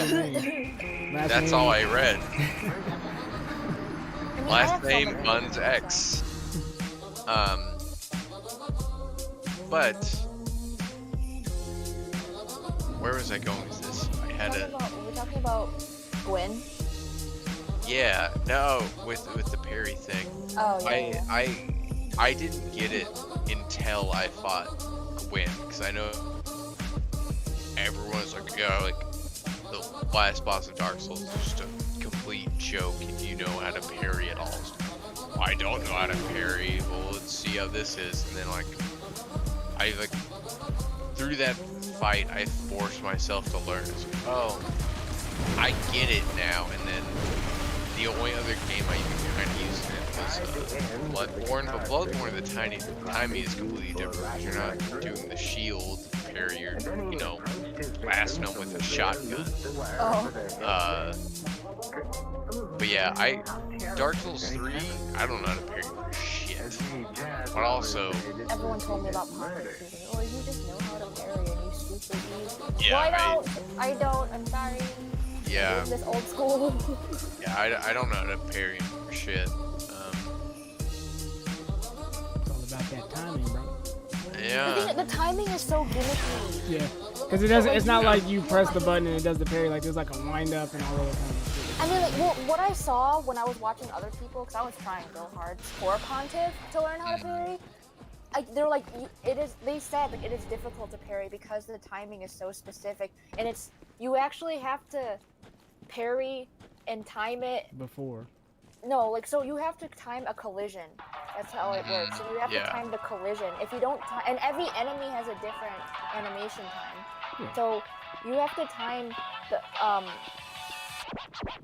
how do I explain it? So basically, once an enemy swings at you, you have to try to like predict when your shield will collide as soon as they strike. They make the blow, and if you don't, then it's just not gonna happen. So. Yeah. I've parried a couple of enemies and just my fucking stamina is ass. So. I've parried on accident, and Yeah. Let's say that. Like, I prefer the shield that allows me to do that. It's just I do that and then I can't even take advantage of it because by the time I go to swing my sword, it's like, oh, stamina. So. Yeah, and well, certain shields have different timings as well when it comes to parrying. So like with Pontiff, you want to have a smaller shield to parry with, and then other enemies, it's just depends on your preference, I guess. But yeah, all the shields have different parrying times. And it's too much for me. I want to learn how to parry, but I also think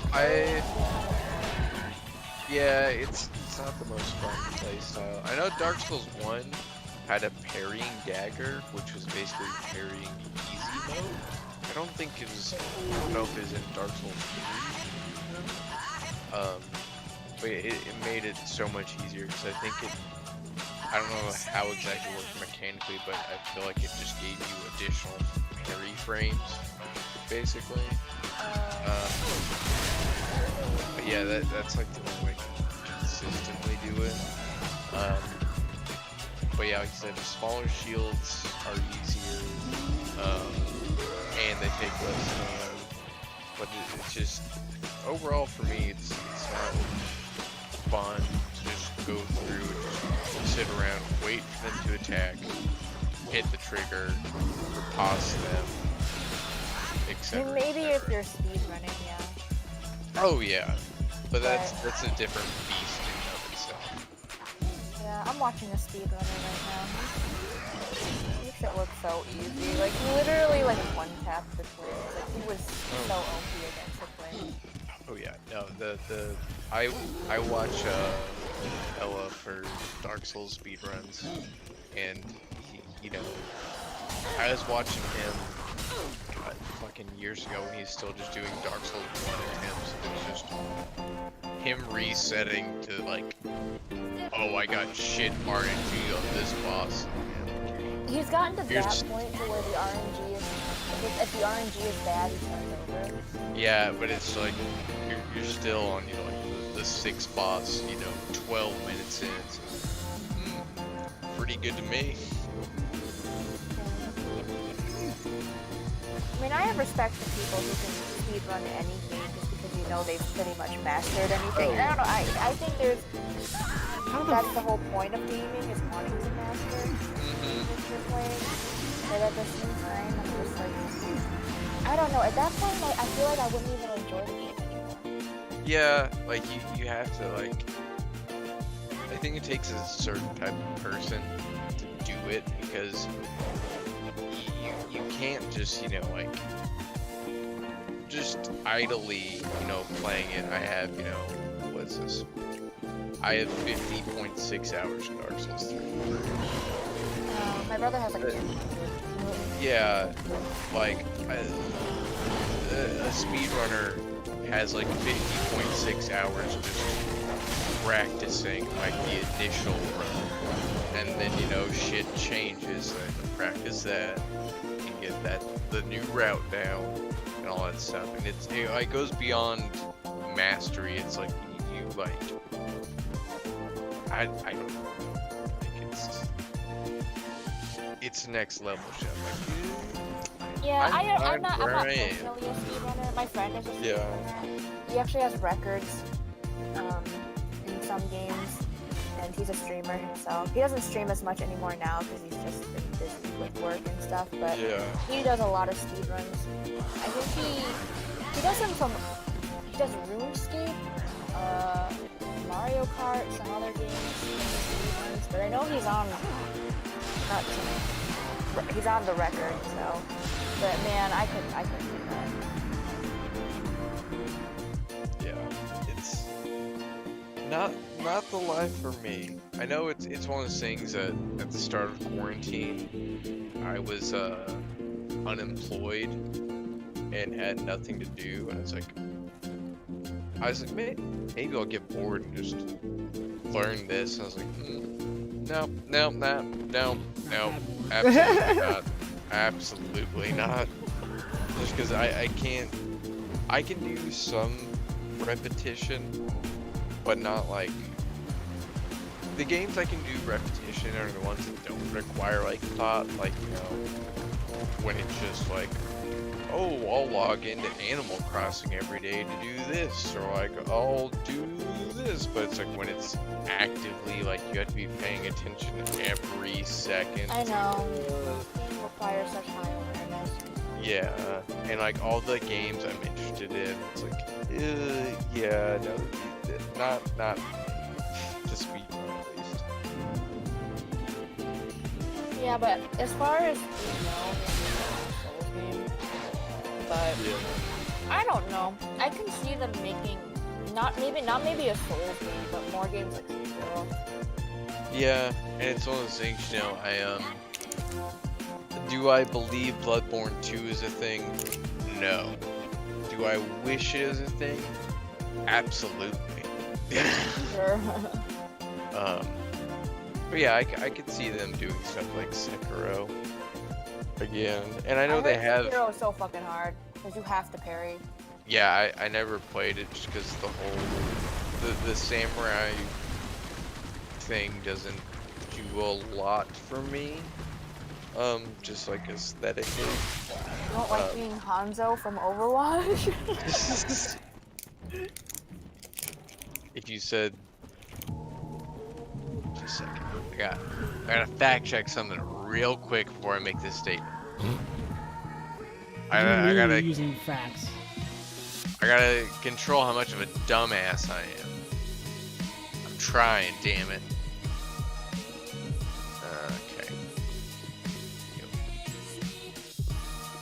Yeah, if I was Hanzo from Mortal Kombat, aka Scorpion, had to make sure that's his actual name. Yeah, I'd be more enthralled, but this is more like a Hanzo from Overwatch. Yeah, no. But the bosses look really fucking cool. I will give Yeah, they do. But no, I know they have Elden Ring coming out eventually, but that game is cursed because it has the George R.R. Martin name on it. So you're gonna be waiting like 10 years from that, because you know I think I don't even know what he's doing on that game, because him and Miyazaki are just such opposites in narrative style, where Miyazaki is like, I'm gonna be as vague as possible, and Martin is like, let me tell you every insignificant detail that is like in their this fucking room. blood type, their social security number. their Dude, fucking- I will never forget, and it's for my friend and I that have read all the Game of Thrones books, it's still just one of our favorite quotes of, it's like, you didn't have to do this. No one asked you to do this, but he describes one of the characters' dick as just fat pink mast, and we're like, why though? Thank you for that. You're welcome. But we're just like, was that necessary, George? Like, okay, I guess in whatever. He wanted to create the most Immersive. experience Yes. possible. Exactly. Gotta make you it get semi-erotic to keep the fans, you know. That is Oh, true dude. though. It's true. I'm convinced that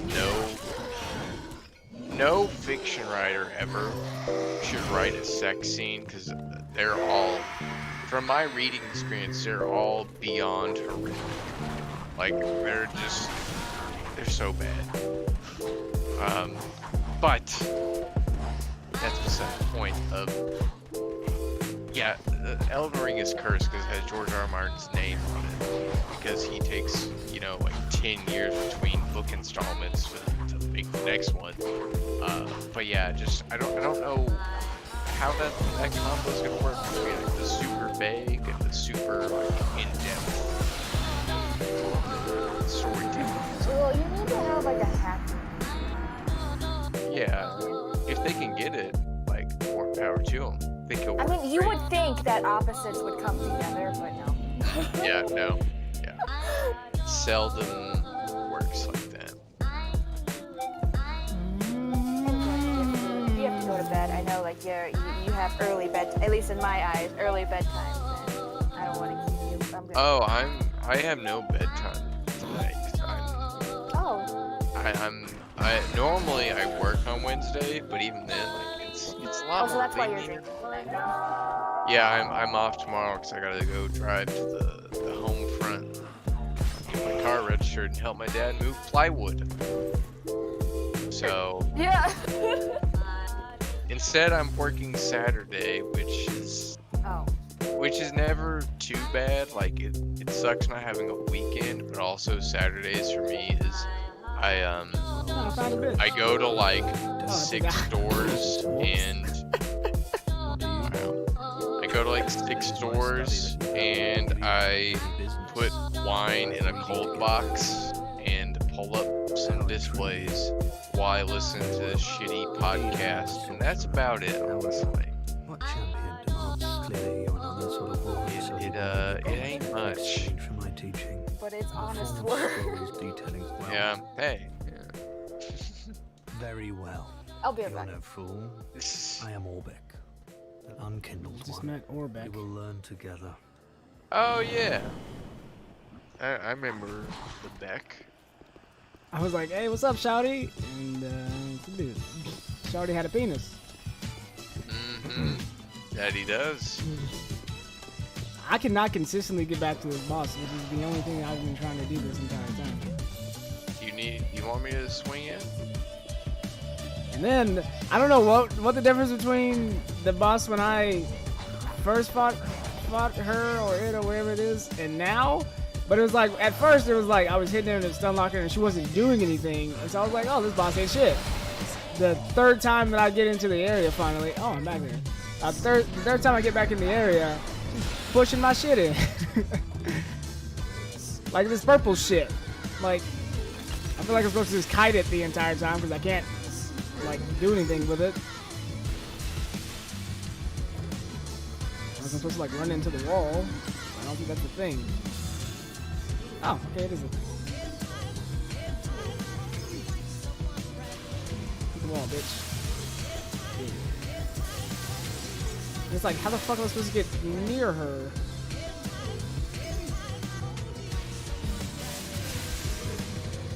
If I get near her, she starts swinging and shit.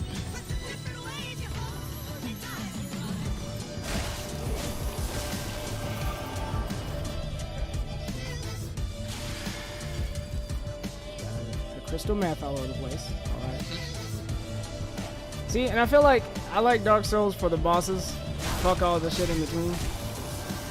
Which I know that has implications because it's like, what's more? How would you level up to get to the bosses? I'm like, I wouldn't be opposed if the whole game was just boss after boss after boss after boss. And then every boss just like lets you level up. That'd be badass. Yeah. That sounds more like Shadow of the Colossus from what I understand. I don't think you like level up at all. I think it's more just like full on mechanics and there's only the bosses.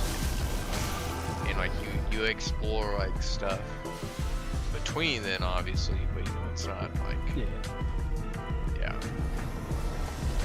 I'm like the art designers and graphic makers of like all the games that have just like badass bosses are just like, you know what we're gonna do? We're just gonna make one mega game of all kinds of fucking just bosses. I'm gonna be badass. Damn it.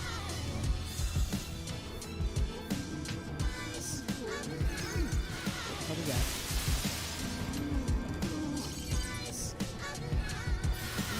Oh, I don't like that. Where's my health?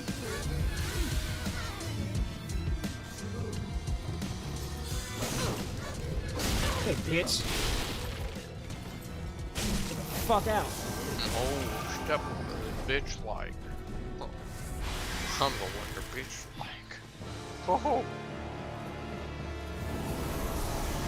Okay, so I understand in this phase, there's several of these bitches. Fuck her up.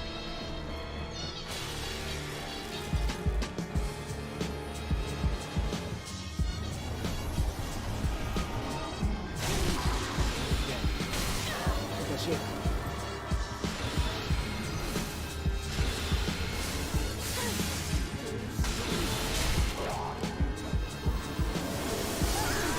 That does so much fucking damage.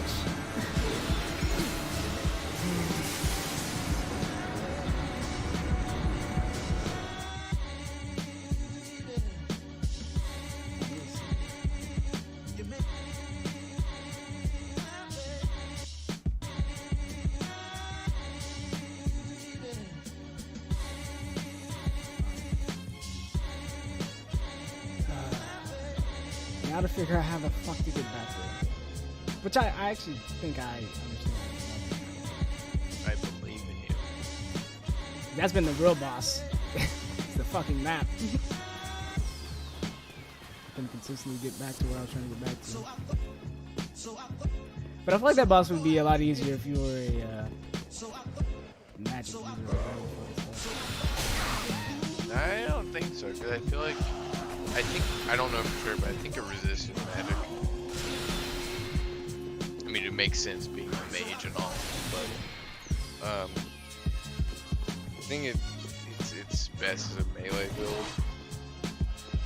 But then again, I've only ever done hybrids because, like I said, I want to do this one as more pure cast build, but I don't like, you know, have that much, you know, offensive casting yet. I have some, but it's not enough to, you know, make it, yeah.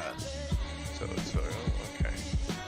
But that's why I made a raw weapon, and that way I can use it with free magic weapon, or just magic weapon. We're not trying to get too ahead of ourselves.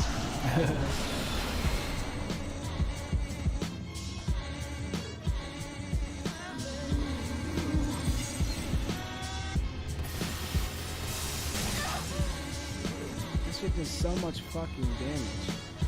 Oh, I don't have my heal on, even though I literally didn't change anything.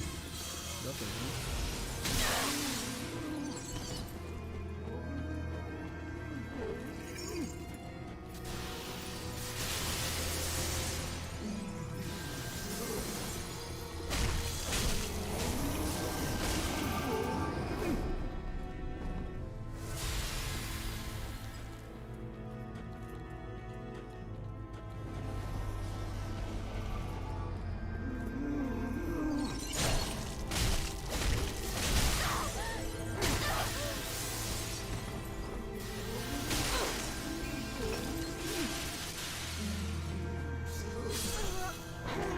it does so much damage.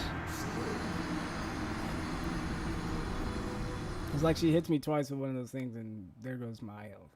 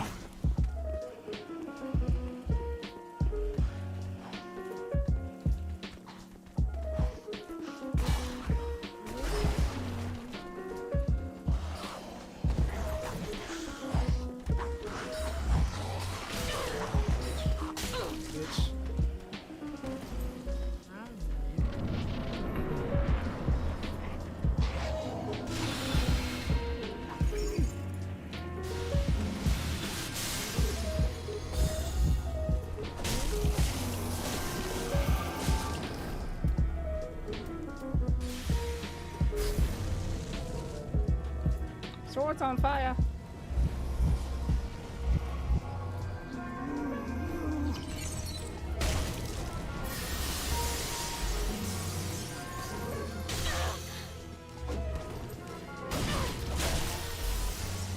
Allow.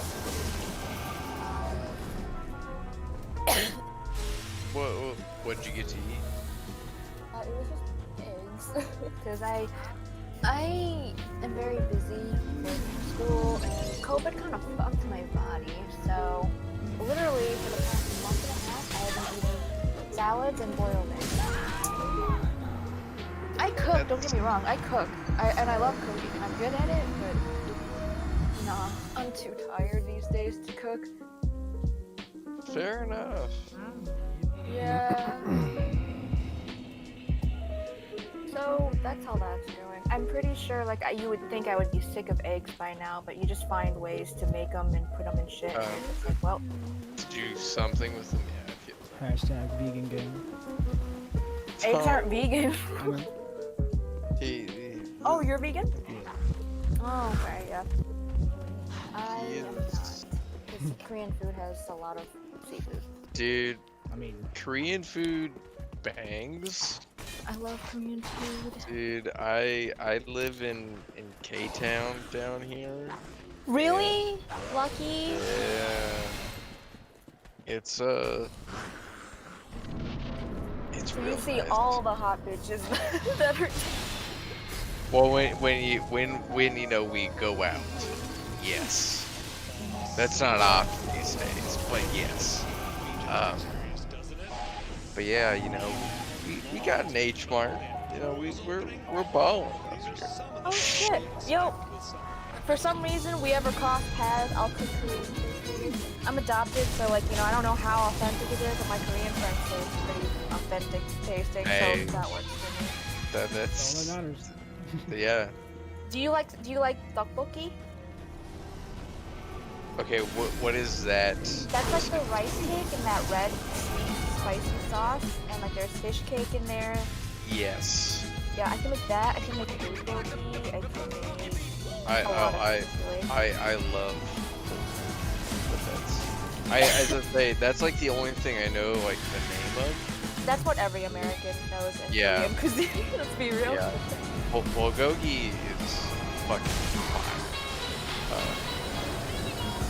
Well, the main thing is that my friends have to, of course, before the pandemic, was we just have a shit ton of Korean barbecue places. So like, we're so lucky. Like there's Yeah. none in my area. I don't live in an Asian area. I live in a Hispanic, Black, and Arabic area. So there's a lot of Mexican import and Arabic import stuff. That kind of surprised me in fucking Illinois, but at least you get some good shit. Yeah, well, I mean, I'm in the southwest suburbs.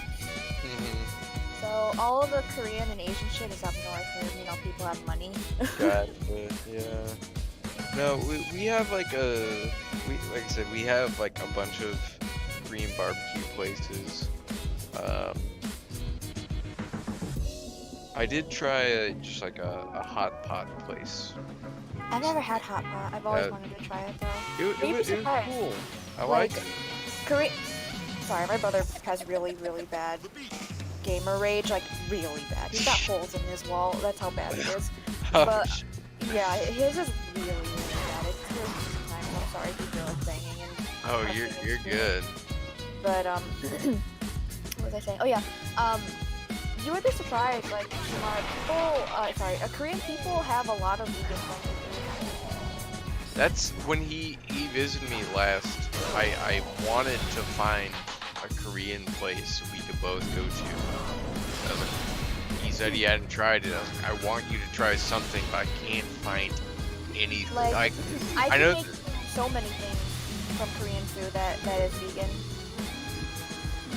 And I know there are options, but it didn't seem like any place I looked at was like enough to be like an actual.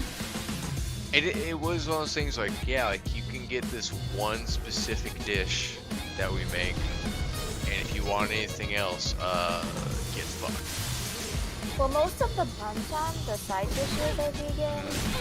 Oh yeah. Bibimbap is vegan. You can just ask for it without an egg. Yeah. I've had the I don't know how to pronounce it.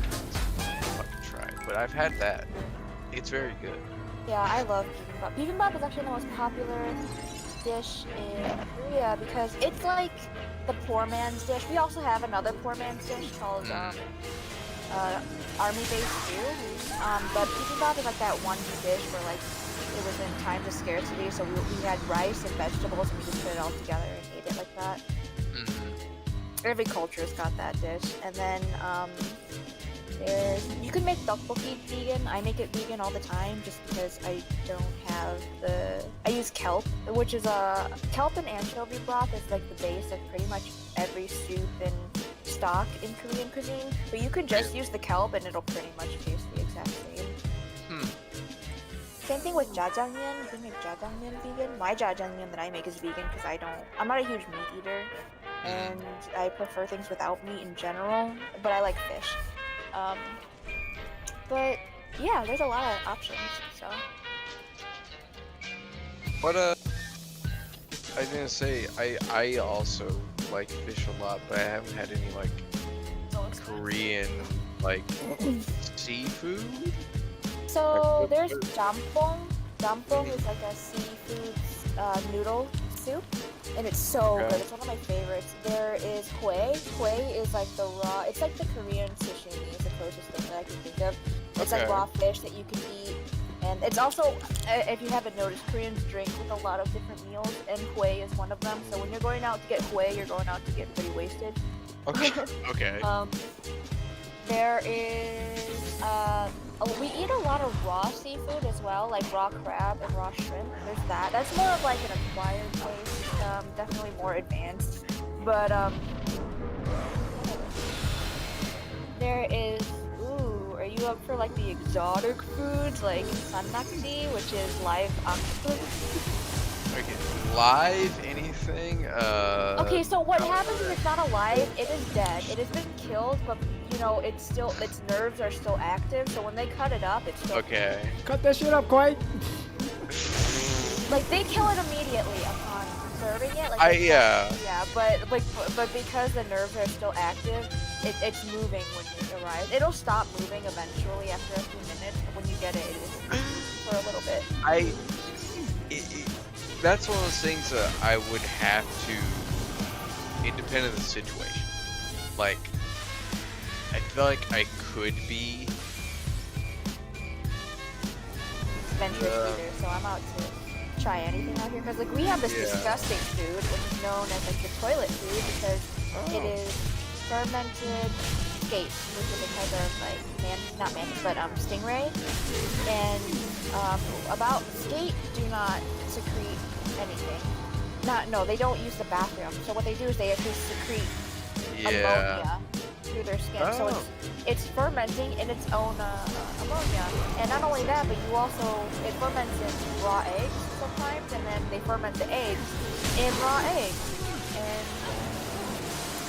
I wouldn't eat that for fun, but I'd eat it just for the experience. I was gonna say most things I try to have no. They do read your head loud because I was asking about the Jack one.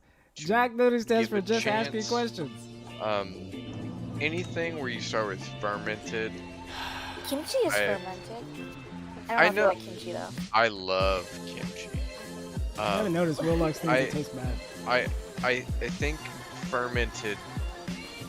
Fermented fish is kind of out there, yeah. Yeah, I feel like it kind of has a connotation. But no, dude, I love kimchi so much. I like kimchi fried rice a lot, or kimchi jjigae, and things like that. It's so good. Kimchi fried rice, so good. There's a place near me that has a burger that has kimchi and like jalapenos on it. It's fire. Yeah, kimchi is like that one very versatile thing that can really go on anything that's savory. Like even pasta, there are some pasta that they put kimchi in. I could see that. It's just, I don't know, like, I mean, obviously it's not everyone's taste. It's very different compared to like the American palate, but when I first tried it, I didn't like it, but out of nowhere I started craving it, and then I all of a sudden started to like it. So maybe it's just my genetics calling to me. The thing that I've come to love since turning vegan is Indian food. Oh Indian hell food, yeah! yeah. I know. I love it.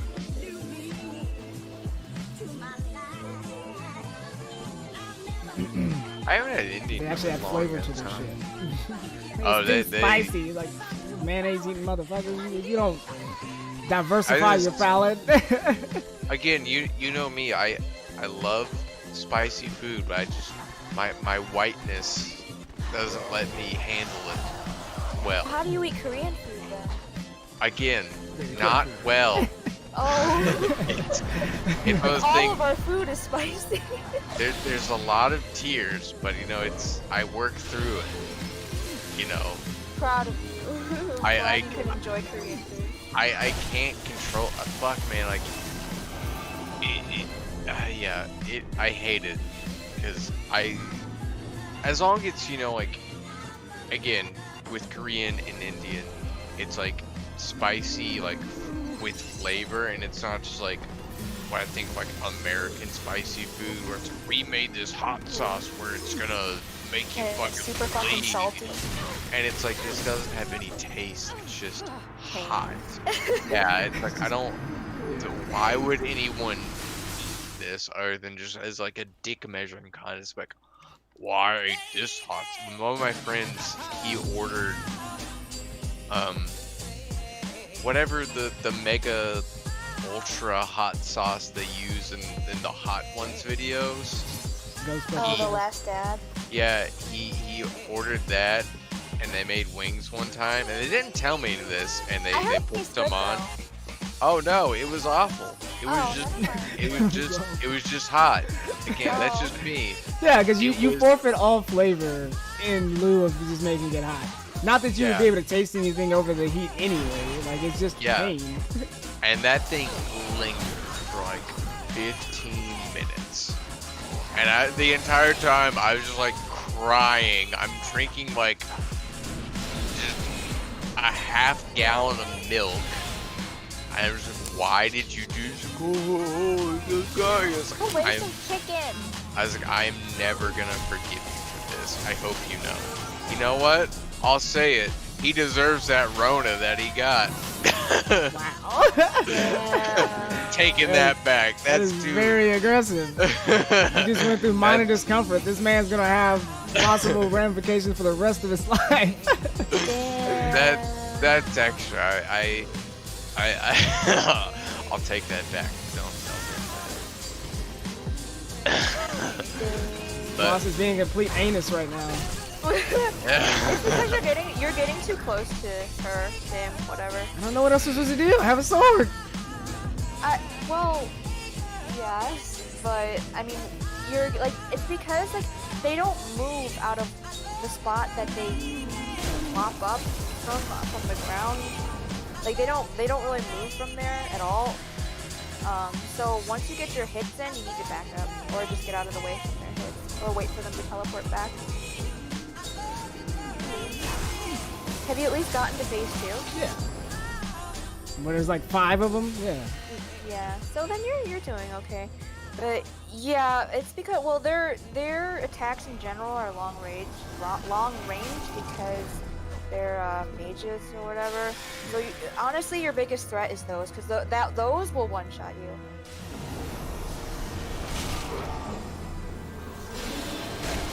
But yeah, it's just because this game, like, it's so easy that you're in that greedy mindset to being able to button mash and be really aggro in other games that in this game you can't. God. So, boss fights are particularly long in this game because you have to wait for an opening.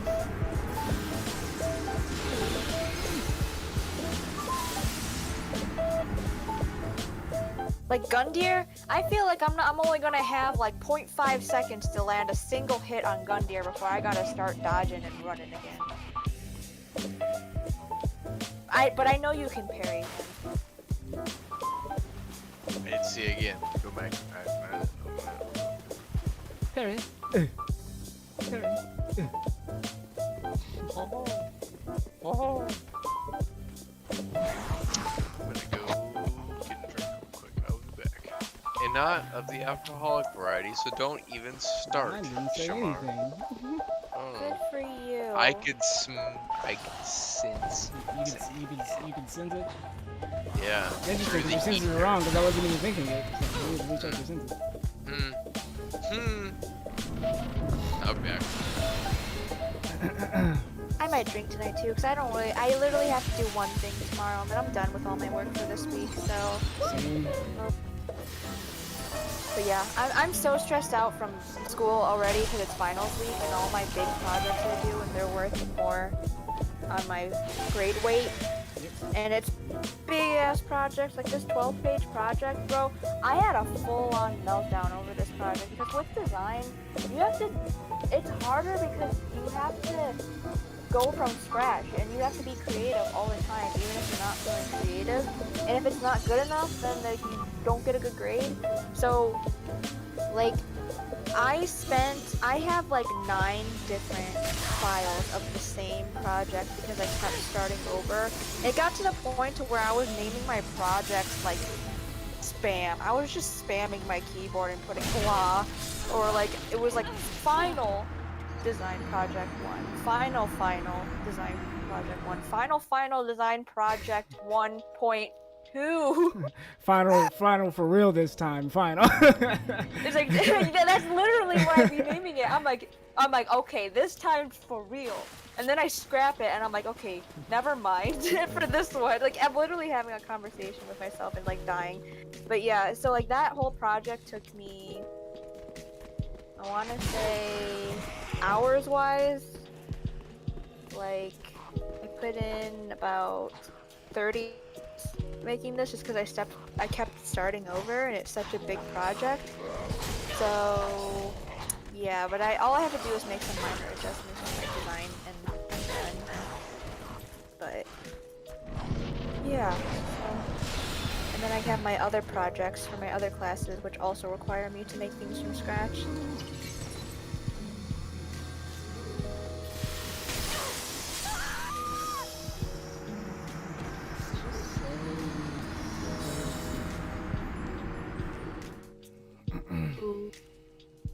She gotcha. Now I know where she is though after running around for. Yeah, I was gonna tell you too. Like it doesn't take like I knew it was like I'm like it's across the lake and then there's this path that you take and you go and it'll lead you right to her. So, and you don't even have to go by the big crap to get to her.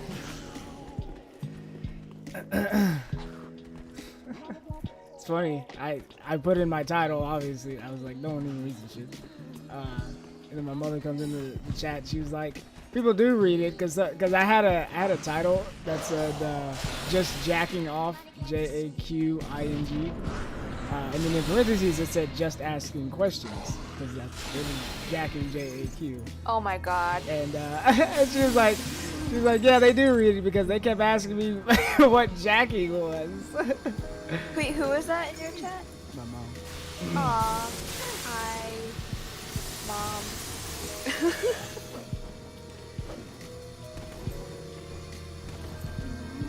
Cool that your mom has a Twitch and she comes in and says hi.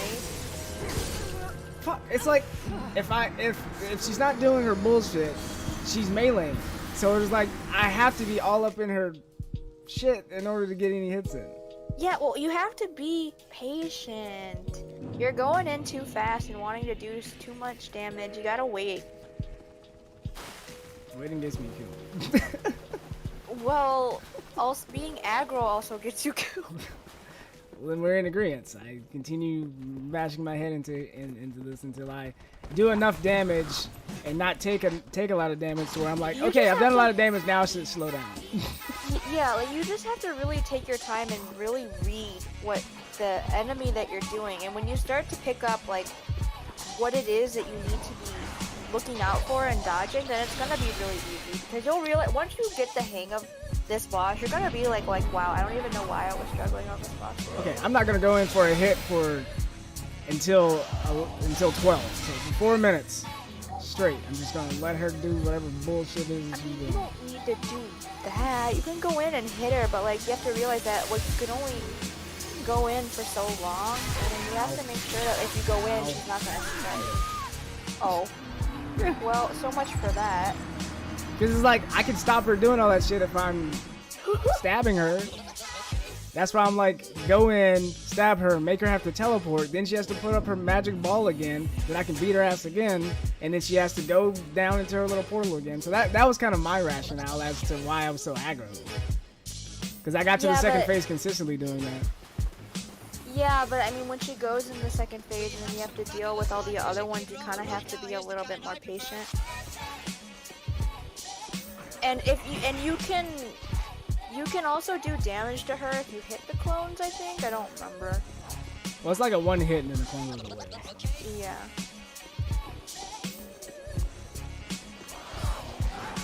Bastard. Bullshit. Serpentine. Bob and weave. Yeah, it's like, I run up, does her bullshit, I got this first one. She has an immediate follow-up one. Yeah, I come in and stab her shit, stab her shit, stab her shit, stab her shit. She teleports, wait. Gain stamina, pick up my 0 souls. She's over here now, I sprint, I get a hit in. Before she does that, the teleport thing is behind me, now she has to go back in the ground again. Rinse and repeat until it gets to the second stage, and then I'll slow down.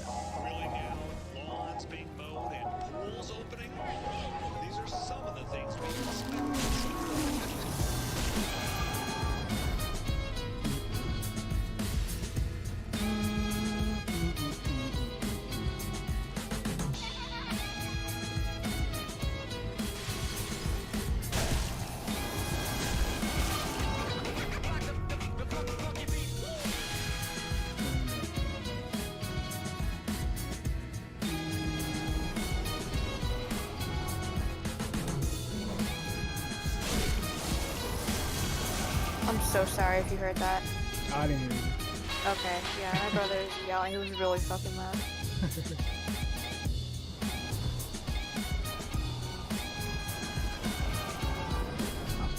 Like, literally, I don't know how my mom puts up with it. Probably because it's a long story, but like, just Jesus Christ, like, I don't know how she puts up with it because she's always in the living room watching TV, and it's way louder out there. And, the door closed.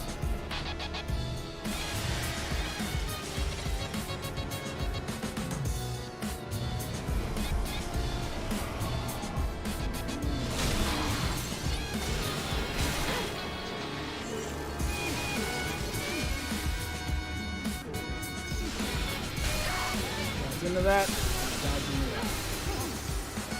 Nice. You die? Yep.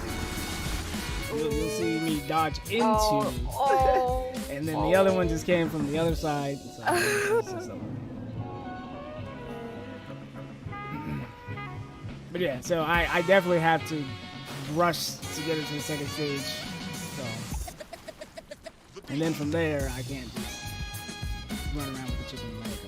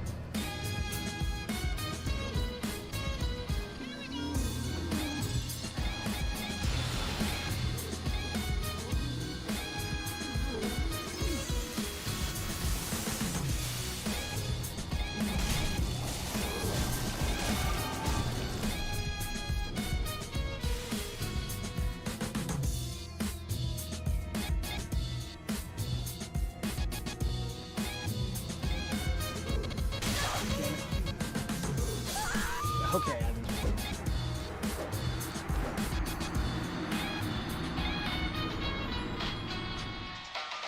Oh. Yeah. Oh. That one I deserve. You just W keyed Yeah. right into it. Yeah. That one I deserve. So. Because usually I can run past the first one fast enough before she gets the second one out to where I'm so far up on her that it doesn't hit me. But I did see what you were saying about taking your time, because after I dodged the other things, like there was a little bit of time where she had to recharge her little glue or whatever. Yeah, I was gonna say, do you ever use your shield? No. Try it. Every time I usually use it, this guy, uses up my stamina, and then I'm like, fuck. I didn't do that.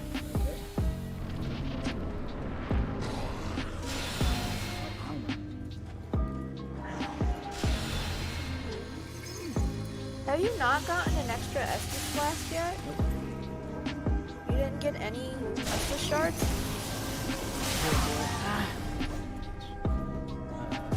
I don't know. I could have. It's in the realm of possibility that I have. I just don't know it.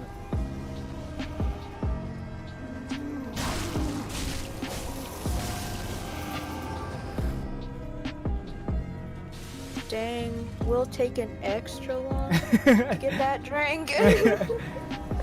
He's probably making like an act, because I'm telling you, the man has a bar in his house, so he's probably not just getting, well, he said it was gonna be on the non-alcoholic variety, but something tells me that it's not gonna be that good. I made tea for reference. Made tea? Yeah. What'd you have to do? Plant the fucking tea leaves? I had to let that shit heat up, because I'm not about to boil some fucking water like some actual human. I microwave fucking cup full of water. Don't let the English hear that. Oh, the English can eat my dick.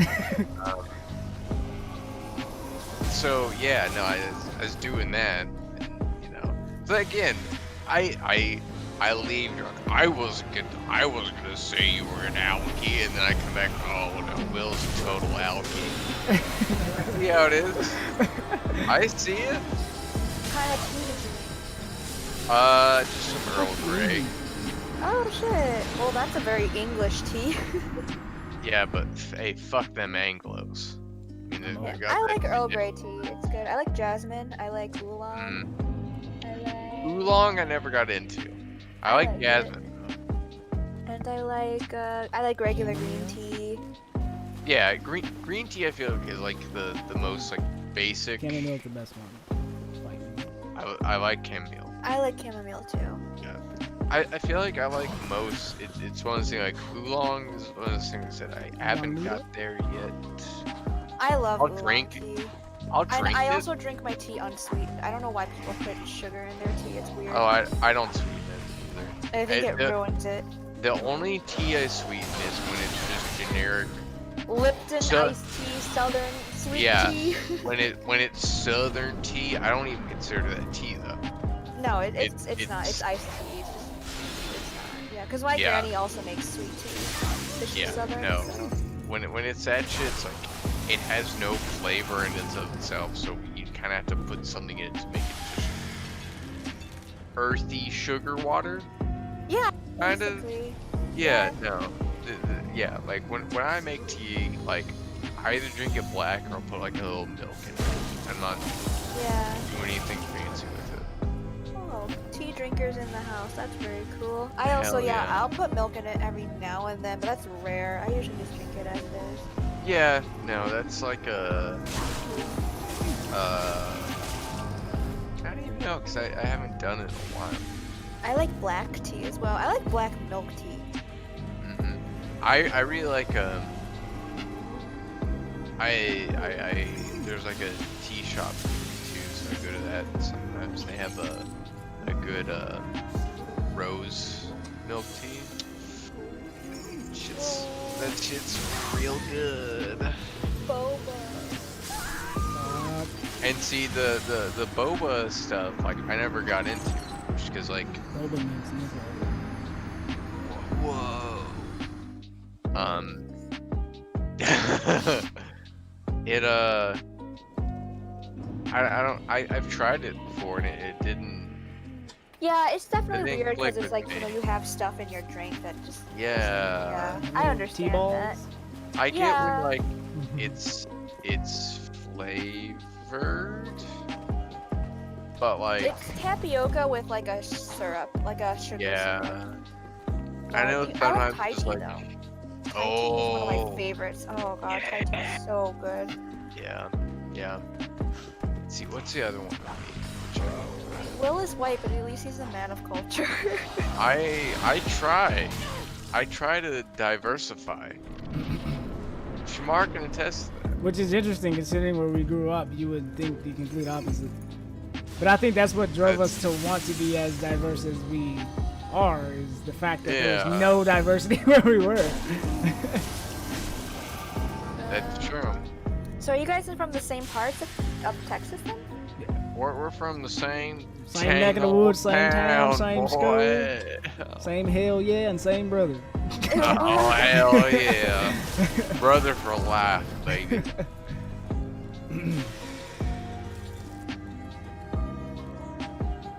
There's the unit. Gave Will his honorary black man card. He was my first. I've had a couple more since then, but he was my first honorary black man. It is truly like God, you have I don't want to say you earned it yet, but like the fact that you indulge in Korean culture, I say that's pretty cool. it's one of those things like I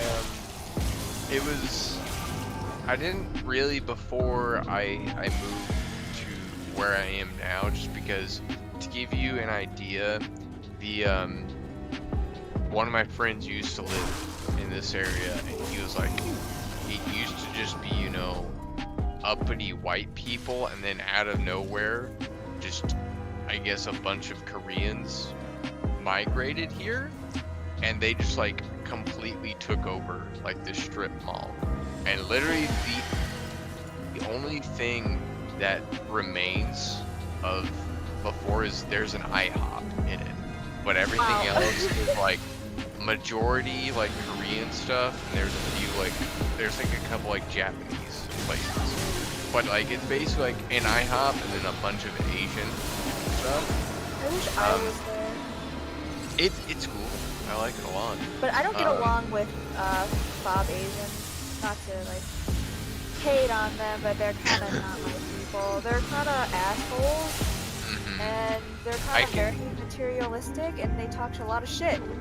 I can understand that because most of the Asians I've seen around here are always like you can tell they have a lot of money to piss away because they're all wearing Yeezys. Fuck. But yeah, like it's I've tried a lot of new things that I wouldn't have otherwise tried if I wasn't right here, because like literally the house I'm in is like 2 miles away from K-Town, but I used to live in an apartment that was maybe half a mile away. Like it was right there. Okay. So do you have any Korean friends? No. Oh. They tend to stay in their own clique. I didn't say I'm already not a super outgoing person. So I'm not out there just being like, hey, what's going on?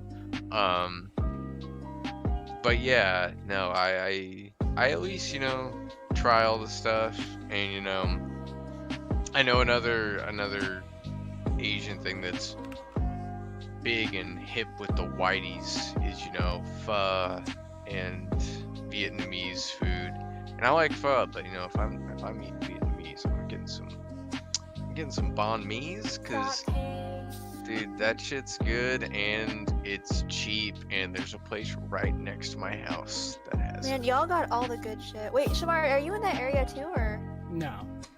Oh. I'm in a culturally diverse area, but not. It's diverse in that you'll be able to find Korean, Indian, Vietnamese, Mexican, American, barbecue, vegan, all kinds of stuff. But not in an area where it's like densely one thing or the other. Yeah.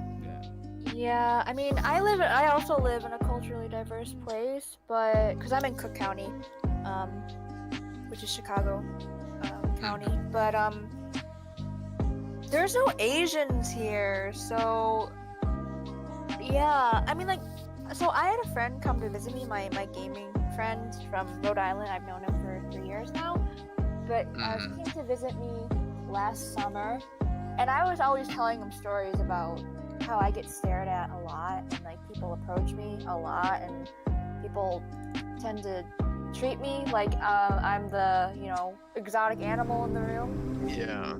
And he said that like he understood where I was coming from, but he thought that I was kind of, you know, exaggerating. But when he came to visit, literally that's all that happened. And like out of all the times that I had something wild happen to me, because it happens quite often, it's not like it happens to me. It happens to us, but we were at the mall, and we came from the Disney store because the little Kua kids were on sale. Okay. So we're walking out, I'm all happy because I got Kua, and so you know how if malls are echoey, right? Especially if you yell, it's echoey, right? Absolutely. Yeah. So I'm walking next to him, and like we're talking and shit, and this guy just screams, "Yo, you pretty, I like your hair." And then it was so fucking loud. It was so loud. And then everybody in the vicinity turned to look at who is this guy yelling at. And now everybody's fucking staring at me, and I literally felt like I wanted to die in that moment because everyone is staring at me, and I don't like unwanted attention. I don't like being the center of attention because I get really nervous and uncomfortable. And yeah, so and then like literally I was just like, and then we just kept walking, and my friend was like, "Bro, what the fuck?" We were like, he was laughing at me, but I was like really uncomfortable.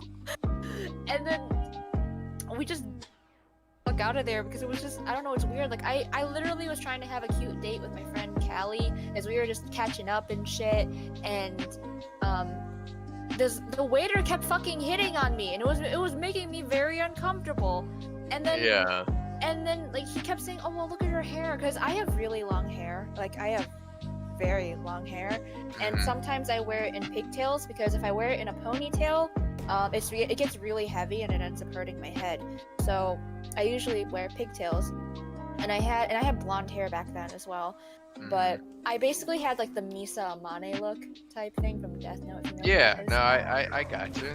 And the waiter just kept hitting on me, and my friend Callie was like staring at, because like he would interrupt our conversations, and she would just stare at him, and she was trying to like, she clearly saw that I was uncomfortable, so she tried to be like, "Oh well, what about me?" and stuff. But yeah, she's I love her, she's so funny. But he's like, "Yeah, but I mean, look at her hair." I'm like, "What about my hair?" You know? And then when we're done, and I told him at the time I was dating someone and I wasn't interested.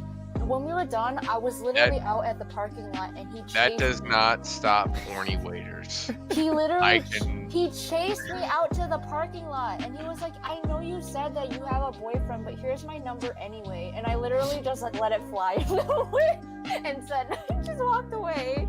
I was like, no.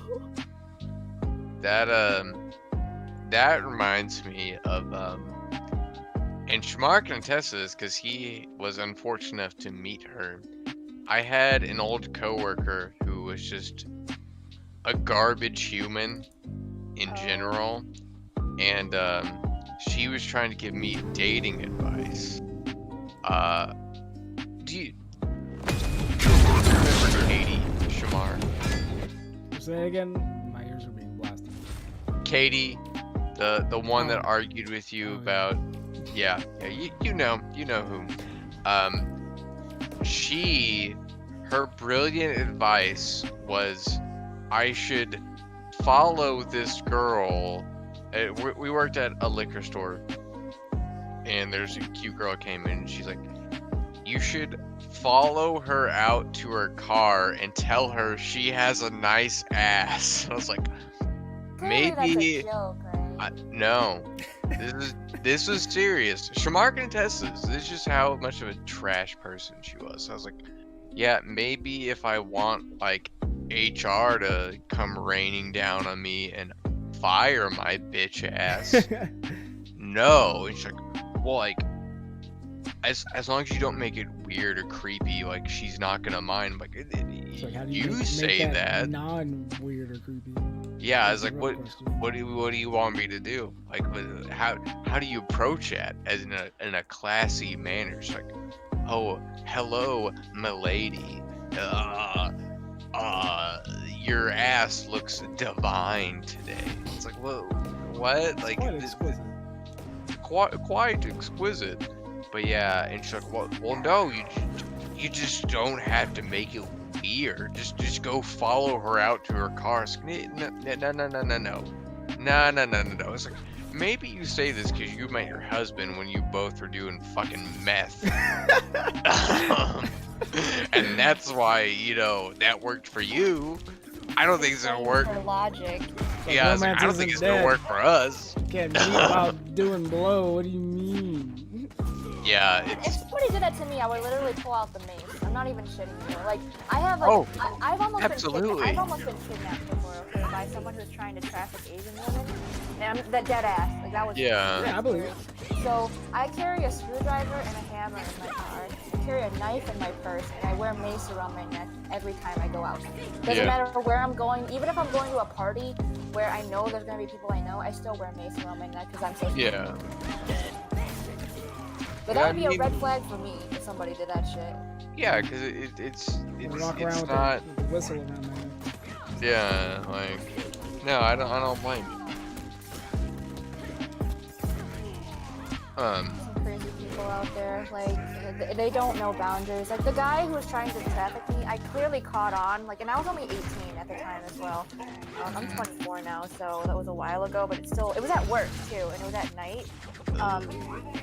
But he was following me around the store, and he kept asking me these personal questions, like if I lived in the area, how old I was, if I went to school in the area, like all these unnecessary personal questions. I couldn't hide my name from them because I had to wear a name tag. So after that, I always flipped my name tag over because I was just scared. Yeah. But and then like he asked if I had a boyfriend, and at the time I did, and he hugged me. He like pulled me in for a hug, and I was like, okay. And then he started to say like, are you interested in making a lot of money? No. And I was like, I don't know. I didn't know what to say. And then he's like, well, we like to, I quote, he said, we like to recruit Asian women to come work for us and stuff. And then he also went on this tangent. He's like, yeah, we also have foreign women as well, but we typically like to stick with Asian women. But we like to uplift Asian and other women of color to work. And I'm just like, and I was just like, oh, thank you for the offer, bye. And like he started following me because it was my time to clock out, and he literally was waiting for me outside the store and shit. And I got really fucking scared, so like I like ran back to my coworker and I was like, you have to walk me out because this guy is gonna fucking take me if I go out there, and I know he's gonna try to take me if I go out there right now. And he was, my manager got involved in shit. Well, not my manager, my supervisor got involved. He walked me out. I spent 30 minutes circling around my neighborhood because I was so fucking scared. Yeah. But yeah, it's just crazy. And now, like, anytime I leave anywhere, whether it's the mall or wherever it is, I always ask a security guard to walk me out if it's at night. And, Yeah. which kind of sucks. But it's just like, I'm so scared nowadays because it's just, and it literally, the only reason why all of this has happened to me, like old men approaching me and shit and saying inappropriate things to me, is literally because I'm Asian. That's it. Yeah. It must suck just being fetishized just for being you. Get this, like, they get this shit from porn, anime, and K-pop, that's it. Yeah, like it's yeah. And it's always the creepy old men. It's some guy's dad that's trying to hit on me. Absolutely, yeah. It's so gross. And it always happens at the fucking gas station. It's dumb. Yeah, no, I know, also people my age who try to do shit like that guy that yelled at me at the mall. and do unnecessary shit like that. Like it's why did I'm just like why are people like shitty. Yeah. Welcome to America. I'd say the only things I can think of that kind of reminds me of was I don't know if Brock told you about this, Shamar, but like a couple weeks ago, Emily and her roommates all stayed the night at our house because apparently they just had some dude, Like knock on the window or some shit. yeah, just staring in their window. I would have no Yeah. fucking way. No, and so he was just like, he just texted our group chat, like, look, I told them they could stay here because of this, and we were like, yeah, like, good, let them, like, what the fuck? Because at first, Did they find out who it was? I don't think so, because at first what I thought it was I read the text, and I thought it was like staring from like afar or something, of like watching the house. Yeah, no, either way, it's shitty. Don't get me wrong. I'm not like, oh, well, if it was, no, like, but I thought it was that, but he was like, no, it was like, he was apparently just at their window staring, and like, at first, Emily like turned around and thought that it was like a shadow or something, or I was like, oh no, that's a man standing there, watching me in my living room from my window. So fucking creepy. I would have. Yeah. Yeah. My brother has a gun. I don't know why he has a gun, but he has a gun for things like that. Because we have. There's always. It's weird because nobody goes this way near our house. Well, at least not us who live here. But there's like every winter, and I don't know if it happens all of the season. But there's been footprints outside my window that don't belong to anybody in this house. And I'm just like, I don't know whose these are, but just pretend that it's not a problem. Because my room is the coldest room in the house. So I actually have a tarp with a clear screen over it to keep it warmer in here. And I have black curtains and blinds, specifically for those reasons as well. Because yeah, I always feel kind of creeped out when I go out in general, just because everybody stares at me.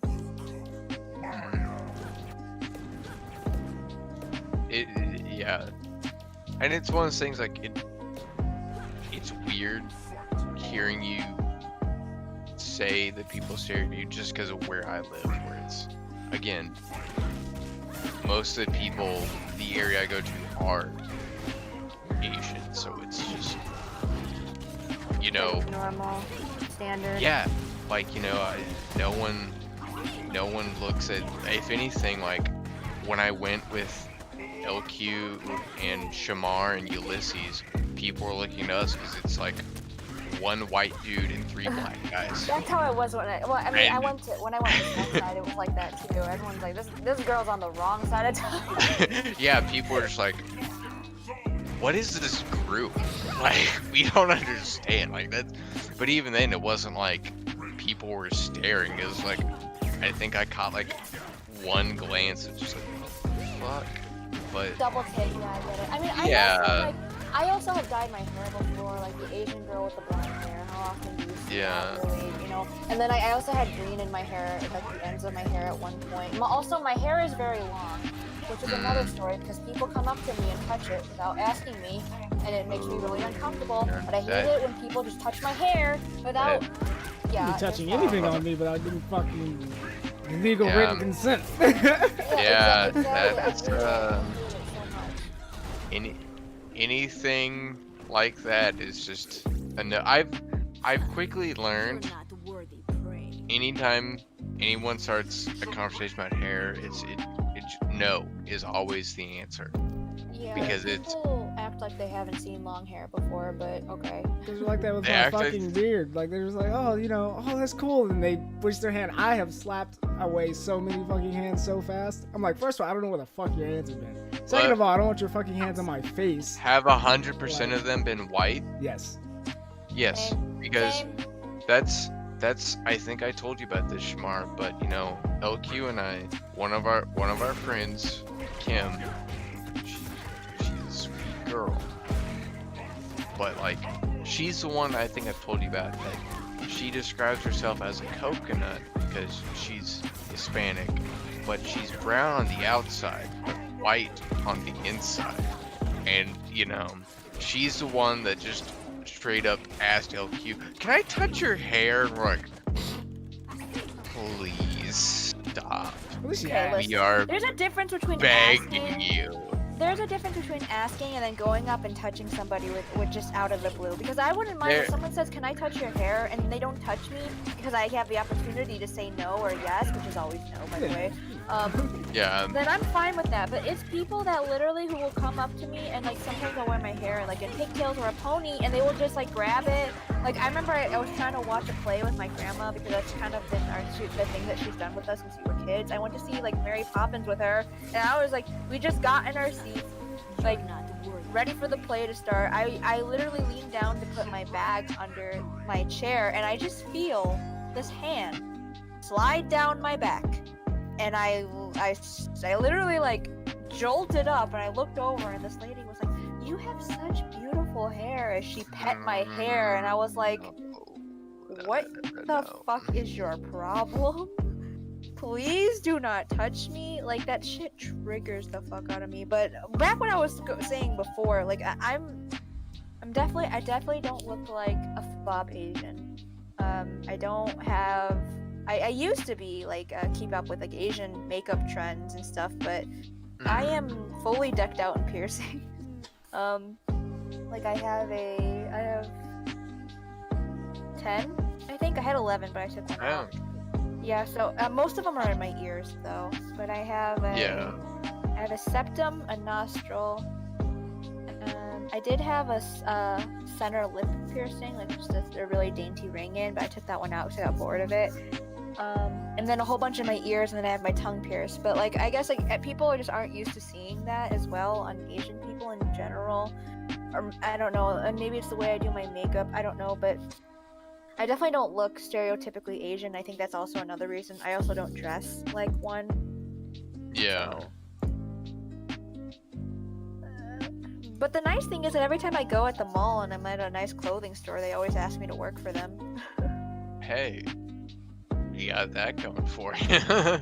Yeah, I was asked to be a stylist at this one boutique or whatever, and I was like, "Oh, yeah, thanks, I'll think about it." But I'm not working during COVID or when I was a full-time student, so.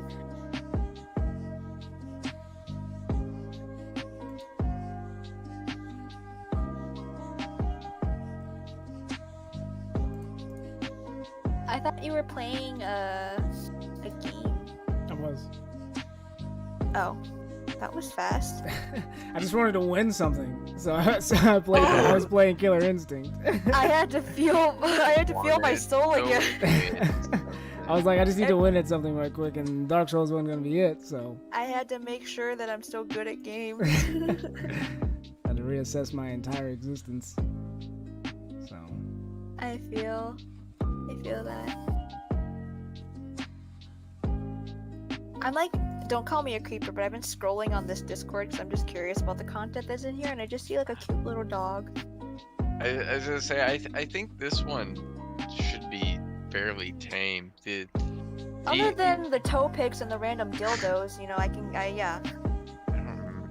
See, I had a Discord where one of my friends, there's two things he would do, and each time we were like, what are you fucking doing? Was the more tame of which they're both awful, but you know, one of them was he got to a point where he just kept sending us gifts of, I don't know where he got it from, somewhere on Reddit, which, you know, never a good sign, but he sent us gifts of dudes like fucking like motorcycles, basically by putting like a pocket pussy in the exhaust pipe. And it got to a point where I think I was like, okay, why? Like, what why? And he's like, well, it's funny. Like, the other three of us are like, how? Well, it's just funny. And we're just like, can you please not put this in here? Why would anybody think this is funny? Aw, look at you with your little friends. It is that, and then he would also post anytime. This is more just to throw us off when we were doing shit and like actively posting pictures. He would randomly post a picture of like a fucking micro dick he found. And we're like, You know, it's guys like that that find that type of shit funny that really have no pizzazz to their personality. I don't know him though. I could be wrong. yeah, no, I love the boy to death, but no, you're right. You're right. He's just a. Oh, I was scrolling up too, and I found a slanderous image of Taylor Swift. Yeah, I saw that too and just kept scrolling. I did find the picture of I think this is a graduation picture. Shame. Is this a graduation picture? I don't know. It looks like you have a robe on. Yeah, because you have a not NHS, fucking Yeah, it's NHS, right? National Honor Society. Yeah. Was this the one that has me in it with my shitty haircut? Oh no, but you look like my friend Mike. If that is you, with the beard. I don't think I had a beard in it. I think it's probably Ryan. I think it's Ryan, because I think at this point I was clean shaved. Because I looked like I'm 12 still. Yeah, and that would have been the graduation picture with me, Brock, you, and Ryan in it. Yeah. And Ryan. Because yeah, you wouldn't have had. Yeah, I know which one you're talking about. I look, yeah, I'm big. Yeah, he's the one in the Green Lantern. My shirt. God! You're so small. Which is interesting that you say that, because you. I mean Brock is like 6'5", I'm like 5'10", and then Ryan Connor's like 5'10" as well. So he looks a lot smaller than he actually is, but. I was gonna say, like, He's a late I've bloomer, been though. told I'm like average height. I don't know. Most of my life, I've been told I'm average height. It wasn't until I started working at Goody that people were like, you're so short. You're so hilariously short. I'm like, I've never been told this before. Well, you're short. Well, how tall are you? I don't know, because I've been told different things. You're because probably like 5'8" or something. That's like average. That's what I think. Or is it 5'9"? I don't know. I think 5'9", 5'10" is average American height. I think maybe. For a male. I think it's like 5'8" or 5'9", because TJ told me, he's like, Will, you and I are the same height, and I'm like 5'10", but I've told, they're like, no, that's not correct. And I'm like, I don't know, I haven't got my fucking height checked since I was in like middle school or some shit. So it's like, I don't fucking know. Again, this is one of those things, like, it's never been an issue until, I worked here and people are trying to clown me for it. I'm like, I'm not even mad. I'm just confused. Now she's perusing. Now she knows what we all look like. She's gonna plan a strategic I mean, I already knew what you looked like. Hey, Well, yeah. I was like, well, this is not really any guessing on my what I don't know. She doesn't know which one is you. What Halloween thing? There's a Halloween message that's literally like a mile long that has so many emojis, and it's talking about it's Cocktober. You know what that means? I didn't know if it was. I didn't think I posted here, but I had one Halloween where what I tried to do, because the khakis I wore for work, because where I put my phone, they like cut. They had like a hole in them, like pretty high up on my thigh, and as it got to the point where I was like, fuck it, like I need to get new ones. So I just, instead of just throwing them away or something, I cut them off. And so after that, I wanted to go to Halloween as is it Officer Dangle from Reno 911? Yeah. the one with the short shorts yeah. because He like does when- that ankle click or whatever. yeah, she knows. I wanted to go as him, especially because my friends were like, yeah, like this is back when I was getting like actual haircuts, and you know, for a while I only grew out my mustache. So I was looking the part. You know, I have a pair of shitty aviators that I wear in my car. So I was gonna go as him, but you know, no one had a no Halloween store near me at least had a police khaki get up that I could wear. So instead I went to a Halloween party as a sexy lumberjack where it was just me in a flannel with like 2 buttons done, those makeshift cutoffs, a pair of knockoff Timbs, and that was it. I didn't know if I posted that in chat or not, but going through, I don't think I did. Yeah, I don't think I did. Here, I'll post my picture since I exposed y'all, but I'm deleting them because I don't want random people to look at my face. Yeah, I feel you. You're good, man. I feel you. There's so many things with me having a younger sister that got older and developed breasts and shit that that I realized there's a lot of and it's unfortunate, but there's a lot of things you have to do to protect yourself from people that are just fucking predators, which is so stupid. Yeah. Because it's like, as a guy, and especially as shitty. a black guy, that a lot of people just find intimidating just because of that.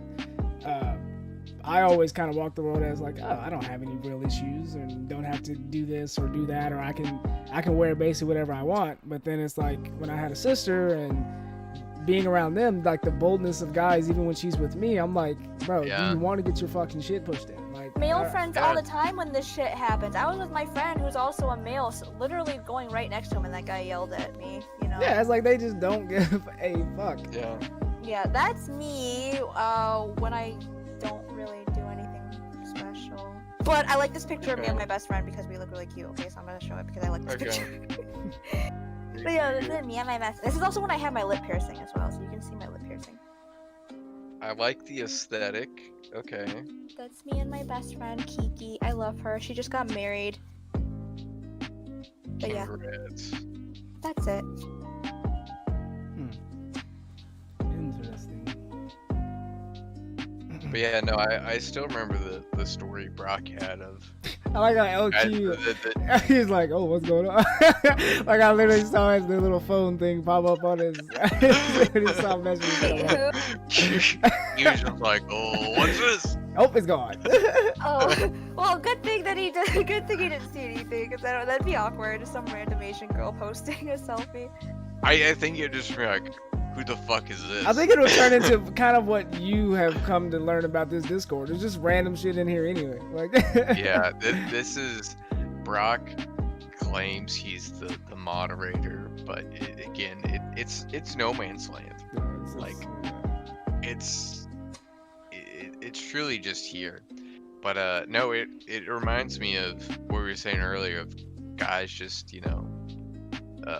being Especially horny. in the gaming community Dude, and the yeah, weed community. Hell yeah, there's a bunch of them. Especially the Dude. ones who got yellow fever. That's Yeah. why I'm careful about like posting my picture specifically, because I know that this community tends to fetish Asian women more than any other community. Them waifus. That's one of the things I hated in high school. We had like I think probably like 4 Asian people there, and I had a thing for one of them, and having a thing for one Asian girl, according to everyone who went to high school, is like, oh, you have a thing. So what are you talking about? No, like, I just liked her. Like, no, that's good. What? What do you? Okay. So I had to fight that for a while. It's like, no, like, I just like really pale white women. Like, this was like a fluke on this. But okay, tell me my taste, please. But no, the thing earlier you were saying reminded me of whenever Brock and his sister went to the Paris Denny's, and some dude was like really trying to hit on Mar when she was like 16 or something. Brock's like, hey, like, she's 16, like, back off. This dude is like 20 something. Well, like, well, why are you mad, man? It's, A, she's too young for you, and B, she's my sister. Well, like, why you gotta be weird about it? It's like, well, I think you're the one being weird about it, man. Like, what? Yeah. I get it a lot when I wear my hair in pigtails. That's the thing, and like I don't do that. I mean, for one, it's cute hairstyle. At that point, all you gotta do is get on some knee highs. Yeah. I have, but I don't wear the Asian schoolgirl getup. I wear like a baggy, cute hoodie, and then I put on like the socks and shit, and I put on some platform boots, and I feel cute, and I go out. That's it. You are weeb, that is weeb pornography, right? Yeah, in their eyes and in the flesh. All the neck beards are coming at you. You can't be doing that. I've been to an A-Con. You can't be doing that. That's dangerous. I wasn't even dressed in cosplay because I do go to conventions. If you want to see some cosplay, I will not post them in the Discord, but I will DM you guys if you want to see some cosplay. But I did cosplay, and I wasn't even in cosplay. I was just wearing a cute shirt with a skirt and socks and boots, and I had my hair in pigtails, and some old guy started pulling out his phone and filming me. And I wasn't even wearing cosplay. I was walking with my friends, and then I was just like, okay, this is wonderful. He was only there He probably thinks I'm somebody from some anime.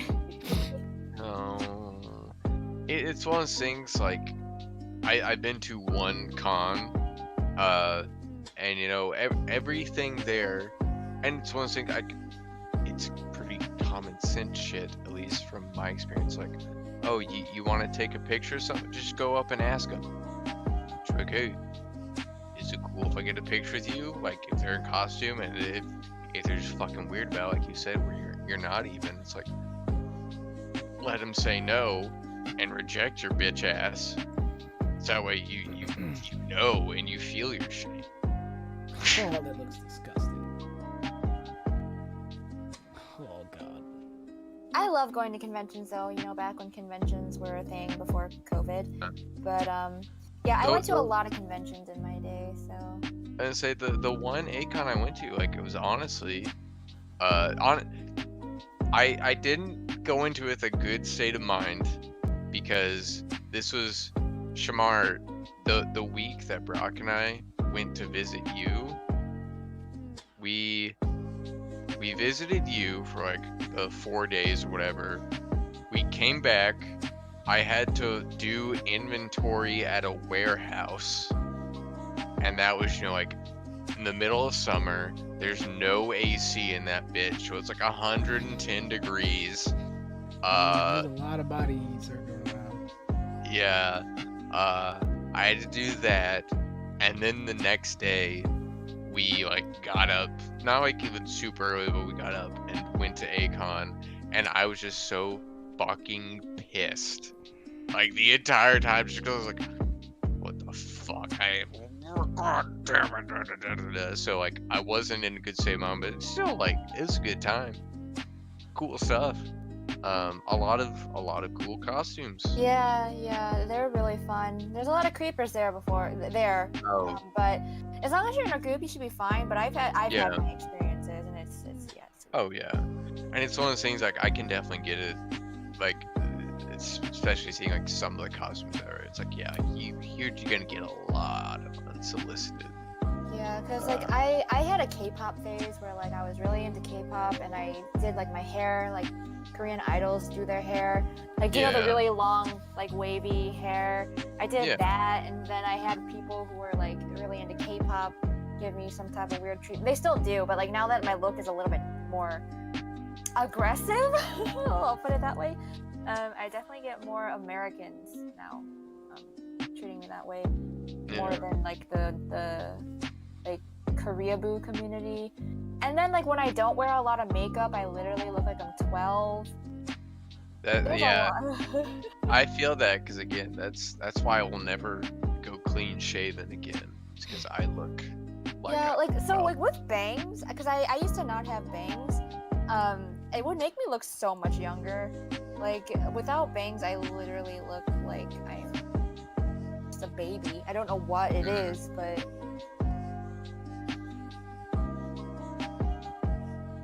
looking at old pictures of me, I'm just like, dang, things were so different back then. And then there's me with my blonde hair, which was a look. Okay, blonde hair was really fun, but my hair grows very fast, and yeah, it grew out pretty fast, and it's a lot of work to bleach black hair in general, especially Asian black hair, because it's very thick. So yeah. yeah, I sported all types of looks. Like there are people that actually didn't recognize me because the way that I changed in the face and with my hair and stuff. Because I also used to be like 50 pounds or 60 pounds heavier than I am now, and then I lost all that weight. So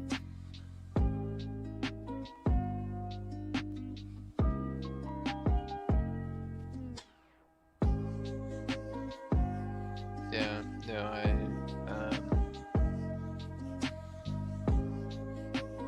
I had a thought there. What? Oh my god! If you couldn't tell by now, my ability to speak the English language is very lacking. is it your bedtime?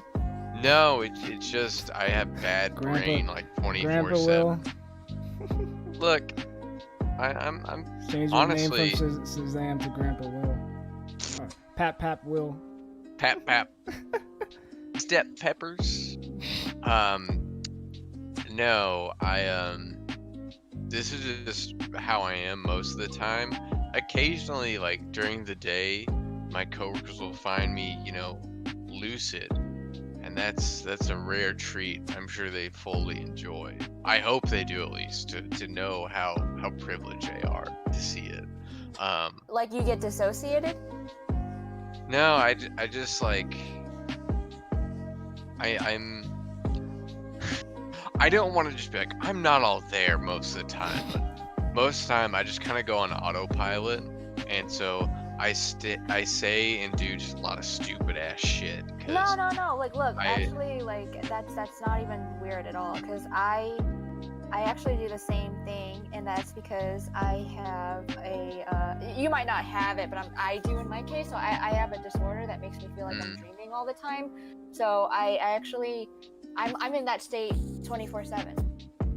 Yeah. But I've gotten used to it because I've dealt with it since I was a child. But yeah, I have a very chronic, severe case of this disorder. But yeah, I actually am not like 100% conscious all the time. So Shit. I feel you, word fam. Yeah, no. Because yeah, I understand how that is. Trust me, because it can get bad for me sometimes too. Sometimes I'm only hearing every other word. I can't seem to speak correctly. It's very difficult to speak sometimes. Some things don't seem real. Some things can look distorted. So I feel you.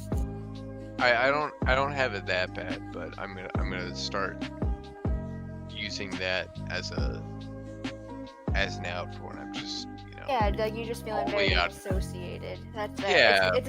It's called a depersonalization, derealization disorder. And derealization is when you kind of don't feel like things around you are real, and that your hand will go right through this object or something. And then depersonalization is when you it's almost like seeing yourself from a third person perspective in your head, and you're kind of watching every move that you're doing. Like you don't really identify with yourself. Like you can look at your hands. That's what I did a lot as a child when it first started to happen, was I would always look at my hands and I would be like, these are not my hands. Or I'd look at myself in the mirror and I'm like, that's not my face. So same thing with other people. Yeah, so I also deal with things like that. It's very interesting if you're interested in like neurology or neuropsychology. A lot of people in neurology like to ask me about it. So yeah. Oh. But but yeah, it's almost 1 a.m. So that's my cue to start drinking. Turn up. And because I don't know, 12 to 1 a.m. is like my time. Cheers, brother. I'll drink that. What? You guys talked at the same time. I said, cheers, bro. I'll drink to that. Sure. I got mango New Amsterdam, which is fucking disgusting, but that's all they had. So. Hey. Again, New Am is at least, you know, drinkable. Yeah, it's pretty smooth. I can drink it out of the bottle fine. I mean, that's how I always drink vodka in general because Yeah. I don't drink pop. Good thing that guy, I forgot his name, he's not here to get triggered, but I hate chaser with my alcohol. I usually just drink it straight up, and I don't want to cause dishes in my room, so I'm just like, I'll just drink it out of the bottle. It's very unclassy, but it's mine, so no one else is drinking it. Dude, I think it's far classier, actually. Like, what is class really but a social construct anyway? I don't know, but when I tell people I just drink straight up out of the bottle, they're just like, damn. Yeah, I don't no, wanna dirty a cup unnecessarily. There's I'm drinking a Svedka bottle. You know what? Fuck it. I'm taking a shot, even though I'm semi-studying. Fuck I it. was gonna say, I feel like that's a connotation when you're like, oh, drink straight at the bottle. It's like, man, I'm. Fuck it. I have anything. Oh, that's to very Yeah. how alcoholic of you. Yeah, it's like, man, fuck it. Let's get the study session done right. Ugh. Hell yeah, I'll take We're a all poll. taking shots. Woo. It's Friday night for us, pretty much. For me, Hey. at least. But I only got to do one thing, and I'm done tomorrow with all my work. So. Yeah, I was gonna say, I gotta go get my car registered and help my dad move some fucking Oh plywood. God, are you Test drinking that that lemonade. pink? Are you drinking that pink lemonade, Svedka? Strawberry lemonade. God, I tried that. I tried to like branch off to new vodkas, and that was one of them I picked. It's fucking nasty. I hated it. I don't like sweet vodkas. All about that sweet vodka. I As don't. I dude. can't. It's made Like my, I don't know how made people. my tummy I don't know warm. how people drink. What's it called? That cinnamon one, Fireball. Ugh. Boop, boop, boop, Oh, boop, that- boop, no, boop. that's the thing I would cinnamon only take shots of when I was whiskey. like in high school. I did love when I was at my old store the other day. Dorothea tried to find me. She's like, they got Fireball Advent calendars, and it's one of those things like what. Day or what? Everything is Fireball, so you know there's nothing new. It's like, oh, today you get fire, tomorrow you get fire, every day is Fireball, and we're like, Chris and I are like, oh, you know, all like the college white girls love this, and she tried to be like, Dang, it's so college. sweet. She tried to be like, college white girls do not drink Fireball, and we're like, what the fuck are you talking about? Well, my daughter's at college. She does. She's like, Chris, like, your daughter's fucking weird. First of all, secondly, everyone else. I'm like, Dorothea, like, I literally went to college bars, pre-COVID, I'm still hanging out, east side and stuff, and occasionally, God forbid, if I'm Terrence and I are out on the prowl getting fucked up for cheap, we're going to Fry Street. We're hating ourselves, but we're going to Fry Street. And that every college girl there is just ripping shots of Fireball. She's like, well, no. It's like, no, this is most definitely what they do. I just think back again to Brock's sister. She sent me a picture of her sipping Fireball from a wine glass. Classy. I was like, this is the most cursed thing I can think of. Yeah, I was never a fan of Fireball. I hate sweet alcohols, like the vanilla Jack Daniels. Or is it vanilla? I don't remember. It's honey. It's honey. So disgusting. See So that disgusting. one, my friend and I think this is gonna go more into Schmar trying to pin me as an alcoholic. I think I've already done that. So what?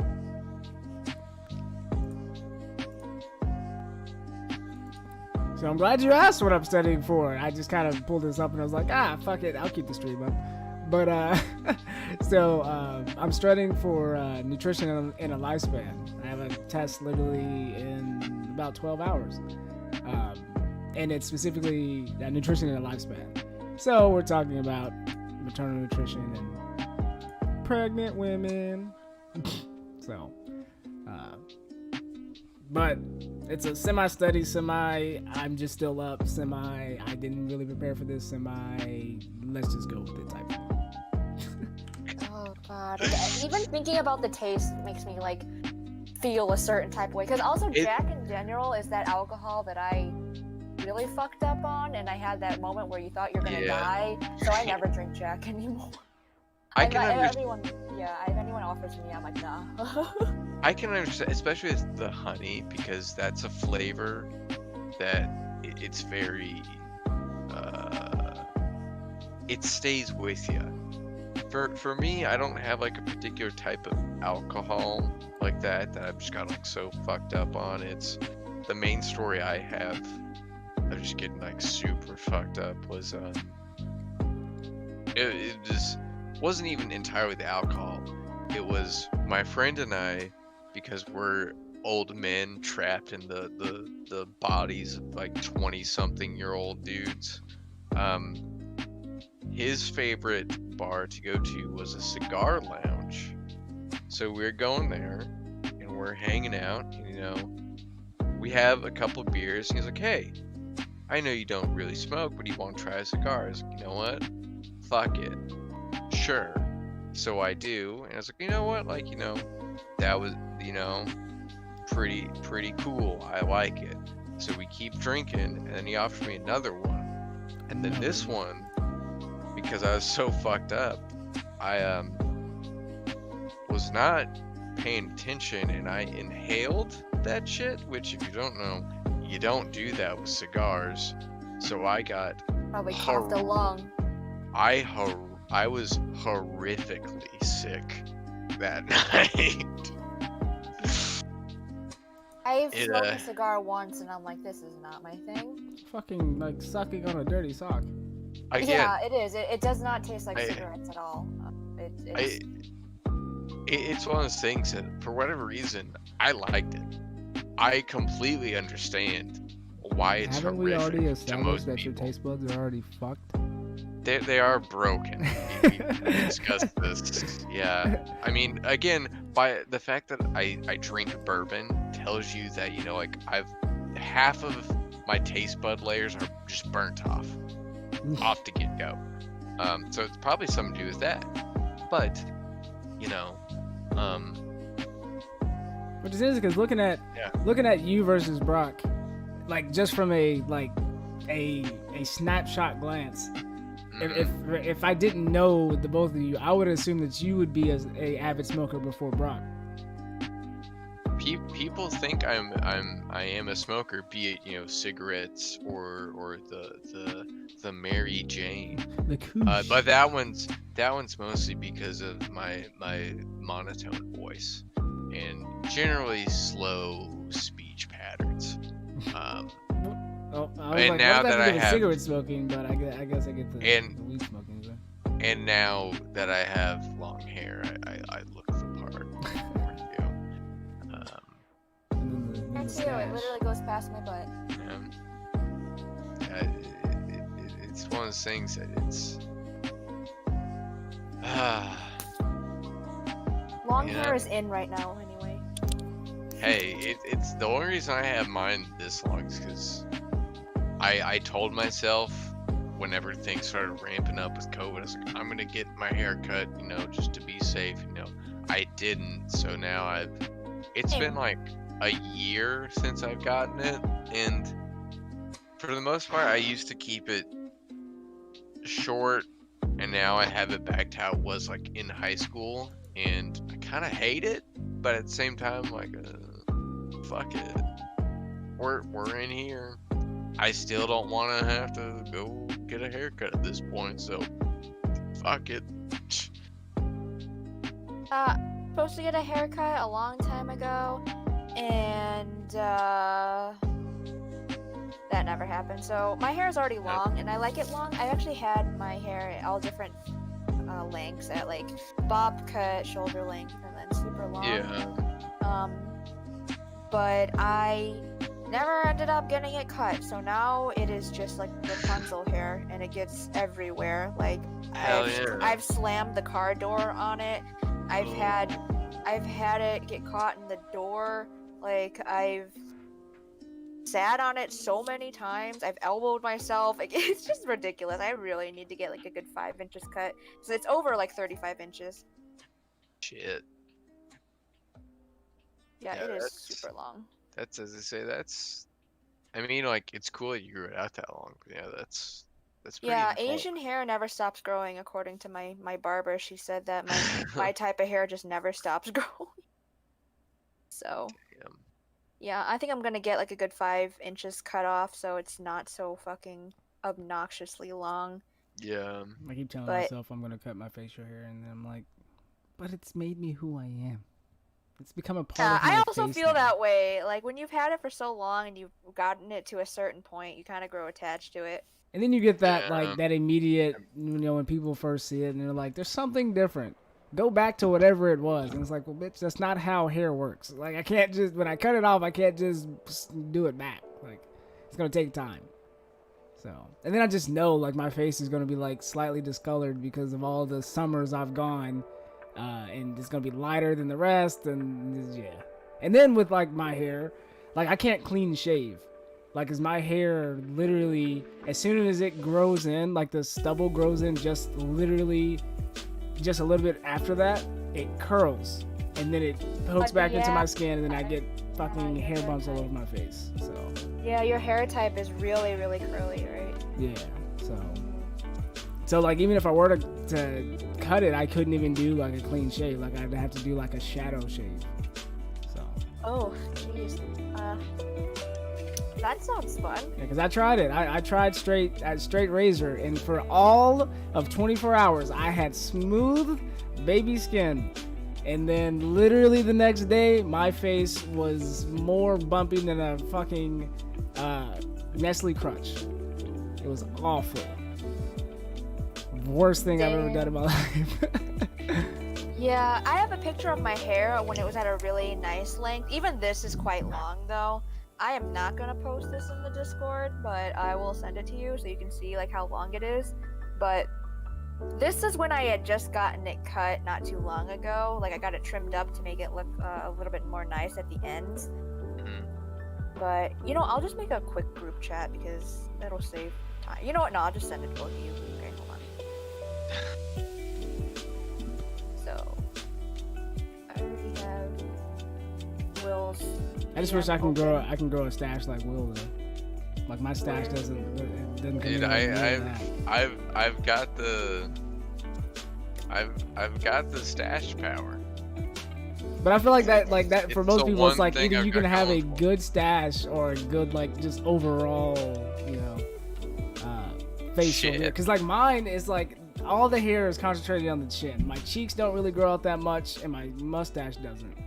But my chin does. And with my brother, it's like he has the cheek, but his stash is still kind of thin too. Mm-hmm. Yeah, and this was taken last year. Jesus. Yeah, so it's a lot longer now, and it needs to be cut.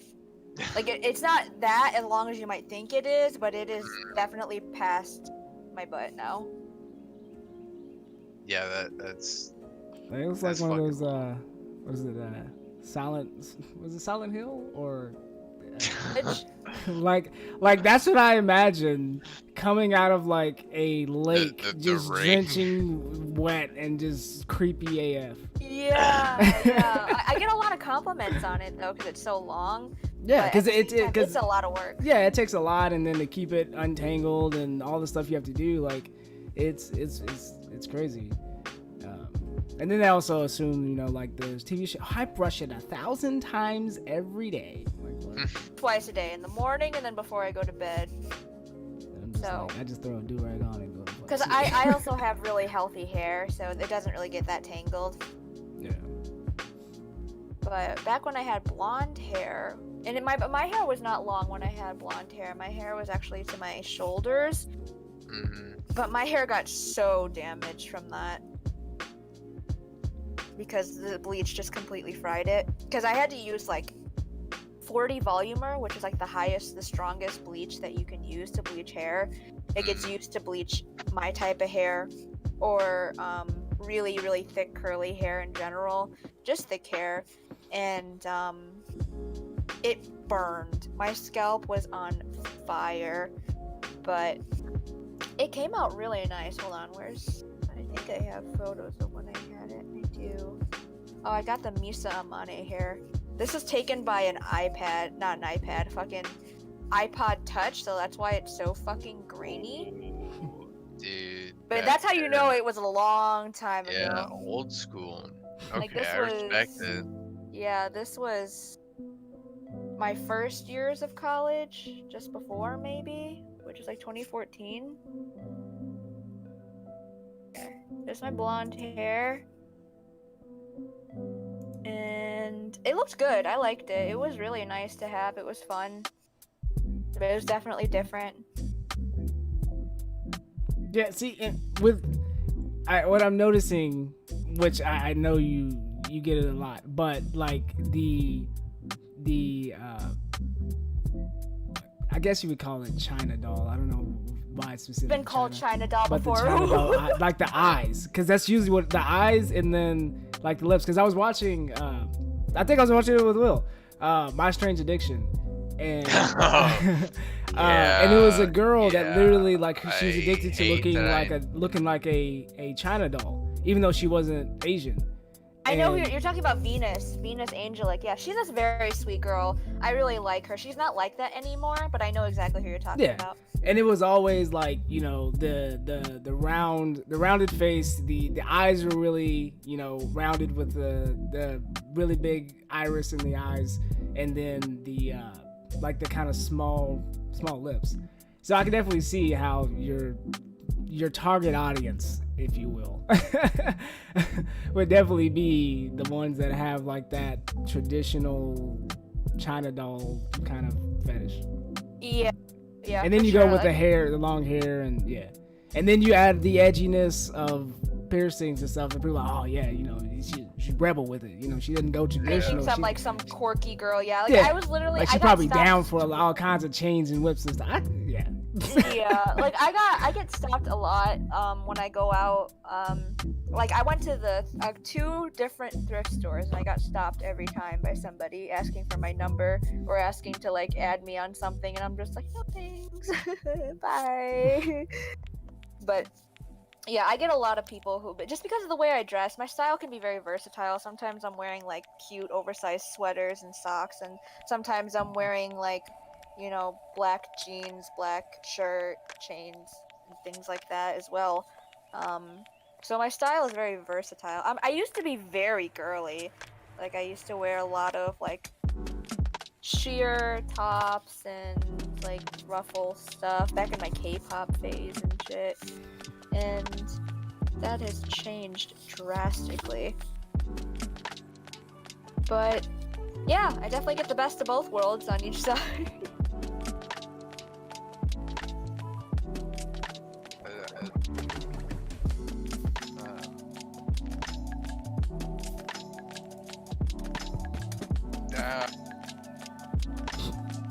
I had another attack, sorry. Again, I haven't even been drinking that much tonight, so it's this is just how my brain works. I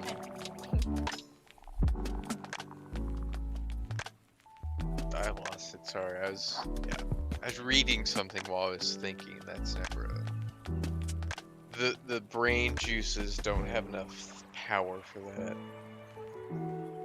We were talking about what the fuck were we oh, the China doll thing. Yeah, I think My it's Strange something Addiction. to do with that. 'Cause I know.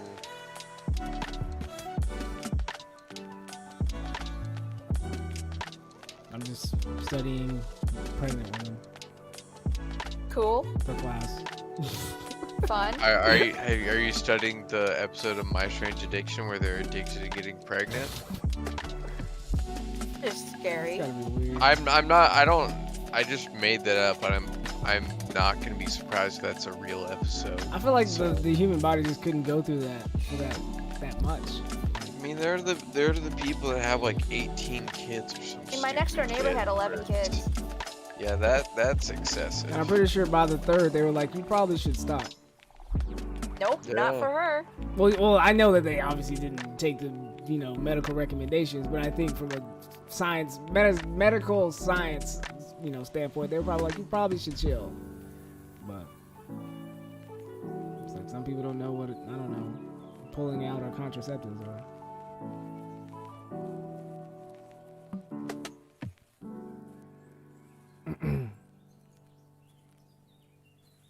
But yeah, I need to do something with my hair. My hair looks like shit. I need some- Dang. Yeah. My hair be looking like a mess too. Because I had dreads and then I took them down, so. Oh, now that's it's- cool. Now it's all fucked. I can imagine what you'd look like with dreads. I have a picture in the chat. Yeah, I was gonna say it's in there. I Type of just look. with my hair the way it is, I'm leaning further into my hipster aesthetic, which has always worked okay for me. But my hairline just doesn't support it. Oh, yeah, it looks so good. I like your is that a do-rag headband? Headband. Rocking that Kakashi style hair.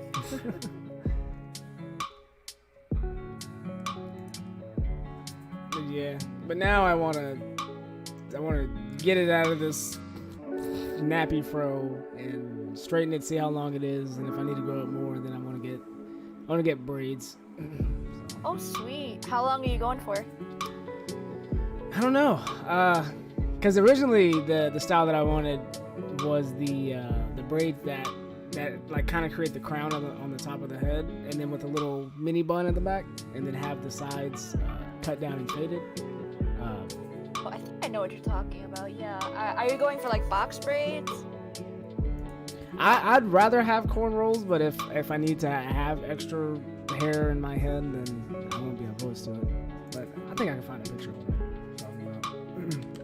Because my friend gets her hair braided sometimes too, and she got dreads once, she got box braids once, she's gotten all the hairstyles. She has so many wigs, like So she's kind of always in style. like this.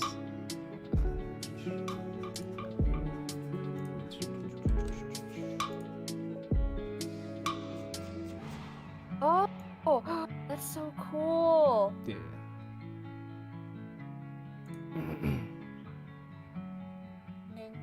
That looks like a lot of work too. Yeah, Yeah. so that's the main thing. Imagine you sitting there for like 5 hours.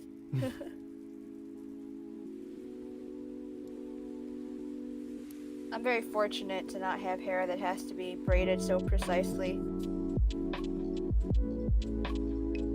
Yeah, I just think the design is kind of cool. Yeah, it definitely looks really, really nice. Like, the artistry in this, though, like, it's so even. I could never do that. Yeah, like the symmetry is what really gets Yeah. me. Like, and then there's even more exotic types than that. But I'm not trying to sit in a chair for. I've seen the 17 hours. twisty types. I've seen the box braid. The box braid, oh my god, that takes a long time. Yeah, that's what my sister gets to, cause she decided, as soon as she got out of the house, she wanted to cut all her hair off, and as a show of, I don't know, being a rebel, I guess, cause when she was in the house, my mother was like, "It's your hair on your head, but it's my hair, so you don't touch it." So she always had like long hair and braids and stuff like that. And so when she got out on her own, the first thing she did after kind of professing that she was gay was she cut her hair.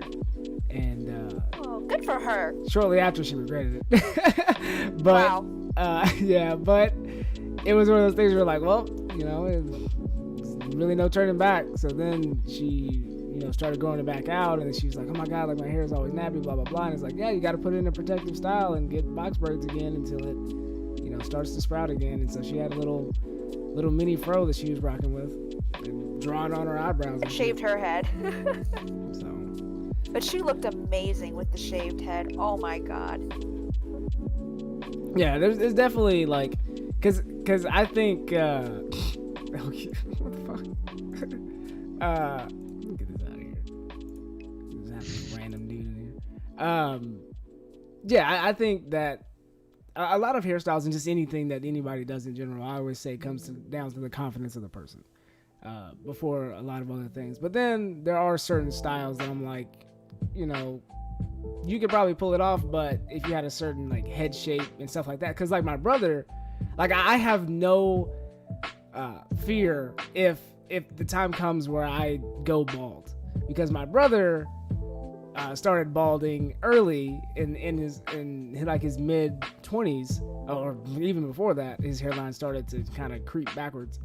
But it was always the thing. It was like, well, we didn't know we didn't know both sides of the family, as far as like uncles and our dad and stuff like that. We weren't either around them enough, or they weren't alive long enough to know what they would look like if they went bald. So my brother was literally like kind of the guinea pig for it. And he told me one day, he's like, bro, I'm going to trust you with the greatest decision of my life. He was like, you need to tell me when it's time for me to go bald. And I was like, bro, I got you. Like, I got you. I will definitely let you know. So, but he's like, I expect the same treatment. And he's like 6 foot. He's like 6'1". So for most people, like, they don't really see the top of his head. And I remember it was his 24th birthday.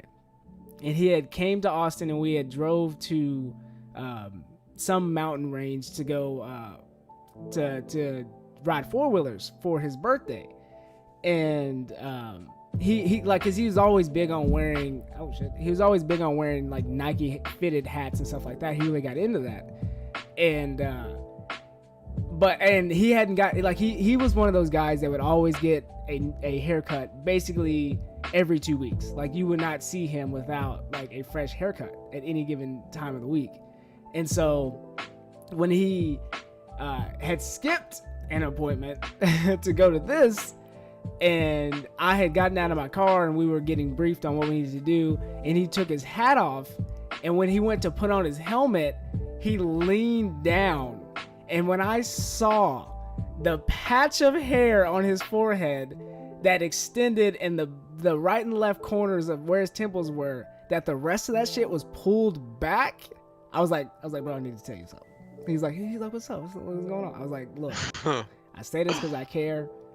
I was like, but you gotta cut that shit off. And he was like, what you talking about? I was like, it's time. He was like, you playing? I was like, bro, if I ain't never been serious a day in my life, now is the time. I was like, I don't understand why other people have seen you like this. I was like, you look like you have the mange. I was like, you need to cut that off as soon as possible. And he was like, all right, bro. Like, he was like, all right. So fast forward another week, he's like, I'm gonna do it. He's like, and I'm not even gonna go to the barber. He's like, I bought the scalping clippers and all this stuff. He's like, I'm gonna do it myself, blah blah blah. He's like, wish me luck. Like he's like, we finna do this. And I was like, all right, but before you do this, make sure you grow out your beard a little bit. I was like, you can probably get away with another couple of weeks, give your beard a little bit of time, you know, like trim it up and everything like that, and then cut it off. And so he was like, all right, I'll do that. And so fast forward like 2 more weeks, he sends me a picture of his head shaved. And he was like, bro, what do you think? And I was like, I can't. I was like, I don't need to text you. We have to FaceTime. I was like, I need to see it real time. Like the picture, I need to see all the angles. I was like, because I don't know if you got like dips in your head, or if you got like, you know, some kind of weird thing going on in the crown. I was like, I need like, you know, real time. And so he FaceTimed me, and I saw him. I was like, you know what, bro? Fuck you. And he's like, what's going on? I was like, it's bullshit. I was like,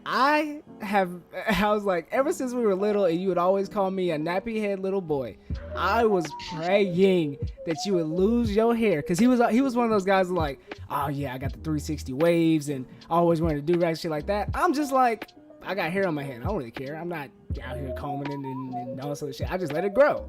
And so when he started going bald, I was like, yeah, bro, that's what you fucking get. Always fetishizing about your hair and having waves and all that brushing. I was like, see, my hair stayed because the follicles got strong because of the naps. I was like, the nappiness is what actually kept my hair.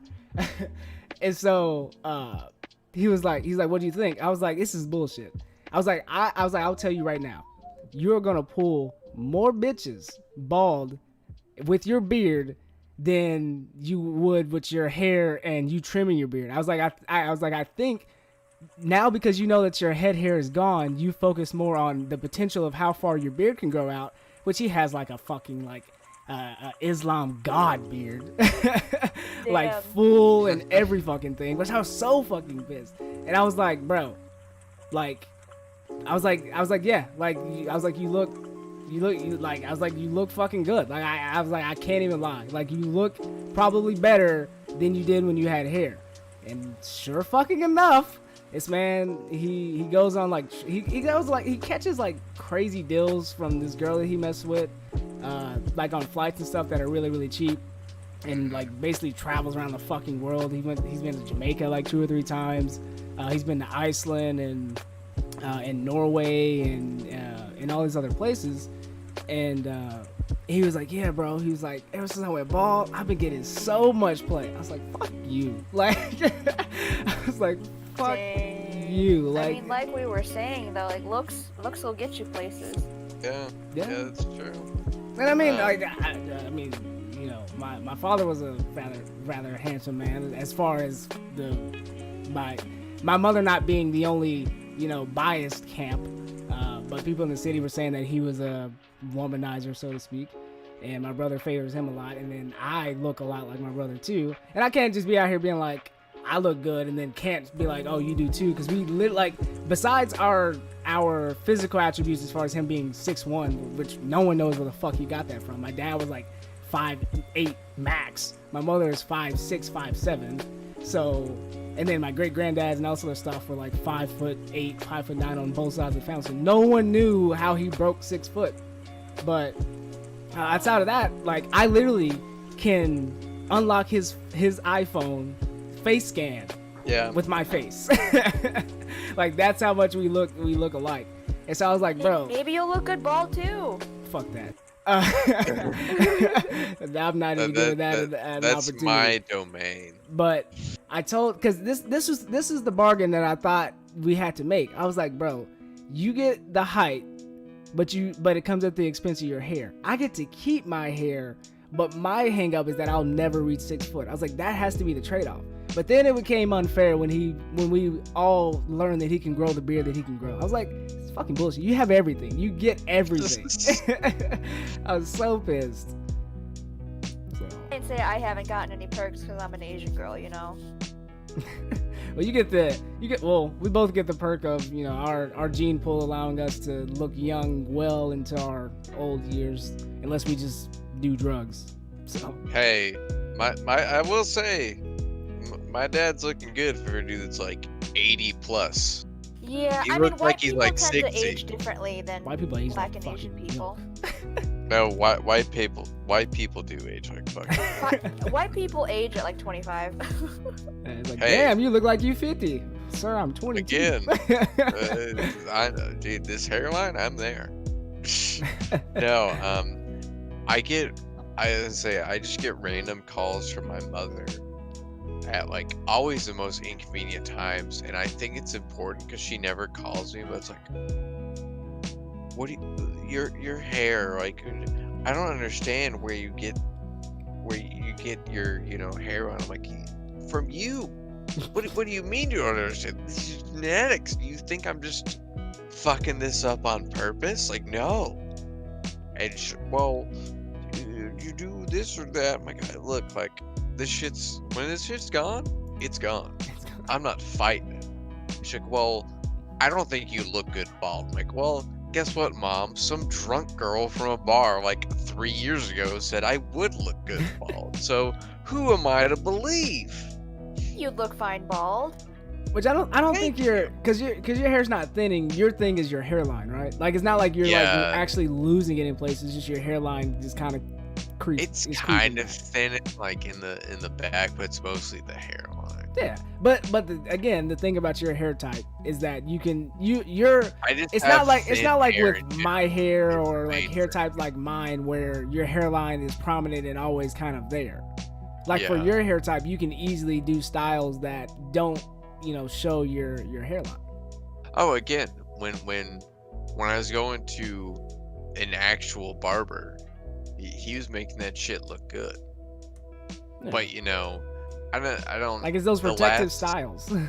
Yeah, Like Trump. he knew what to do. Do the good old But- comb over.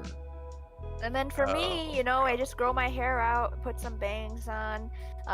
If I don't have bangs, my hairline is completely normal and fine. Mhm. But yeah, if anything did happen, I can just get bangs if I really wanted to. But I've never, that again, it's because of my ethnicity and my genes. But I've never had issues with hair thinning or, which some Asian people do. But my I've hair seen has it. always just been very thick, and you can see it in like the photos how thick it is and stuff. So I'm very lucky. How tall are you? 5'4". Oh yeah, see, you just got all the makings of just this little petite waifu you can stick in your pocket. God. Yeah, well, look at what I look like without makeup, bro. And like you can see, like the forehead. The forehead is what makes me look like I'm 12. Oops. Alright,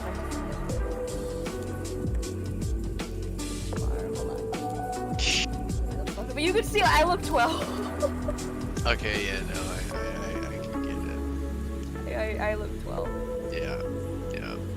Again, I look pretty fucking young if I don't shave, so I feel you. And again, without the bangs just take away Yeah. 5 years. Yeah. See now I feel it's only necessary, and I don't think she'd be pissed that I did this. Actually, she'll probably like that I chose a less recent picture because she's gotten kind of chunky since then. But now I gotta show you our mutual Vietnamese Asian friend where I learned all of my Asian culture from. Yeah. Let me pull up the old eye fizzle.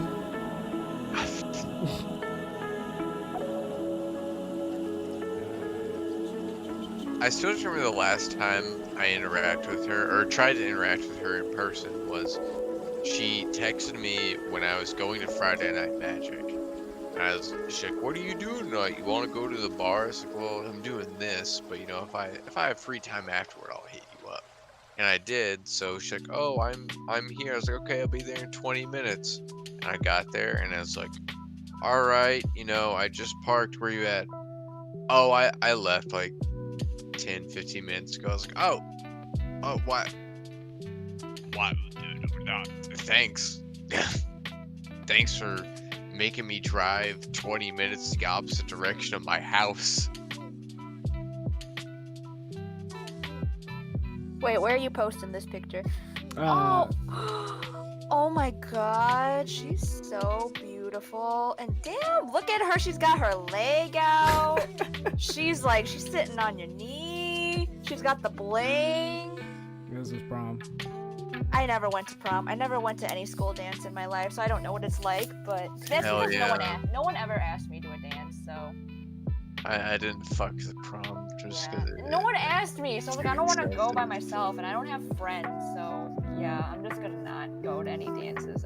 I was convinced that nobody liked me in school or thought that I was hideous. Hey, I feel you. Yeah, it wasn't until I got older that I started getting more attention about my looks. I think just back then in high school, nobody wanted to ask the Asian girl, because, Yep. But dang, she's gorgeous. I love that dress too. I wouldn't wear it personally myself, but on her it looks amazing. Was she your date? Yep. Damn. You had a real nice date. Lucky you. I wouldn't care if I went with a girl or a guy, just as long as I can go with somebody. If I had a cool, hot girl to go with, I'm fine with that too. But I didn't, so sad. I was about to say, I don't socialize with people, so. Same. I didn't really socialize in high school either. Yeah. There's no way a guy like me in high school. There was no way people were gonna let me not go to prom. was the thing. Like, Yeah, that's also true. Because I always enjoyed being the center of attention because of my race and just me being me. Like it was just expected that I would attend stuff like this.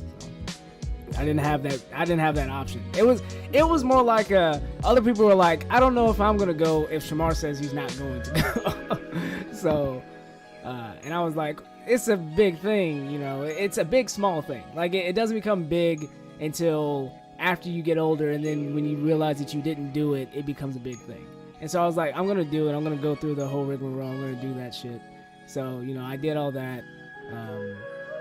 Fun fact too, I was nominated for a homecoming team. So that tells you kind of how popular I was. It was just because I was into almost everything. I was in band, I was in athletics, teachers fuck with me. You're also a people person, though. Yeah, like people like teachers fuck with me, the principals, the superintendent fuck with me. Like I was in every group in the cafeteria, from the weirdos that would play Pokemon and Yu-Gi-Oh and shit, all the way to the jocks. So it was like I really had a reach between all kind of walks of life.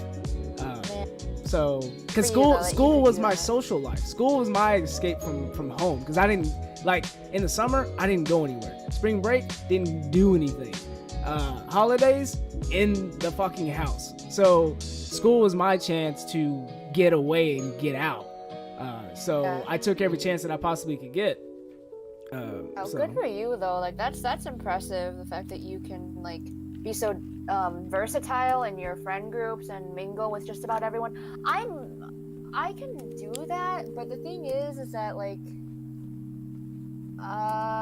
back then in high school, I could converse with people, but I think I've had a lot of people tell me that they're intimidated by me when they first meet me, or they think that I'm a bitch or that I don't like them, and it could be because I have resting bitch face. It could be a lot of things, that I'm an Asian girl, whatever it is, but a lot of people didn't want to fuck with me, and that's probably why nobody ever asked me to a dance ever. That, or I was just hideous in that group of people, I guess, or something. I don't know, but I never really got attention that much. Not that I minded, because I hate being the center of attention. I would rather be away from the crowd and away from, a whole bunch of people, calling attention to me, because I get really nervous and uncomfortable and I don't know how to act. And so in high school I was the kid, I was friends with some teachers, like my nerdy biology teacher. He would always let me feed his fish and stuff, and he was really cool. But other than that, I didn't really have many friends. I wasn't in any clubs. I didn't go to any school meetings or sports or anything. I did play softball for 9 years. I was a pitcher, but that wasn't at school. It was for my local softball team and stuff. And that's about it. And even in softball, I was always benched because all the moms wanted to have their pretty white daughters and her white friends, play, and they're all friends with each other and really popular and shit. And then there was me, so I've always been the underdog. Yeah, I was in student council, beta club, National Honor Society, VP of my senior class, all that stat stuffer bullshit. I was that, and it was actually ironic. The reason why I didn't want to go for presidency, and I went for vice presidency, is because at our school the vice president was the one that's supposed to get everybody together for school reunions and shit like that. And I was like, we're not doing that. I don't want to see these motherfuckers after high school. And to this day, we have not had a high school reunion. So. Yeah, I don't think I'd ever go to a high school reunion. I wasn't a part of high school, Fuck no. socially. I was awkward. I was always the person, having fun in photo class and drawing, and I liked anime and, all that shit. And I mean, I did have one guy say that he liked me in high school. I just wasn't really into him. I wasn't really into dating in high school in general, so I turned it down. Well, actually, I had 2 guys that I know of, at least, that were into me. But that's it.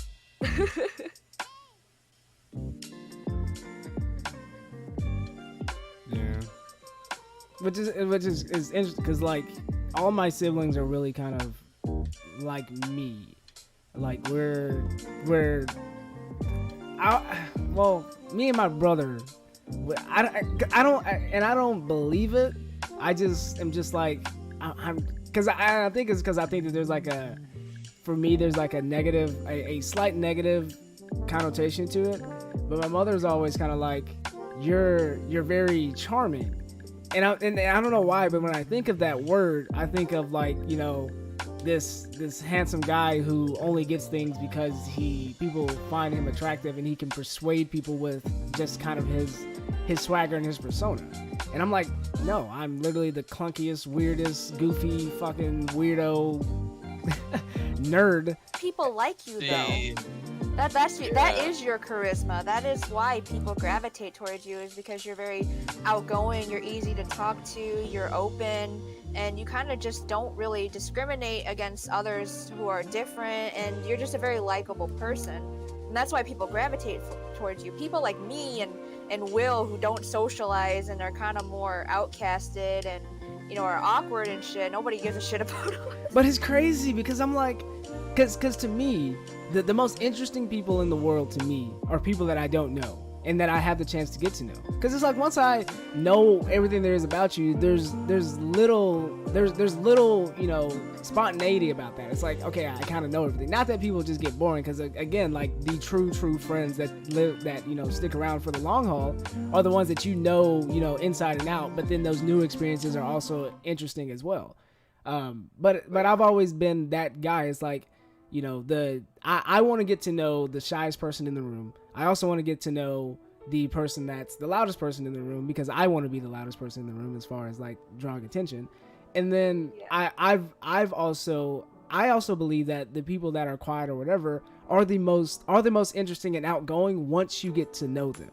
Like, and that's the thing. Like, you have to figure out what medium they're most comfortable in and use that to your advantage in order to get them to open up and show just how fascinating they are. Like for you, for instance, like there's a lot behind everything else that you say is the reason why people are, you know, adverse to put in the work in order to break down that first, you know, line of defense that they think that you have.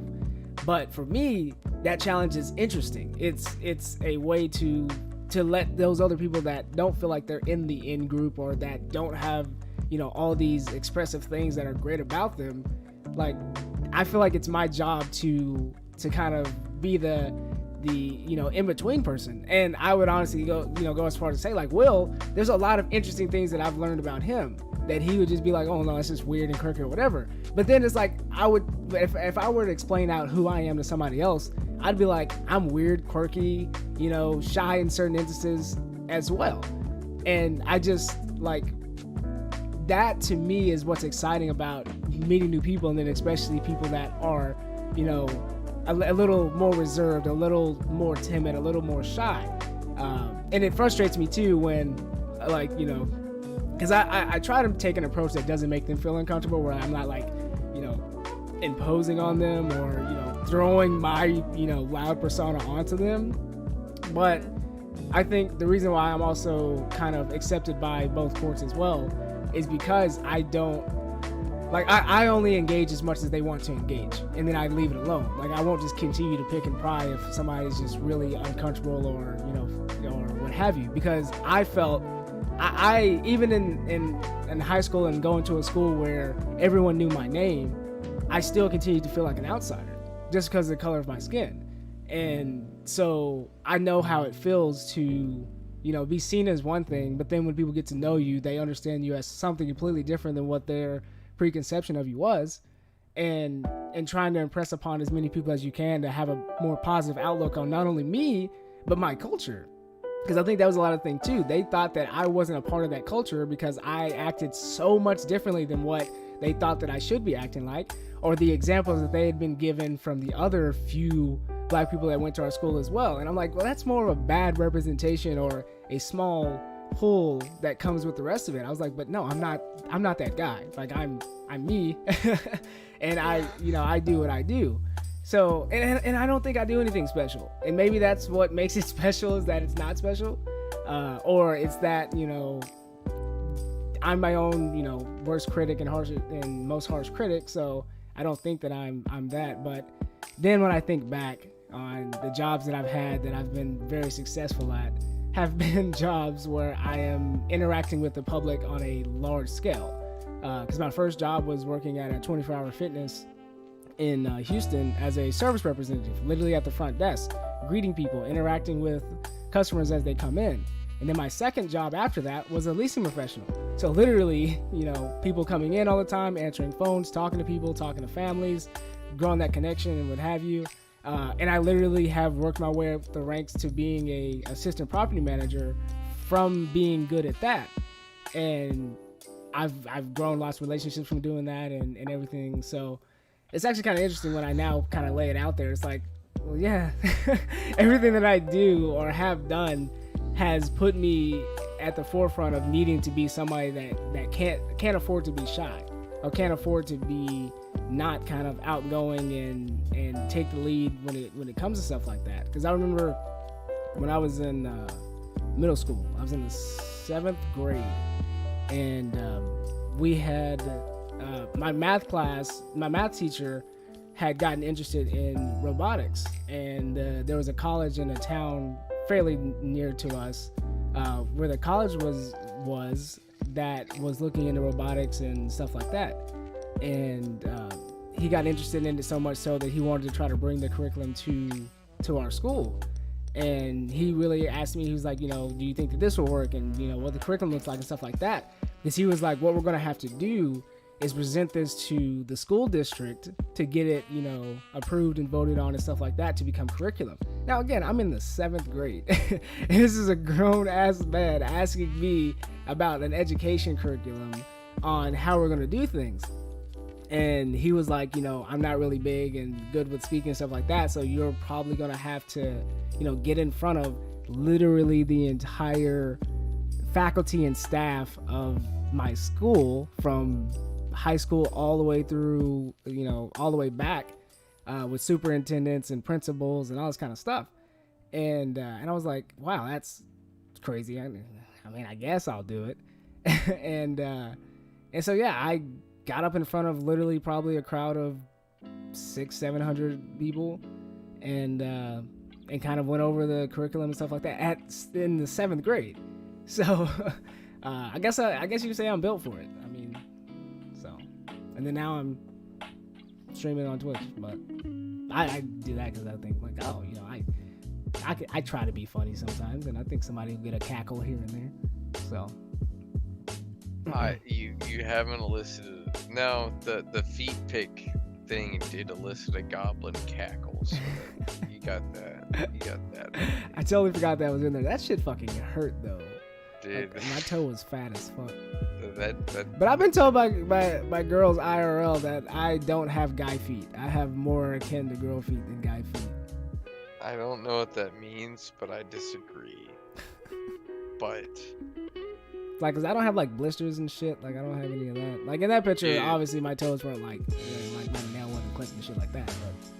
But overall, for being an athlete and everything like that, and band and all other shit, like I don't have fucked up toes. Bro, like, my mother and sister have pterodactyl feet. Like, it's awful. Like, they're big. Like my sister, every pair of socks she has ever had, her big toe always pokes out the front.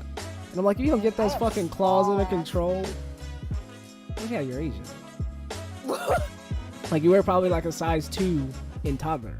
Like, no, I wear a size 6 in women's and a 4 in men's. I'll have you know. Do they even have a 4 in men? Like, that doesn't even sound like boys, it's a thing. A 4 in boys. Okay, I was like, I don't think they have a 4 in men. I can wear it, yeah. Okay, but look, listen, children's shoes are cheaper than adult shoes, so yeah, it's a win-win. But yeah, my feet are really fucking tiny, and they're really arched too. I have like Barbie feet. It's funny. But yeah, they're small, just like my hands. My hands are also small. I have small hands. I was gonna say, apparently, I think I have like overall small hands, but apparently I have like spider fingers that are like too long for them. To me, You got those Evelyn fingers. Yeah, I fucking guess.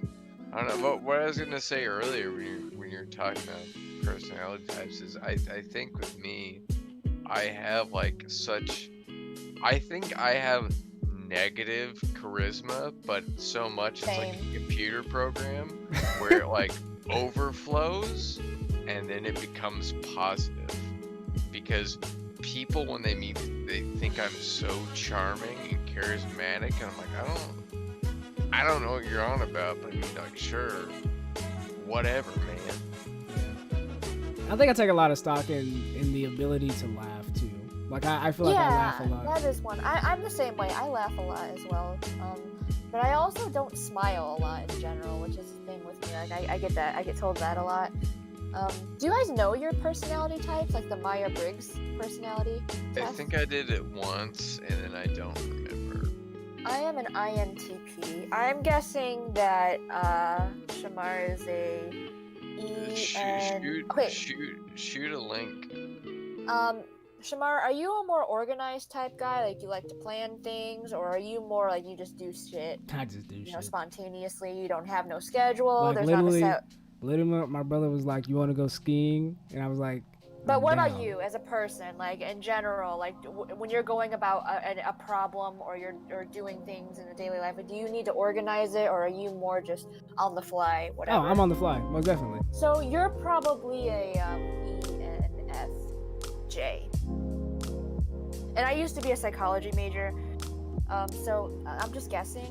I'm guessing you're an ENFJ. But are you a more sensible person, or are you a more intuitive person?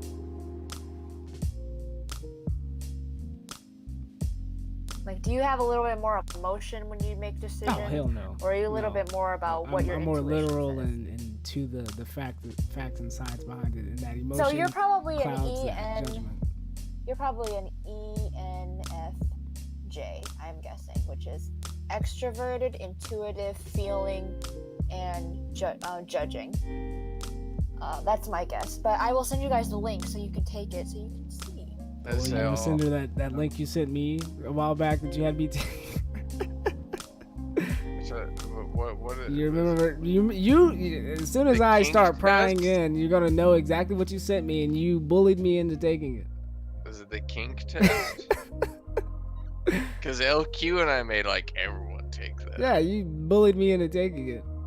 Yeah, I don't remember what you had. I just remember like with me, everyone was like, "Yeah, this is exactly what we expect from you."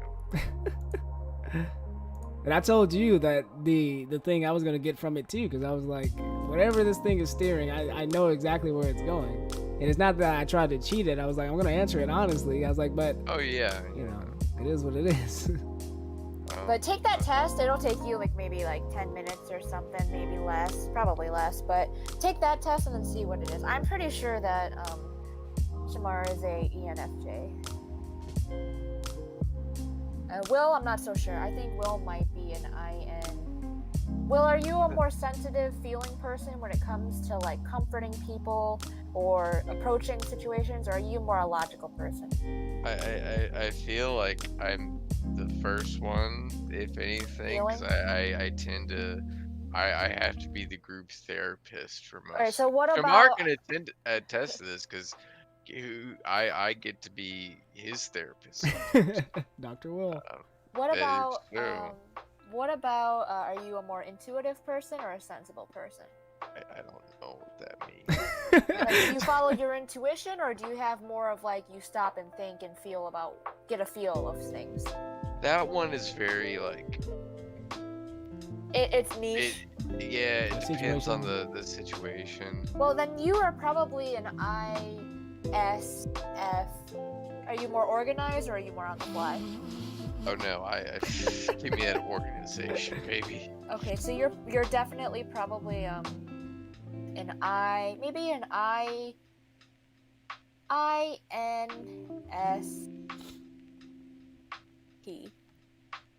No, yeah, INSP, maybe.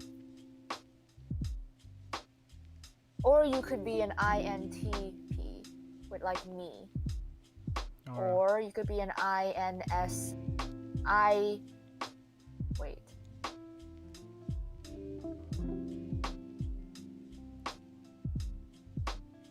I know you're introverted. If you say you're more of like organization, you're definitely a P. Or no, you're definitely a P. I don't know about the emotion part, so that'll be interesting. But I'm guessing INSP or INSJ, and then I think Shamar will be an ENFP. ENFP, yeah. I think Shamar will be an ENFP, and Will be an INSJ.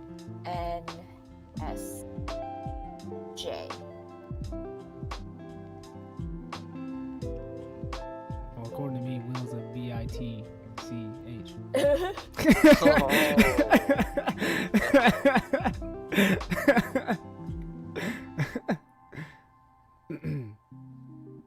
Yeah, let me know your test results. I can read my test results so I can show you what my personality test is. Let's see. I am an INTP. Where is it? INTP. The logician. So with you being a introverted, intuitive thinking, prospecting / perceiving. So I'd imagine that with your background in psychology, you don't prescribe to the zodiac thing. Do. Oh, I mean, I'm open to anything. So what does me being a Capricorn mean? I don't fucking know, man. Like, I don't really understand it fully, but I still read it. Well, the crazy thing is that like, cause I knew a girl that literally was in religiously into it, and at the end of it all, I was like, bro, like, you're literally saying that everybody is everything. Because she was like, well, your moon symbol on Jupiter is a a Capricorn, and your second moon on Saturn is a Leo. And I was like, you've literally ran down everything, and basically you just said to me, I'm everything. Yeah. So I don't know, but the Myers-Briggs test is it's spot on accurate. So yeah, this test is very, very accurate. But for my personality type, it says that these flexible thinkers enjoy talking an unconventional approach to many aspects of life. They often seek out unlikely paths, mixing willingness to experiment with personal creativity. Personality type is fairly rare, making up around 3% of the population. They pride themselves on their inventiveness and creativity, their unique perspective and intellect, usually known as the philosopher, the architect, or the dreamy professor, whatever the fuck that means. Logicians have been responsible for many scientific discoveries throughout history. They love patterns, spotting discrepancies between statements, which could also be described as a hobby. They making it a bad idea to lie to a logician. This makes it ironic that a logician's words should always be taken with a grain of salt. It's not that they are dishonest, but people that are logicians tend to share thoughts that are not fully developed, using others as soundboards for ideas and theories and debate against themselves rather than actual conversation partners. This may make them appear unreliable, but in reality, no one is more enthusiastic or capable of spotting a problem, drilling through the endless factors and details that encompasses the issue, and developing a unique, viable solution. They just don't expect punctual progress reports. That is very true. People who share the logician personality type aren't interested in practical day-to-day activities and maintenance, but they find an environment where their creative genius and potential can be expressed. There is no limit to the time and energy logicians will expend in developing an insightful and unbiased solution. Yeah. So people who are my personality type are Bill Gates, Christian Stewart, Albert Einstein, Stanley Crouch, Isaac Newton, Ellen Page, Blaise Pascal, scientist, I believe. But yeah, I am a very logical person when it comes to emotions and stuff. But I'm also a very creative person as well. So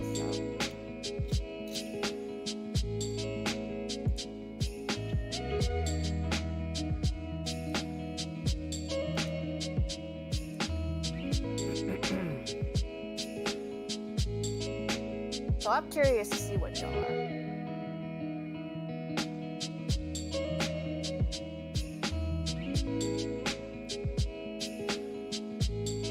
Well, we're 80% there, so. I'm a Gemini, by the way, so everyone hates me. I've heard Geminis are bitches. No offense. Oh no, I've heard it all. They're fine. That's I know nothing about the Well, it's the because we're known star as charts. Two-Face. It's because there's two sides of the coin. Like we have Yeah. different. In my case, I think I can be very empathic and nurturing in some ways, but I can also be very aloof, monotonous, and kind of lackluster at times. I'm not always understanding emotionally why people react the way they do, because I'm like, well, if you just thought this way, then you wouldn't have a problem. Which is not the Just best do approach. it, forehead. Yeah, I've had people come to me talking about problems where I'm like, this is an easy fix. Like, I don't know why you're so upset. It's obvious that you need to do this, and then it'll be fine. And they're like, wow, like totally invalidating my feelings. And I'm just like, no, I'm not. But yeah, It's obvious that your feelings are clouding your judgment, and this is the solution, but you're instead choosing to wallow in your own sorrow. I mean, I'm probably one of the most empathic people on the planet, but I don't have a lot of sympathy for people who are in control to change something. Yeah. And And they play that's the just victim how it instead. is. Yeah. Yeah, and I've gone through a lot of things and a lot of very difficult challenges in life to be like, it's possible, therefore, in your case, it is also possible. So. Yeah. When it comes to that, I take a more cynical approach. That it's possible. It's possible, but statistically speaking, it's improbable. So it's like the number is never zero. You are correct, but the likelihood overall, given the history and the facts and statistics, it's highly unlikely. I love statistics, like prob and stats. I hate like algebra, but I like prob and stats. Asian that doesn't like math? Prob and stats is math. I know. But I'm definitely more of a science girl. I love chemistry. I like biology. So, yeah. Your boy is INFJ / T. I don't know. Oh, INFJ. That's a very you're a very. I thought that you might be that, an INFJ or an INFP or an INSP. But yeah, INFJ is a very common personality type. I know a lot of INFJs. They're I'm very... a basic bitch. No, you're not basic. You're just... See, I called it BITCH. INFJs are very kind people. They're very protective. They're very they might not be the most sociable, but they have a strong... I was about to say, I scored 85% on that introverted scale. I scored like 96, okay? So And Will's life is basically a big meme. But if you can pierce the veil of the meme, he is a very caring person. You have to get through the veil of irony. Yeah. Like that's what you have. That's what he uses as a social personality. shield. I think is that. Like if you're willing to get past that or deal with it, then you're good. Because I used to always think, I'm like, how the fuck does Brock like just whatever this just the disrespect and trash talking back and forth? Then it was like, oh, okay, behind that, I do talk a lot of shit. A lot of shit. But then it's crazy because it's like with me and my brother, like literally when he calls, I'm like, "What's up, bitch?" Like it's just disrespect off the rip. But our relationship is the strongest relationship I have on this earth, you know. So I was gonna say, I feel like with most people I respect are the ones I talk the most shit with, because with you and Brock. That's how I show affection. Yeah. No, and it's one of those things, you know, like it's one of those things I've always been drawn to, like bitchiness, I guess. I don't. Yeah. Yeah, a lot of people tell me that I'm that way too. Like not in a bad way, but like everyone's like, everyone says I'm like that too. Like once you get to know me and stuff. But yeah, I get told that I'm like that too. But INFJ, wow, that's a very nice personality type to have. I will say that you INFJs are so warm and they're very kind, generous, very protective. Very. the little icon for it is like an old wizard-looking dude, and I respect that. Yeah, but Papa will. yeah, INFJs are very like protective, and they always are helping people and doing what they can to their best ability. So it's a very nice personality type to have. If you want my advanced stats, it's mind is 85% introverted, energy is 59% intuitive, nature is 65% feeling, So you're kind of in between. tactics is 75% judging, and identity is 57% turbulent. So you're kind of in between then. Yeah. You should take the Dungeons and Dragons test. So I'm a chaotic neutral.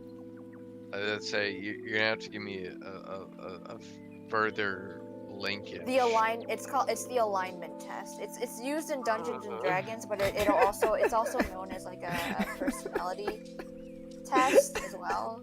If you guys want to take it. The groan of having to actually use.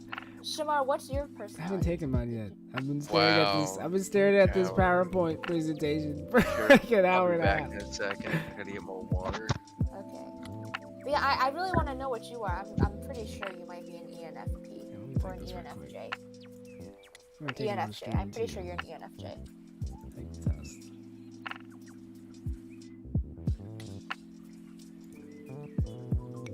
But yeah, I am a chaotic neutral. And while you're taking the test, I'll read about it, just a general summary of a chaotic neutral. So a chaotic neutral character follows his whims. He's an individualist first and last. He values his own liberty but doesn't strive to protect others' freedom. He avoids authority, resents restrictions, and challenges traditions. A chaotic neutral does not intentionally disrupt organizations as a part of a campaign of anarchy. To do so, he would have to be motivated either by good, a desire to liberate others, or evil, a desire to make those different from himself suffer. A chaotic neutral character may be unpredictable, but his behavior is not totally random. He is likely to jump off a bridge as to cross it. Chaotic neutral is the best alignment you can have because it represents true freedom from both society's restrictions and do-gooders' zeal. Chaotic neutrals can be a dangerous alignment when it seeks to eliminate all authority, harmony, and order in society. So, yeah, I am a chaotic neutral. I think you would be maybe a lawful neutral or a true neutral or even a chaotic neutral maybe, but I feel like you're you're not entirely a chaotic neutral. I think you might be a neutral good maybe, or true neutral, but I definitely don't think you're a chaotic evil, neutral evil, or a lawful evil. I got lawful evil once. I think Shamar's on the chaotic side. Might be a chaotic good. I think he might be a chaotic good, actually. So, chaotic good's character acts as his conscience directs him with little regard for what others expect of him. He makes his own way, but he's kind and benevolent. He believes in goodness and right, but has little use for laws and regulations. He hates when people try to intimidate others and tell them what to do. He follows his own moral compass, which, although good, may not agree with that of society. Chaotic good, is the best alignment you can get because it combines a good heart with free spirit. It can be dangerous when it disrupts the order of society and punishes those who do well for themselves. So I think he's actually a chaotic good. We'll see.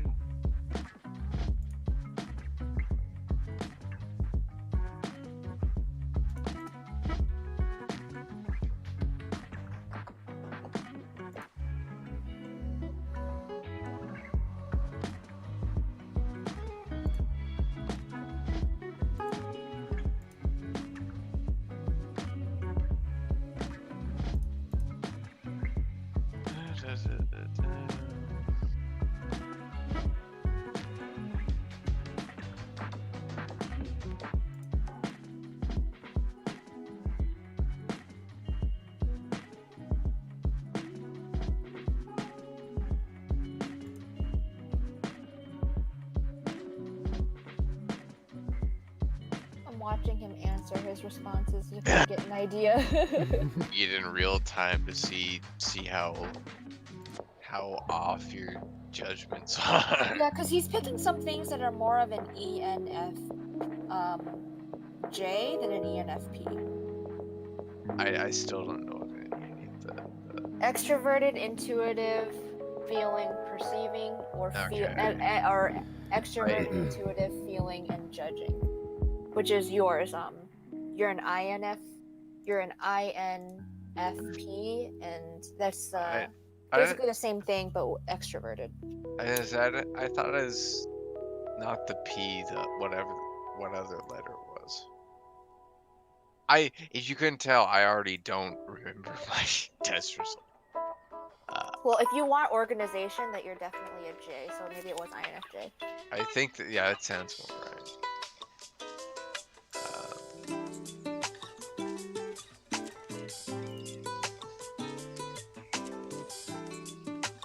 He's almost done.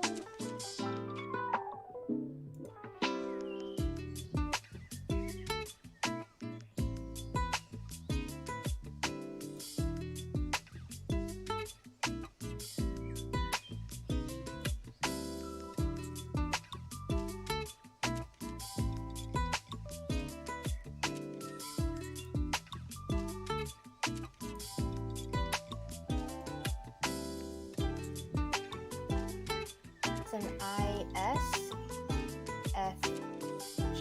or an INFP, ISFP. Maybe, I don't know. I loved psychology. Psychology was very interesting and very insightful.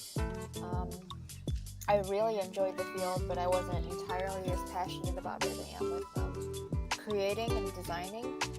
But I did really like psychology. It was a very enlightening field to be in. A lot of people say I'm really good at it's easy to talk to me, I'm really easy to talk to, and I'm good at giving advice and stuff. I am also good at questioning people. I question people a lot, and people say I'm a pretty good therapist sometimes too, but I'm not a trained professional or anything like that. Yeah.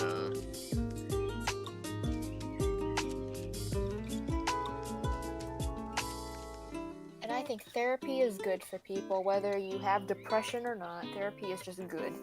Yeah. I'll always agree to that. ENFJ-A.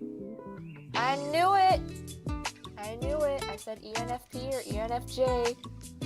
Mine. This trait determines how we interact with our environment. 79% extroverted, 21 introverted energy. This trait shows where we direct our mental energy. 67% intuitive, 33% observant nature. This trait determines how we make decisions and cope with emotions. 68% feeling, 32% thinking. Tactics. This trait reflects our approach to work, planning, and decision making. 60% judging, 40% prospecting. Identity. This trait like 50-50. This trait underpins all others, showing how confident we are in our abilities and decisions. Assertive, 51%. Turbulent, 49%. That's interesting.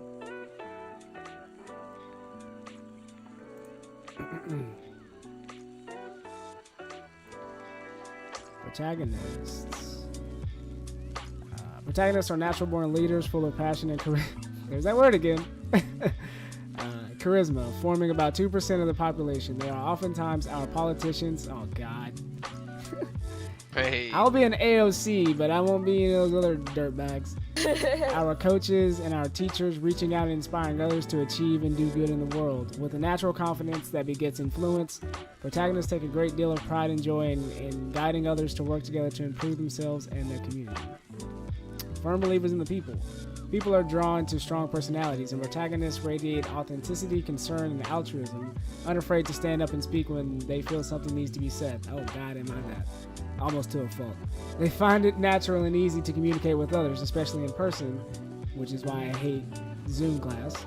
And their intuitive trait helps people with the protagonist personality type to reach every mind, be it through facts and logic or raw emotion.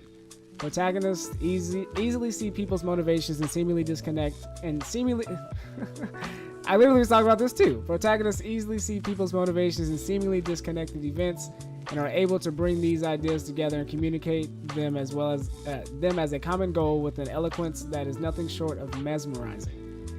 The interest protagonists have in others is genuine, almost to a fault. When they believe in someone, they can become too involved in their own person's problems, place too much trust in them. Luckily, this trust tends to be a self-fulfilling prophecy, as protagonists' altruism and authenticity inspire those that they care about to become better themselves.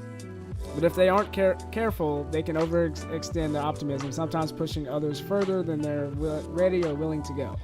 Kind of like George and his endeavors. Protagonists are vulnerable to another snare as well. They have a tremendous capacity for reflecting on and analyzing their own feelings, but if they get too caught up in another person's plight, they can develop a sort of emotional hypochondria, seeing other people's problems in themselves, trying to fix something in themselves that isn't wrong. It's literally my mother's medical diagnosis and what I am currently in school to try to fix because I know I'm not smart enough to become a doctor. If they get to a point where they are held back by limitations someone else is experiencing them, it can hinder protagonists' ability to see past the dilemma and be of any help at all. When this happens, it's important for protagonists to pull back and use that self-reflection to distinguish between what they really feel and what is a separate issue that needs to be looked at from another perspective. The struggle... Accurate. It's like 96 or 98% accurate because it bases off the psyche and how the way you are and think. I took the official written test, the official Myers-Briggs test in college, and I got the same result. INTP, very strong I, very strong N, very strong T, and very strong P. So I'm a very solid INTP. Where in your case, you kind of teeter on a little bit of both spectrums. So yeah, I definitely think that fits you. You can read more about it to find out. I just like knowing because it's interesting knowing people's different personality types. And I just like to know people as well. Like I like to get to know people. I like to understand the way they think. I like to question them. I like to have thoughtful conversations, things like that. As long as it's with the right person. I lose interest in people if I find that they're quite lacking in certain areas, and I don't want to discriminate or anything, but there are just some people that I just are like, you're not the person that I'm looking for in terms of conversation. So, because I have a very philosophical way of going about life, and I'm very open to many things, and the way I think is not exactly conventional, but you find people that you mingle with and others that you don't, and that's about it. Yeah, but that's interesting. I was pretty accurate. But I think that has to do with the fact that I'm very good at reading people firsthand and understanding people. Like even if I don't know them, like I'm very good with I'll say scoping out people and whether or not their intentions are there or not, because I can very well sense somebody who's up to no good. Yeah. Or who does not have anything good in store for me or others around me. I'm very good at reading people in that sense, so I pride myself in that, and I'm very good at kind of deciphering what lies under the iceberg and shit, so yeah. I'll speak for me when I say you're not that good, because I'm a piece of shit. I mean... I'd like to think that everybody has a little bit of good and a little bit of evil in them, whatever spectrum that may lie on, but I can definitely tell by the way that you talk and the enthusiasm that you talk with, you're definitely not as bad as you think you are. At least in my experience and my perspective, that's what I have to say. Don't know much about Will, but I can definitely see him being the guy that he is now based off what he's told me. I kind of already have a sense of how he is as a person already, but what does that mean? What is that? It's just that I'm good at kind of Whoa, deconstructing. What do you think I am in this D&D chart? See, now he's going to pry. Now that you threw that out there, I now he's honestly going to think pry. you're the same as me. I think you're a chaotic neutral. Oh, we'll see. I have like 2 more questions. But you also might be a chaotic good, depending on how much you care about those around you. I feel like if anything, I'm like a lawful. I feel like he cares about people bitch. to a fault to where it angers him how much he cares and how much they seem to not care about how much he cares. Yeah, Especially no, when it that's relates to accurate. his intermediate family. I'm not like that. I don't give a shit about some people. I'm like every man for himself. Okay, I've had to go through this world and always feel like I gotta survive this shit. So I have learned to kind of not invest so much in people and to just more invest in myself, because there are a lot of bad people out there. And yeah, that's just how I have grown through things, especially at a young age. That's why I have the disorder that I have, the DPDR that I was telling you about, the dissociative disorder. That's why I actually have that disorder. So having this disorder, it can also hinder your ability to really sympathize and understand emotions, because I don't experience emotions to its full capacity. I want to say not to say that I don't feel grief or sadness or anxiety, but like for instance, I saw my mom get hit by a car literally like 3 feet in front of me, and all I was thinking about was like, oh, I'm gonna call an ambulance, and I already know what to say on the first responder call. I've had to call an ambulance a lot of times because I live with 2 chronically ill people. So yeah, so I've seen a lot of very dramatic instances happen. Like my brother had a heart attack. My mom broke her arm in front of me when she was trying to answer the door. I've experienced my own personal whack shit that's gone on with myself and other people. So I've kind of been very, very desensitized at a young age when it comes to very horrific events like that. Because like I remember when my mom did get hit by a car, and I just took my eyes off of her for like a second. And I was very young, like maybe 15 or 16. And I remember I turned around, and the second I turned around, I just see her get hit, you know, and she just kind of fell to the ground. And my granny and my papa were there too, and I remember they were just freaking the fuck out. They were crying. They were like really concerned and kind of like, you know, reacting. And I was just like staring, and like I wasn't affected. I wasn't upset. I wasn't, you know, having a panic attack. I was just, you know, they're like, okay, well, time to call an ambulance. Same thing when she was dying from sepsis. She almost died that night, actually.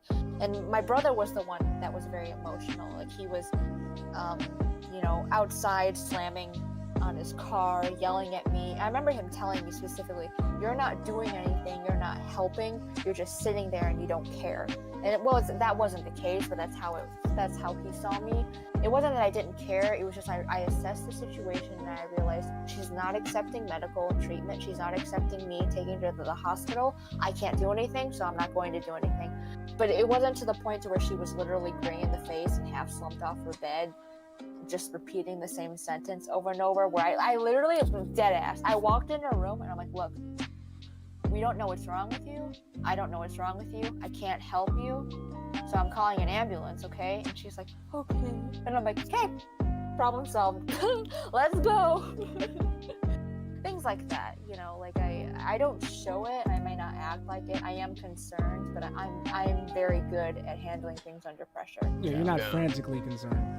Right, like I've experienced a lot of very high stress situations to the point to where I'm very desensitized by it, which is a gift and a curse at the same time, because it does affect me, but just in other ways. Yeah, and the thing that I get the most strife for is like, it pisses me off, because I'm like, what do you mean? Like when somebody comes to me with a problem, and they're, you know, emotional about it, obviously. And the first thing that I start doing is analyze the situation to find a solution. But I'm the bad guy for trying to actually actively solve their problem. That's and exactly how I'm like, then why the fuck did you come to me? Like, don't come to me with a problem and not expect me to solve it. Like, my mother and sister do that all the time, and me and my brother are just like, if you have an issue, we're going to analyze it, and then you have to also be willing to give us enough information to know how to solve your problem, if it even can be, because most of them can be. But it's like, no, like I told you that so you just listen and stuff like that. Well, then is it actually a problem? Like, yeah, I'm exactly the same way. When my brother came in and he started yelling at me, saying that I don't care about my mom and I'm just sitting here doing nothing, because like my mom was in there literally dying. She was dying in her bed, and I was just in my room chilling on my laptop. And as shitty as that sounds, it was because, okay, she's an adult. She can refuse medical assistance, and there's nothing that I can do about that. And I realize, I'm like, look, if she's rejecting it, I have no power to make her do it. So I'm going to sit here and continue doing what I was doing until she decides that she can go. And it took my convincing and logical convincing to actually be like, yeah, the same thing that happened with COVID. Like I said, that she's chronically ill. She has a neurological problem, and she just has very fragile health. I was literally, I shit you not, I was cleaning up her urine. She was walking around the house with no pants on. She was delirious. She had 103 fever. She was very, very sick, and I'm used to her getting to that point. Yeah. And I had COVID, so I was a little bit more sensitive, because I was like, she's like 200 pounds plus, and I'm 112 pounds. You know, I can't lift her. So I was just sitting there like, I can't help you. So I called paramedics, and she rejected their help.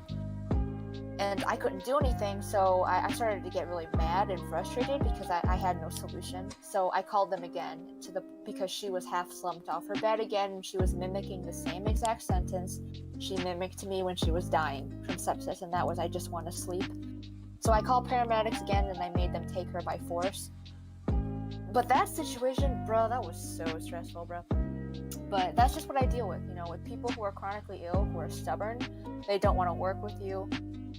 They want to make sure like they're not causing any trouble, but that's just what comes with it, you know. So in that situation, I was like, I made the right call. Like I called my dad as well. He remarried, so he doesn't live with us, but he was telling me that, like, you know, you can't do anything about it. You just gotta let her do what her thing. But yeah, he said it was a major burden to have to deal with something like that. But yeah, you know, like I understand that. Like that's the situation I'm in. I can't do anything about it. But at that point, because I had COVID and I was also very sick, I realized that I cannot look after her in this state, so I have to call paramedics and make them take her by force. Because when she got there, she was so weak that she didn't wake up for 2 days. And I think she was in a very delirious state because she was really fucking mean, and she didn't want to talk to me because she thought I was an enemy for making her go to the hospital, even though she literally couldn't stand up on her own 2 feet. But like I said, I get that's just situations you gotta deal with sometimes with people who are chronically ill. Same thing with my brother. He has gout, which if you don't know what gout is, it's the buildup of uric acid in the joints, and it is very painful. It's so painful that you can't even keep a bed sheet on the infected area. And I heard that the pain is equivalent to childbirth. So when he's completely bedridden, I'm usually taking care of him as well, getting his medication. I remember when he got his pacemaker installed, which is a very invasive surgery. Like he had like a 6-inch incision. I remember he got his pacemaker surgery. It was a very serious surgery. My mom was there, my dad was there, and he had just gotten out of surgery. And again, it happened. I took my eyes off my mom for a second, and I just hear this crash, and I'm like... I look behind me, and she's on the floor. So not only is my brother just waking up from anesthesia from a major surgery, but my mom's on the floor, and she's got all these nurses around her, and she was rushed to the ER that same day.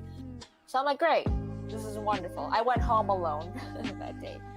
But yeah, that's just what comes with living with people who are chronically ill. I mean, I can deal with that. I've dealt with that. I've been a caretaker since I was a kid, so I've grown very thick skin. That's probably also why I have high pain tolerance. So yeah, it's a blessing and a curse.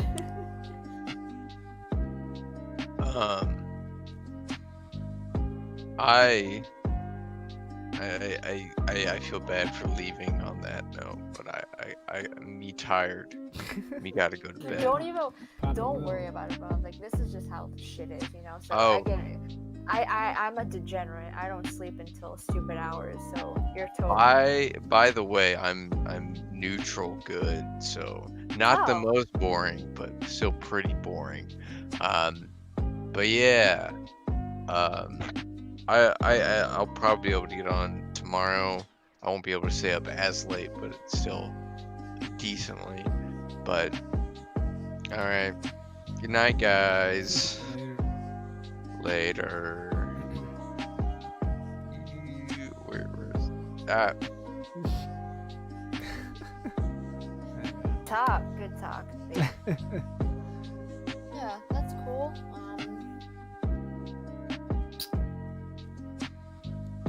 Yeah, I mean, when I tell people these things, like when I tell them, like, this is a long story, but like, you ever hear the saying where like you can love somebody, but you don't necessarily have to like them? Yeah, my mother literally described that as her and I's relationship when I was a kid up until I was like 17. Yeah, so that's my relationship with my parents. I do love them. I do care about them, but I do not like them. I don't like them in the slightest. They were terrible parents, if I'll be honest. They did not handle things in the way that they should have, and I understand that. And just like when people get like, when I tell them that, yeah, my birth mother closed my adoption, meaning she didn't leave any names, she didn't leave any crucial information for me to ever track her again, and that means that she doesn't wish for that. She does not wish to have contact with me. But at the same time, I realized that she had me when she was 15, and in Korea especially, that's very taboo, and I respect that. I've come to terms and accepted that is just her choice, and if I were in that situation, I might as well have made a similar choice, and I don't have any resentment towards that. But yeah, like I get a lot of backlash for saying those things about because they think that whatever preconceived notion that person is harboring thinks that you should have some kind of harbor of hate instead of understanding and requiescence. Right, or they think that I should be grateful. Yeah. Which I am. I am very grateful that I was adopted by an American family and I was not put in the system.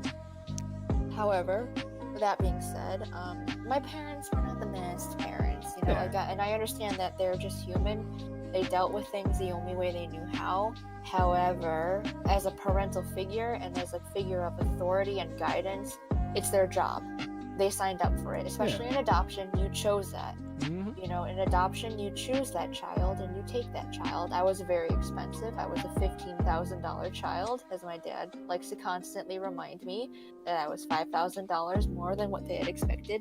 But adoption is expensive, so you're not only childbirth is expensive too. So I don't know what they're getting off. Yeah, I mean, adoption is very expensive. Like, you have to take in mind that childbirth is expensive, but adoption, you're just paying to get that child. Yeah. That's not the expenses of having to get every need for that child. So adoption is very, very expensive, especially because I came from Korea. So, but with that being said, adoption, you choose that life. You're choosing to take in care for a child, and I could name a whole bunch of faults that my parents did that were not the best. Yeah. But I still love them, but I don't necessarily like them. And that's how it's always been since I was a kid. And that's mainly because my mom has always been disabled and she's been very sick. So I never had a mother-daughter relationship with her. It was she's more like my grandma. Like, I take care of her. I've always been her caretaker and she's been my patient. And my dad is just a sack of rocks, bruh. He is very stubborn. He doesn't like to admit when he's wrong. He can be very cruel, and he has selective hearing, is what I'll put it that way. Like, he only remembers what he wants to remember, and my mom is the same way. Very manipulative people. They're very, very, very emotionally manipulative. But I bonded more with my dad than I did with my mom. And that's just because we have similar interests. Like, the whole reason why I'm nerdy and I like video games and anime is because of my dad. My dad likes anime, my dad likes Star Wars, and he's very nerdy, so I bonded more with my dad. But in those situations, that's why I'm in that type of relationship where you don't like them, but you do care and love them. And and I think it's important to establish that, because you don't have to like somebody to love them. I think that sounds very counterintuitive, but it makes complete sense. Cause yeah, the same thing with my brother. I was never close with anybody in my family. I didn't grow up being a tight-knit family. I'm not close with my aunts or uncles. I'm not close with my brother, and I'm not close with my parents. So in that sense, I find it hard to relate to people who are very tight-knit and have very close families. But that's why I am the personality type that I am, because I have lived that type of life where you realize that parents are not always there to protect you and guide you in that way, and they're not always there for your best interest. But that is just why I am so logical and kind of straightforward in that way. But like I said, it's a gift and a curse at the same time. So yeah, I've started to gravitate to the idea of really truly understanding that parents are just kids raising kids. Yeah, they're humans that have no experience, that are just going in doing what they know how. Yep. And whether or not that's good or not, only time will tell type thing. It's in their hand, you know. Like my parents were definitely they were brain dead. If I'll be honest, they were quite brain dead and very not so hot. But you know, like I said, that shaped me into the person I am now, along with other outside factors, and I'm cool with that. I can't imagine myself ever being close with my mom. In fact, it makes me uncomfortable. I don't even let her touch me. You know, I don't let her hug me. I don't let her do anything like that, because that shit makes me really fucking uncomfortable. But that's just a relationship we've always had. Like, I remember as a child, when I would try to do that, she would shove me off. You know, she would like reject it, and that stuck with me for a long time. So yeah, that's also why I don't do things like that. That's also why I'm not a very affectionate person as well. But I'm cool with that. I'm fine with being that way. So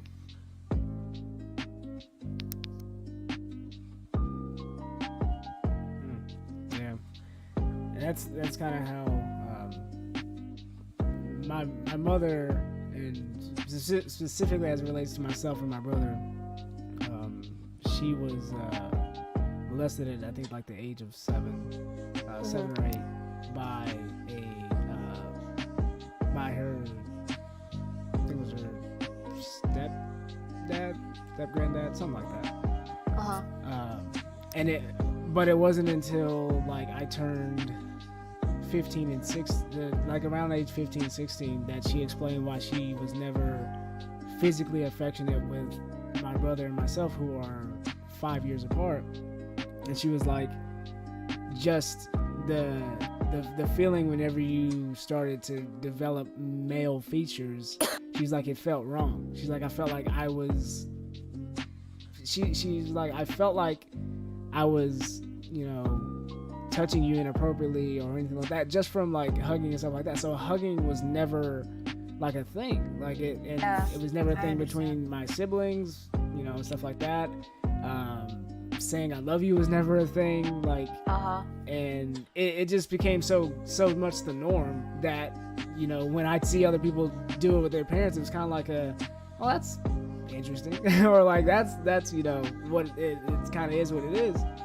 And but the interesting thing became is that as we got older and older and was kind of heading out the door type situation, she started gravitating towards breaking that trauma that she had with that, and trying to, like you were saying, like trying to engage more. But then we had already been conditioned that, you know, that wasn't how things were, which is why I kind of was always like, you know, when it came to hugging women in particular, it was always kind of a weird thing for me to do, especially those. And I know, you know, those people that are like they just, because they're huggers, they think that everybody's a hugger, so they'll go in for a hug before a handshake, or like they just want to touch you for whatever reason.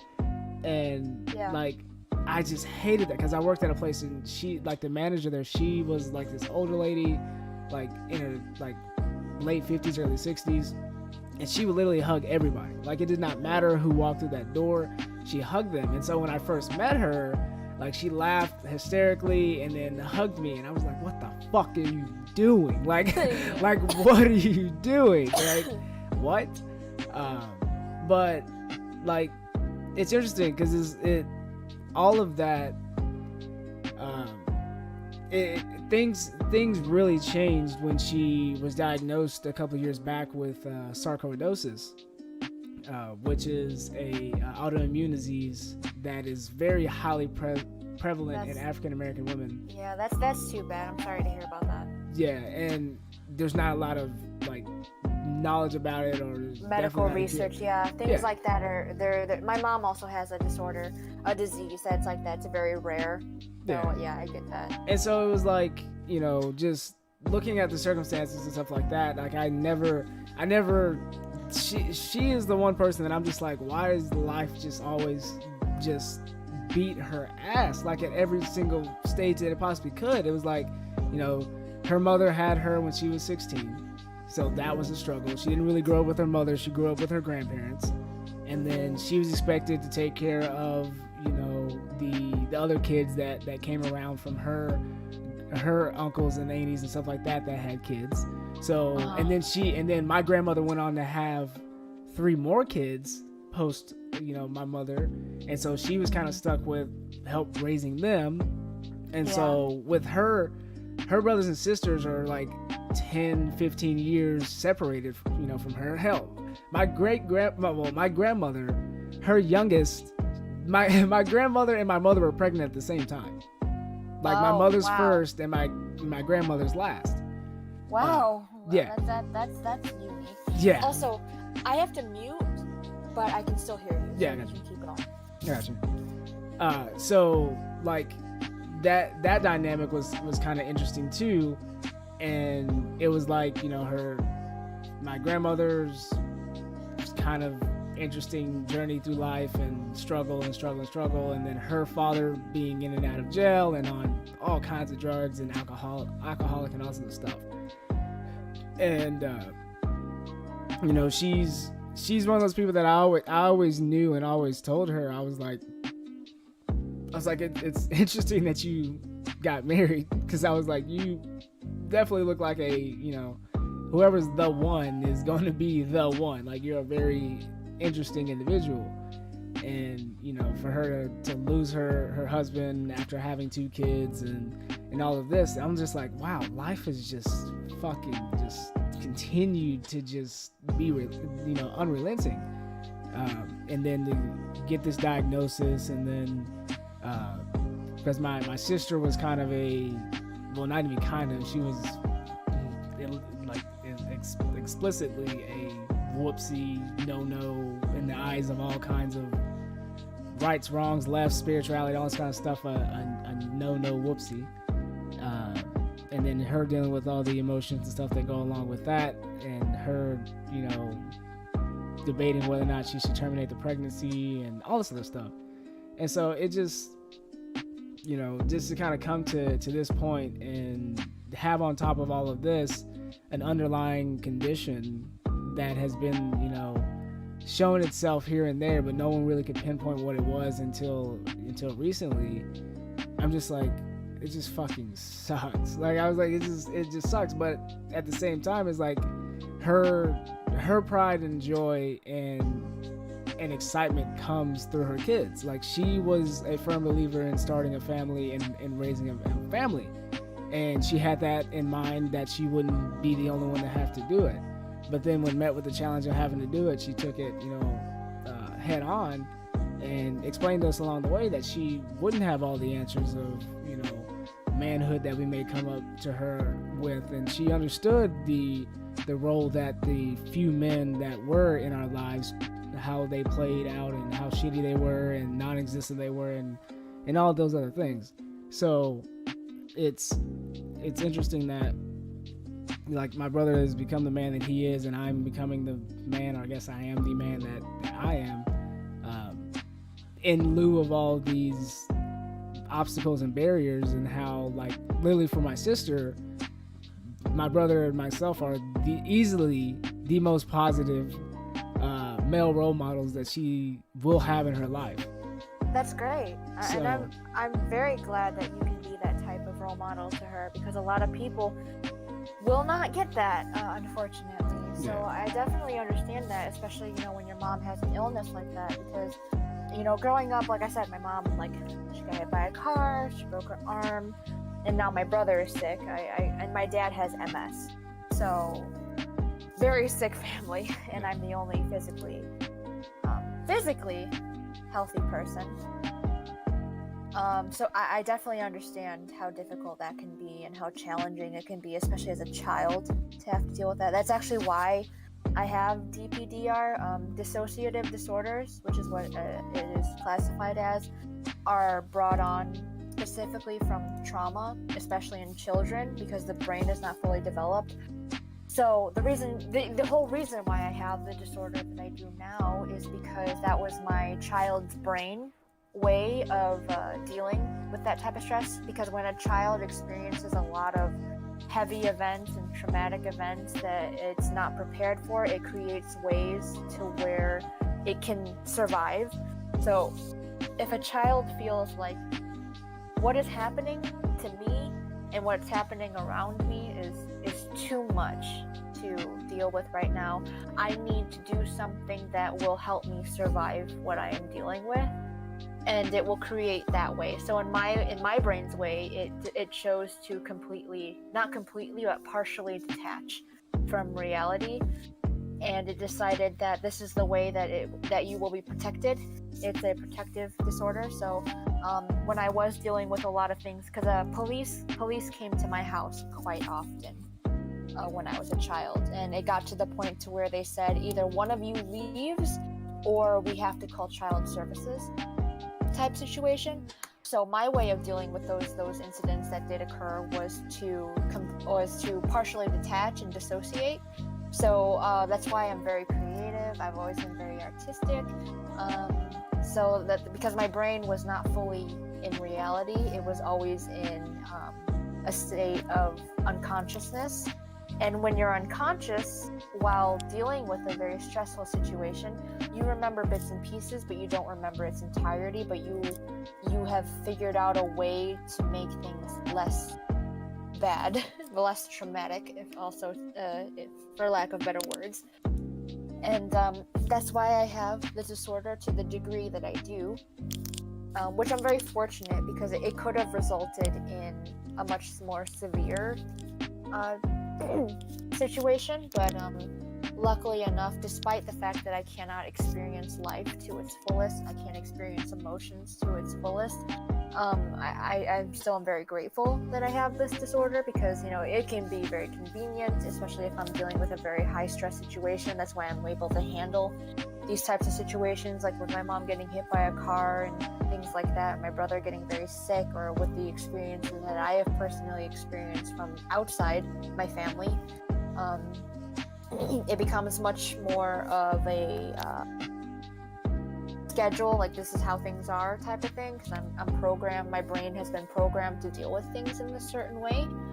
So I definitely understand that aspect when it comes to like problem on top of problem on top of problem, because like I've experienced that all my life, and I'm very grateful for it, because I mean it's taught me a lot, and it's given me a lot of insight, and it might not be perfect, but it is what it is. I mean, it obviously affected me in other ways. Like I was a very bad drug abuser for 5 years, like I fucked with opiates a lot.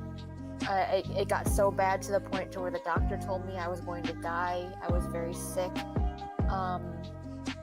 Still struggling to this day, not necessarily with hard substances, but other substances in general. But I mean, like that's just the process of things, like I'm still young, I'm still processing things, I'm still going through things, and that's just a part of it. And I'm not ashamed of it as much as I used to be, but it's definitely something I keep low-key, especially with the stigma against addicts and substance abuse in general. It's definitely it's not a good look on my behalf. I've lost a lot of friends. I've made people worry. It ruined your life, really. But I got to a point to where the doctor was like, like you're so small, and the amounts that you're taking are lethal, and you will either die from a heart attack or a seizure, or you will just be a complete vegetable. So I changed from there on, and I tried to better myself. But that's the way that I realized it was my way of internalizing those events. While I didn't experience the emotional side, I definitely internalized it and created it as my own problem. That on top of other things that people have done and shit like that. But like I said, I'm the type of person that memes through the trauma and memes through the shit. I have a dark sense of humor, but I like that about me. Like, you know, like the craziest shit could happen. Oh, don't cry. No, don't. Hypothetically speaking. Yeah, don't cry. I mean, like, if it means anything, like, I have found my own ways to cope with these types of things, especially when, like, in a world that is so easily to be manipulated by, especially with women. But like I said, like, I've dealt with a lot of very extreme circumstances to the point to where I thought I would die as a child and as an adult. But I realized that those instances, while they were very unpleasant and they were things that I did not deserve, they have shaped me into the strong, thick-skinned person I am now, with high pain tolerance and shit, and I'm very grateful for that. But like I said, you know, I'm still young, I still got a lot of growing to do, I got a lot of healing to do and all that shit, but like, that's just a part of the growth process. And you know, like I said, I'm not a very emotional person.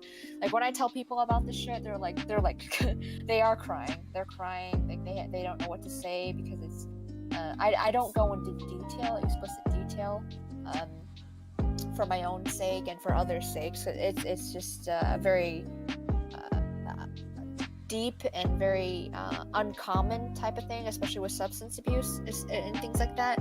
And I try to make things as comfortable as possible for people I'm talking to, and that's why I joke a lot about these things, which I shouldn't, because I've realized that it's not very good for me to joke about those things. And I remember my friend telling me that I shouldn't joke about those things, but that's my personal way of dealing with things. And you know, I think that if I were any different than I was now, I wouldn't be as resilient, you know? Yeah. Like I have high pain tolerance, I'm very good under great stress, I've seen just about everything, I've been in the middle of a shooting, I've seen some pretty horrific graphic shit, and I'm pretty used to it, so if anything tries to surprise me, I'm most likely prepared for it, which is nice, in a way. Now, would you say that due to your personal experiences, would you say that that's a kind of a reason why you went into psychology first? Yeah, because I'm very interested in the brain, how it works, especially with my childhood disorder, with my DPDR. Dissociative disorders usually develop in children at a very young age, when circumstances call for those types of things, you know, when those areas of life tend to be not safe to be in for a child, they develop then, which was what my case was. And I've grown up my whole life being invalidated of that. Like my mom, she inflicted some pretty severe trauma onto me myself, but she refuses to acknowledge it. Like I told you, she's very manipulative. She tends to make herself the victim and everything. She has never listened to me. She has selective memory, and she tries to make everything about her, which is just the consequences of her own life that I've come to realize that she's like that for a reason. While it's not fair, I have to understand that that's how she lived her life. Yeah, I definitely have benefited from this disorder and suffered from this disorder. But I will say that I know that this disorder was brought on because of it had me survive what was going on. But I've grown up around people who never have listened to me. Like, even when I had COVID, you know, like when I had COVID, just because my brother is chronically ill and he has congestive heart failure and his symptoms were very, very bad, like he almost died type of thing because he's high risk. Like, even though I had tested positive for COVID, he was always invalidating me. He was saying, well, your symptoms weren't that bad. You had to experience these symptoms from point A to point B, or date X to date X, you know? I'm always being invalidated, even when it comes to very severe topics. You know, that's just how my family is, especially my mother. Like when I tell her that some of the things that she did do in childhood that did traumatize me or affect me, she tends to roll her eyes. She did the same thing today. When I told her I didn't want to be bothered, she screamed at me, and she rolls her eyes whenever I tell her that something that she did affected me in some way. She's very passive aggressive, and she doesn't like to admit when she's at fault. People like that, you know. So I've kind of grown to be very independent in my own skin, because if my own parents and my sibling is not going to acknowledge me, then who is, you know? So I've kind of learned to accept my own judgment over others. Because, like, I mean, like, my mom was not perfect, and I don't expect her to be perfect, but, man, she did some pretty wacky-packy shit in my eyes. Like, you know, she's definitely done things that were very questionable and dangerous, and at points, she did make me feel like I was going to die and that I would not survive what she's doing, but she doesn't acknowledge that. The same thing with my dad, he doesn't acknowledge that. So I think that's why I'm very self-sufficient, and I'm very independent. I don't rely on a lot of people. I'm not affectionate. I just go and do whatever I have to do. And I like that about me. I like being very independent, but it also is, like I said, a blessing and a curse. And a curse because, like, sometimes you kind of have to rely on other people to help you, but when you've gone all your life in a certain direction, it's kind of confusing and weird and difficult to see it any other way. So that is something that I am working on. So welcome to the world of the societal norm and the complex of being a man. I mean, I think that's why I relate to men a lot more than I relate to women, because I was denied of feeling emotions or ever being upset about something. Like I have no right to be sick ever, even though I have COVID, and I have no right to be sick because they have it worse than I do, and, you know, things like that. I definitely understand those types of feelings where, like, I should just suck it up and deal with it because I'm a generally healthy, physically healthy person, you know, even though I have other shit that hinders me. The invisible illnesses are very hard to get by, you know. My mom has an invisible illness, and my brother has an invisible illness, so I definitely get it. But like I said, you know, people deal with things differently. Like the shit that my mom did, questionable. But getting older and maturing kind of made me realize why she did the things that she did. Not that it justifies it, but I kind of get it at the same time. So, and because my emotions are very muted from my disorder, it doesn't affect me as badly as I think it would. It still sucks, you know. Yeah, and it's actually it's very interesting that because to be completely honest, like everything that you've explained and everything that I'm taking in, that's formulating the person in my mind that I am not trying to impose upon who I think you are, but trying to build off of what you're saying about who you are from your own perspective. It's actually interesting now because I'm like, okay, if all these things are as true as what she's saying, like, one, you know, she came into my stream and was actively talking in the chat as I was getting my ass kicked in Dark Souls, and then even went as far as to be like, oh, like, can I join the Discord? And then hop in the Discord, and then we literally talk as much as we have over the relatively short period of time. I'm like, it's interesting again, like referring back to what I was saying, is like when you put someone in a place of, I guess, comfortability, which in this sense would be like you've seen what I look like because I have a camera on me, and then you hear you know what I sound like because I'm, you know, mic'd up and stuff like that. That because you know that regardless of how many miles you may assume that I am away from you or what have you, you know that as far as what I can physically do to you is very limited. Like very, very, like almost basically nothing, you know. For sure. So a lot of my friendships have been online, and I've had, and that's just because of how I am as a person. But yeah, a lot of my friends have been online, and I've dealt with long distance, and that's fine by me. I've actually had better friends online than I've had in person. other than my best friend who lives in Wisconsin, who just got married. The girl in that picture with me. Yeah, that's my best friend. That's like my sister. I love her. She's like she's the longest friend I've ever had, which is like 5 years, I think.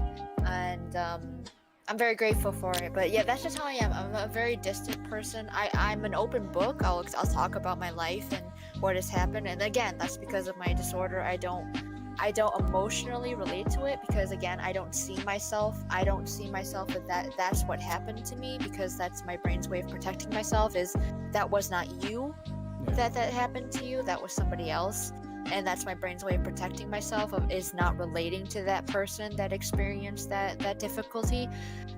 So it makes it easier, and it makes it a little bit more relatable when I can talk about it. Because like, I mean, my mom broke down my door with a sledgehammer, all because I didn't want to talk to her at the moment, because my dad had completely bullied the fuck out of me as a child. And my mom got so mad at my dad and so mad at me that she literally went to the garage, grabbed a sledgehammer, and started breaking down my door when I was 13.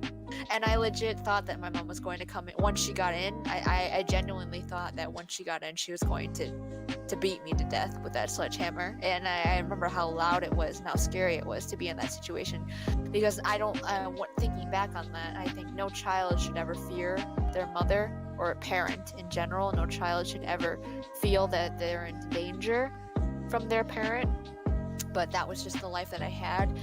And growing, and I resented her for a long time, because I couldn't even lock my door after that, because I had locked my door on her initially, and that's why she couldn't get in.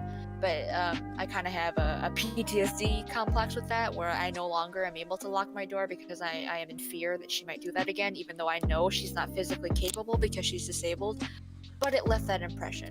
And again, she invalidates that to this day. When I tell her that affected me and that scared me and she made me fear her, she rolls her eyes at me. And that's just what comes with it. That's just how she is. Like, she refuses to accept responsibility, and she refuses to be the perpetrator. And that's just how she is. And that's because she was physically abused by her first husband, you know. And growing up being a victim of physical abuse, you know, it's very difficult to try to also empathize with those, even if they're your own children. And so I try to keep that into account. Like I said, I'm very empathic. I understand my mother has been through a lot in life. Like, she's sick. She's been divorced twice. She dealt with a very severe physically abusive relationship. And the way she handled things while they were not safe or okay in the slightest, that was her way of dealing with it, even if it did require going her axe murderer on me. But like I said, I don't hate her for that. I mean, I do have some type of way that I feel about it, because I'm like, I was 13 at the time, and there was no reason to act that way, especially when you're the adult and you're going against a 13-year-old child, you know. But again, like, I have grown to understand that was her way of coping and dealing with that situation. She was under very high stress. Divorces are expensive, you know, like, she's not happy with how she is in life. She's not happy with her children. She's not happy with her husband who's divorcing her, things like that, you know. Like, I've grown to kind of just be able to understand people in that way, and I think that's why I am the way that I am. I'm very empathic because of my mother. She's a special type of person for sure. Yeah, and it's just like it just everything that you're saying is like because I'm much like you in the way that, you know, when I hear what others would definitely categorize as, you know, being very detrimental and, you know, foundationally shaking for a lot of people that have lived in their bubble, to hear that people have lived under certain circumstances and stuff that you have and that you've expressed and laid out. My initial reaction to it is never to react emotionally to the explanation that they're giving, because to me, and I know that with me, the more that I tell my story, the more that I express and put it out there, what I've experienced, how I feel and stuff like that, to me, I feel like it allows me to come to more peace with it, to gather more information on it, and to exactly. and to like really, come to terms with it. The more that I say it, you mature a little bit faster. yeah, and so I think that that's the same thing when people are explaining out to me, all of their trials, tribulations, feelings, emotions, or lack thereof. And the girl that I showed you in the picture, her name is Nissan, Nhi, and her last name is San. Her middle name is Toyut, if I'm not butchering the pronunciation of that name. But the interesting thing as it relates to her is she, first generation born in America, and had a strong relationship. Yeah, had a strong relationship with her mother. Had older sisters that were kind of older and disconnected, and had a rather absentee father due to him kind of juggling between the household there and Vietnam and stuff like that. Yeah. And then them thinking that a life in America for her is better than any life that they can make for her in Vietnam. And then her being sure. like, no, fuck that. I want to know my people and stuff like that. So there was always that kind of shakiness. And her mother was always down for it, but her father was, the holder of the wallet. So regardless of what her mother really wanted, it was kind of that situation. And so when the roles flipped for most of her life, and it was her mother that went back to Vietnam and she was with her dad, there was a lot of issue there. Like there was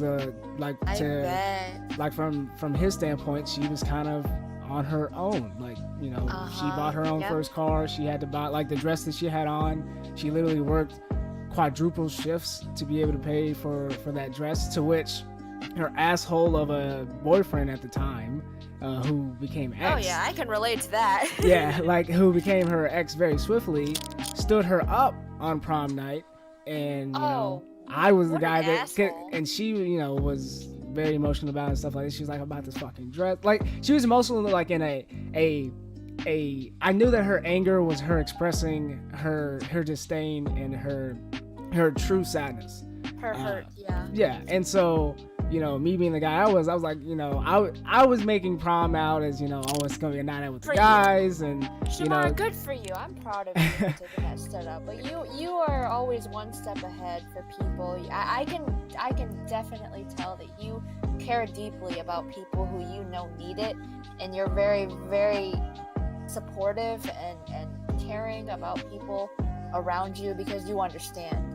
Yeah, and I just know how detrimental it can be for some people that don't have that. Like to be as fortunate as I've had to have, an older brother who literally doesn't look at me as if I'm his son by any capacity, but understands that me as a child growing up, I modeled a lot of the things that he did, so he couldn't be just a kid. Like he felt like he needed to be the best role model for me that he possibly can. And even still to this day, like I can literally call him and ask him for virtually anything, and this man will literally try to make a way out of no way to make it happen for me, because he feels like he owes that to me, because he feels like life has cheated me.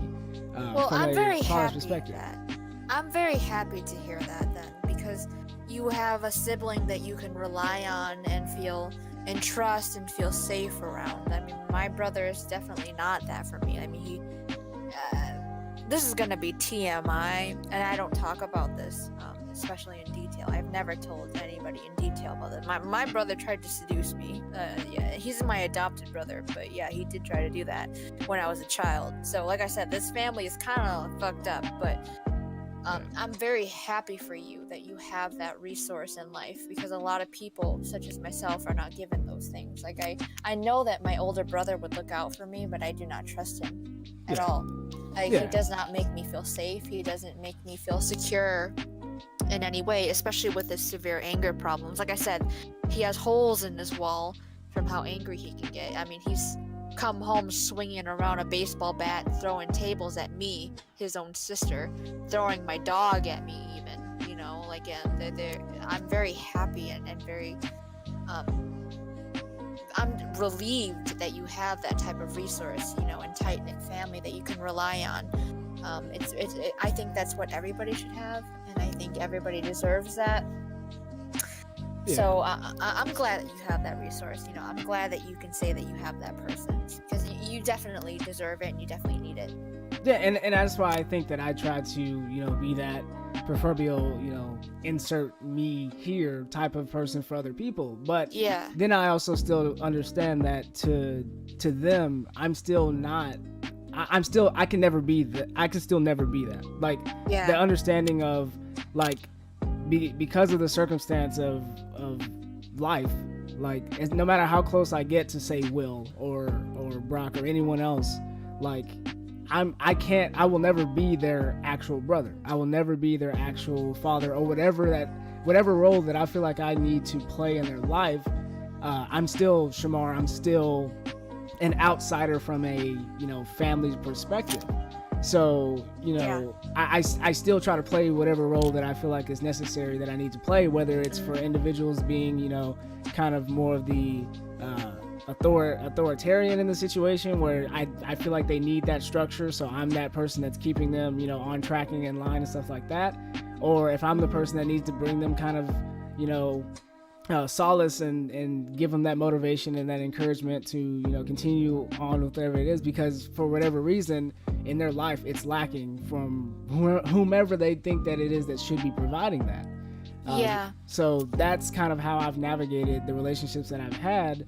You definitely show it for sure. You're a very good leader, and you're very good with guiding. I definitely caught on from the start that you're a very good leader. You're a very good coach and mentor, things like that, and that's a very really good quality to have. That trait will take you miles.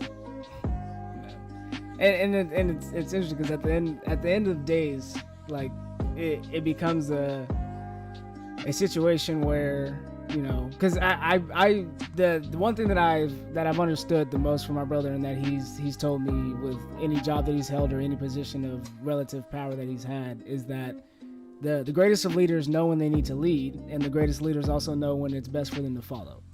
And exactly. I think in a lot of situations, again, it's like I know I don't always need to lead the charge, but to be in a position where if I'm called upon to be a follower and a believer in whatever it is that person is trying to achieve, I'm that person. And I think for my sister, that's what I end up being, her biggest cheerleader, her biggest confidant, her Support outside of my system. mother, of course.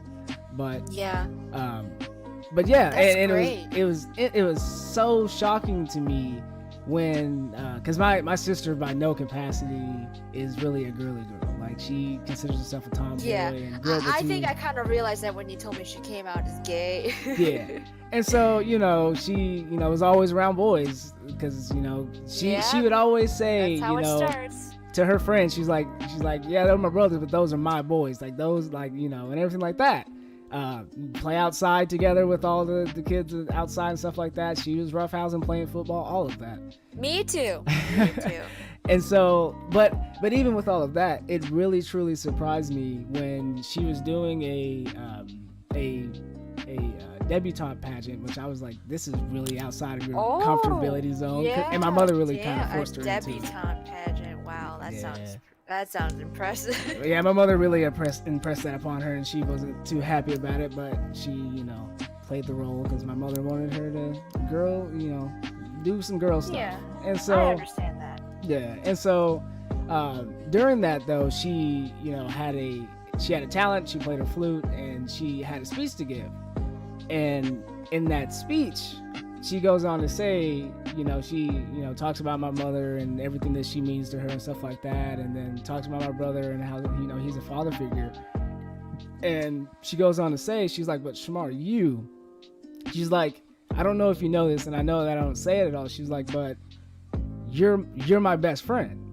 And like when she said that, like it hit me differently than any other thing, because from what I believe of in a friend is friends are family that you choose. Friends are an extension of a relationship that you've reached out for, that you have there is no other ulterior, or there shouldn't be if it's a true friendship, any ulterior motive, because you know that there's not any, you know, genetic ties or anything that's be holding you to that person, and that you're allowing and choosing to live your life with you and have experiences with you and share in this world that is constantly changing and evolving and stuff like that. And to hear that from her, and given all the, you know, usually the bigger, because for the most part, I was kind of the bigger brother that was more of the bully type, tough love type giver, where it's like, you know, get up, stop being a little sissy and blah blah blah and stuff like that. So I always kind of thought that, you know, we had a functional relationship, but it was more of a, you know, he's my big brother, he's my little big brother because he's not the oldest one, but, you know, still my big brother nonetheless. But after hearing that, I was like, wow, I truly had no idea.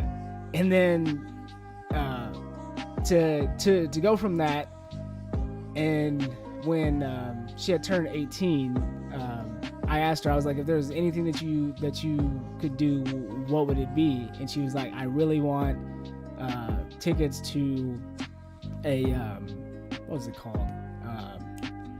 It's a I don't know why I cannot remember what it is, but it's basically like a music festival that they hold in different locations, like in Houston and Austin and Dallas and stuff like that. And I was like, oh yeah, like I got you, like, you know, I'll get a ticket for you, and I'll give you 2 tickets so that you can decide who you want to go. I'll pick you up, I'll take you there, you know, all those other things. And so I was like, just let me know what other person I need to mail the other ticket to or what have you. And she's like, do you want to go? And I was like, no, like, I was like, don't feel like you have to ask that because I'm the one, you know, footing the bill for the ticket. Like, you know, it's not necessarily like you can ask any of your friends. And she was like, actually, if there's anybody that I would want to experience this with and know that I'd probably have the most fun with, is you. So she was like, if you're available and open to go, like, I want you to go. And I was like, oh, okay. Now you're getting all, you know, sappy on me type sentimental thing. On me. Yeah, and I was like, I guess I can make some space since our birthdays are literally a day apart. Oh, cool. So that's cool. 4 years difference, but a day apart. Literally, my mother went into labor on my birthday and then had her, 2 days later, but separated by a day in February. So she's 28th, I'm the 26th. And she's a leap day, baby. well, she's day before leap year. Day before leap year. Oh wow, lucky her.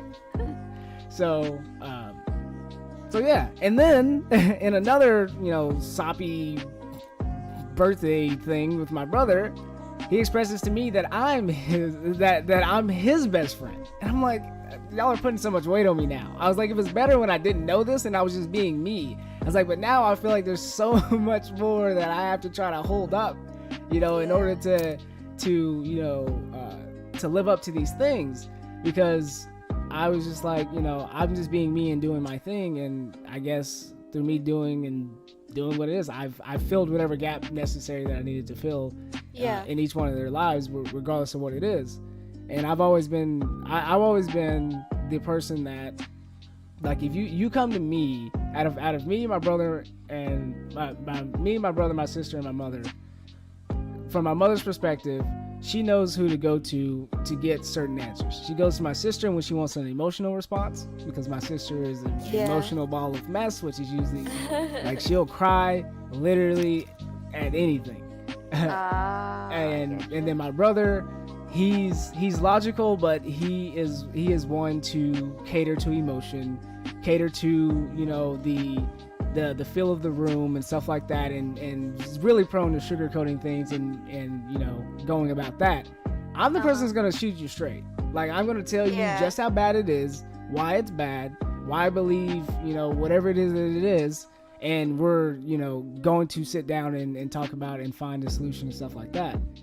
And I've never wavered from that. And that's why I know when my mother calls me on a certain thing, I'm like, okay, which one of us did you call first? I was like, because if you're calling me first, then that means that you want it shot straight immediately. Like, you don't want to take those other 2 approaches that you can. I was like, but if I'm one of the last people to hear about it, then that means that obviously, you know, your first notion was to have somebody, to recreate with as far as how you're feeling emotionally. So you called my sister first, and then you wanted somebody to tell you that it was all going to be okay and everything's going to be fine. So you called my brother first, and then you waited a couple of days, and then decided to call me. So I'm like, what order did you call us, or am I the first one that you called, and are you going to call, everyone else? Because we tell each other everything. Like, there's not much that I don't tell my mother. Because there's nothing to hide. Now, do I continue to lie even though I know that she knows that I'm lying about my virginity? Yeah, like I'll tell my mother straight up to her face. That's understandable. Yeah, and I was like, I've never had sex. I was like, according to me, I was like, you've never had sex either. Even though that just scientifically does not make sense. So I was like, but to me, like you, my grandmother, all my aunts, like all are virgins. I was like, but my uncles. That's understandable. Yeah, I was like, my uncles and cousins that are males. You don't really discuss with your mom. Yeah, which is interesting because, like, when she went back to school, to finish her degree in psychology, she went back when she was like in her mid-30s, which me and my sister were pushing so hard for her to go back, and she kept, saying like, I can't do it, blah blah blah. We're like, no, you're gonna go fucking back and finish this, like you're gonna do it. And she ended up doing it, and her specific place of interest was she wanted to do sex therapy. And me being a teenager, I was like, I can't tell my friends this, right? Like, I can't tell my friends that you literally want to go into sex therapy. Like, I will be a laughingstock everywhere if they find out that you want to do that, regardless of how scientific you want to say that it is. And also, like, I can't tell them that. I was like, so I'm just going to tell them psychology, that you want to be a therapist. Like, I'm not going into all this other stuff. She's like, are you ashamed or whatever? I was like, no, it's not that I'm ashamed. It's just that I can't just be telling people. I was like, because you obviously would, relate to a lot of these people on a lot of different levels, because then I would have to accept and say out loud that you are a sexual being, and I don't want to do that. So I was like, so this is the long laundry list of why I can't tell people this is what you want to do. So yeah, that's understandable. I mean, especially as a teenager, but I get that. I think telling people that your mom has a career is better than telling people that she has no career at all, because she's literally a vegetable, which is my mom's case. I mean, she hasn't worked in over a decade. And she's just too sick. She can barely walk on her own, things like that. And it's unfortunate, but that's just how life has been for me since I've been a child. So I'm not very embarrassed by it or affected by it. My dad has a very, very, very good job at Argonne National Lab, which is the lab that worked on the first nuclear weapons. They don't do that anymore, but they work on nuclear technology, like ultrasound, X-ray, things like that. But like I said, things are the way that they are. Some people are more fortunate than others, and I'm very glad to hear that you have such relationship with your siblings, because I can't relate to that in the slightest, especially with my brother and what he's done and shit like that, and that's just my personal experience with life and shit. But I'm very happy that I'm very self-sufficient and that I can deal with very high stress situations without getting extremely worked up. And my disorder also helps with that. And while it's not the most ideal, it is what it is. And I've come to accept that. I realize that my life is definitely not normal or healthy, but like I said, it's all my parents knew how at the time, and they weren't the best. Like, I don't have the best relationship with my dad. I've had moments where I told him that how you reacted and behaved towards me was inappropriate and immature. So I am just no longer going to keep in contact with you until you can apologize to me.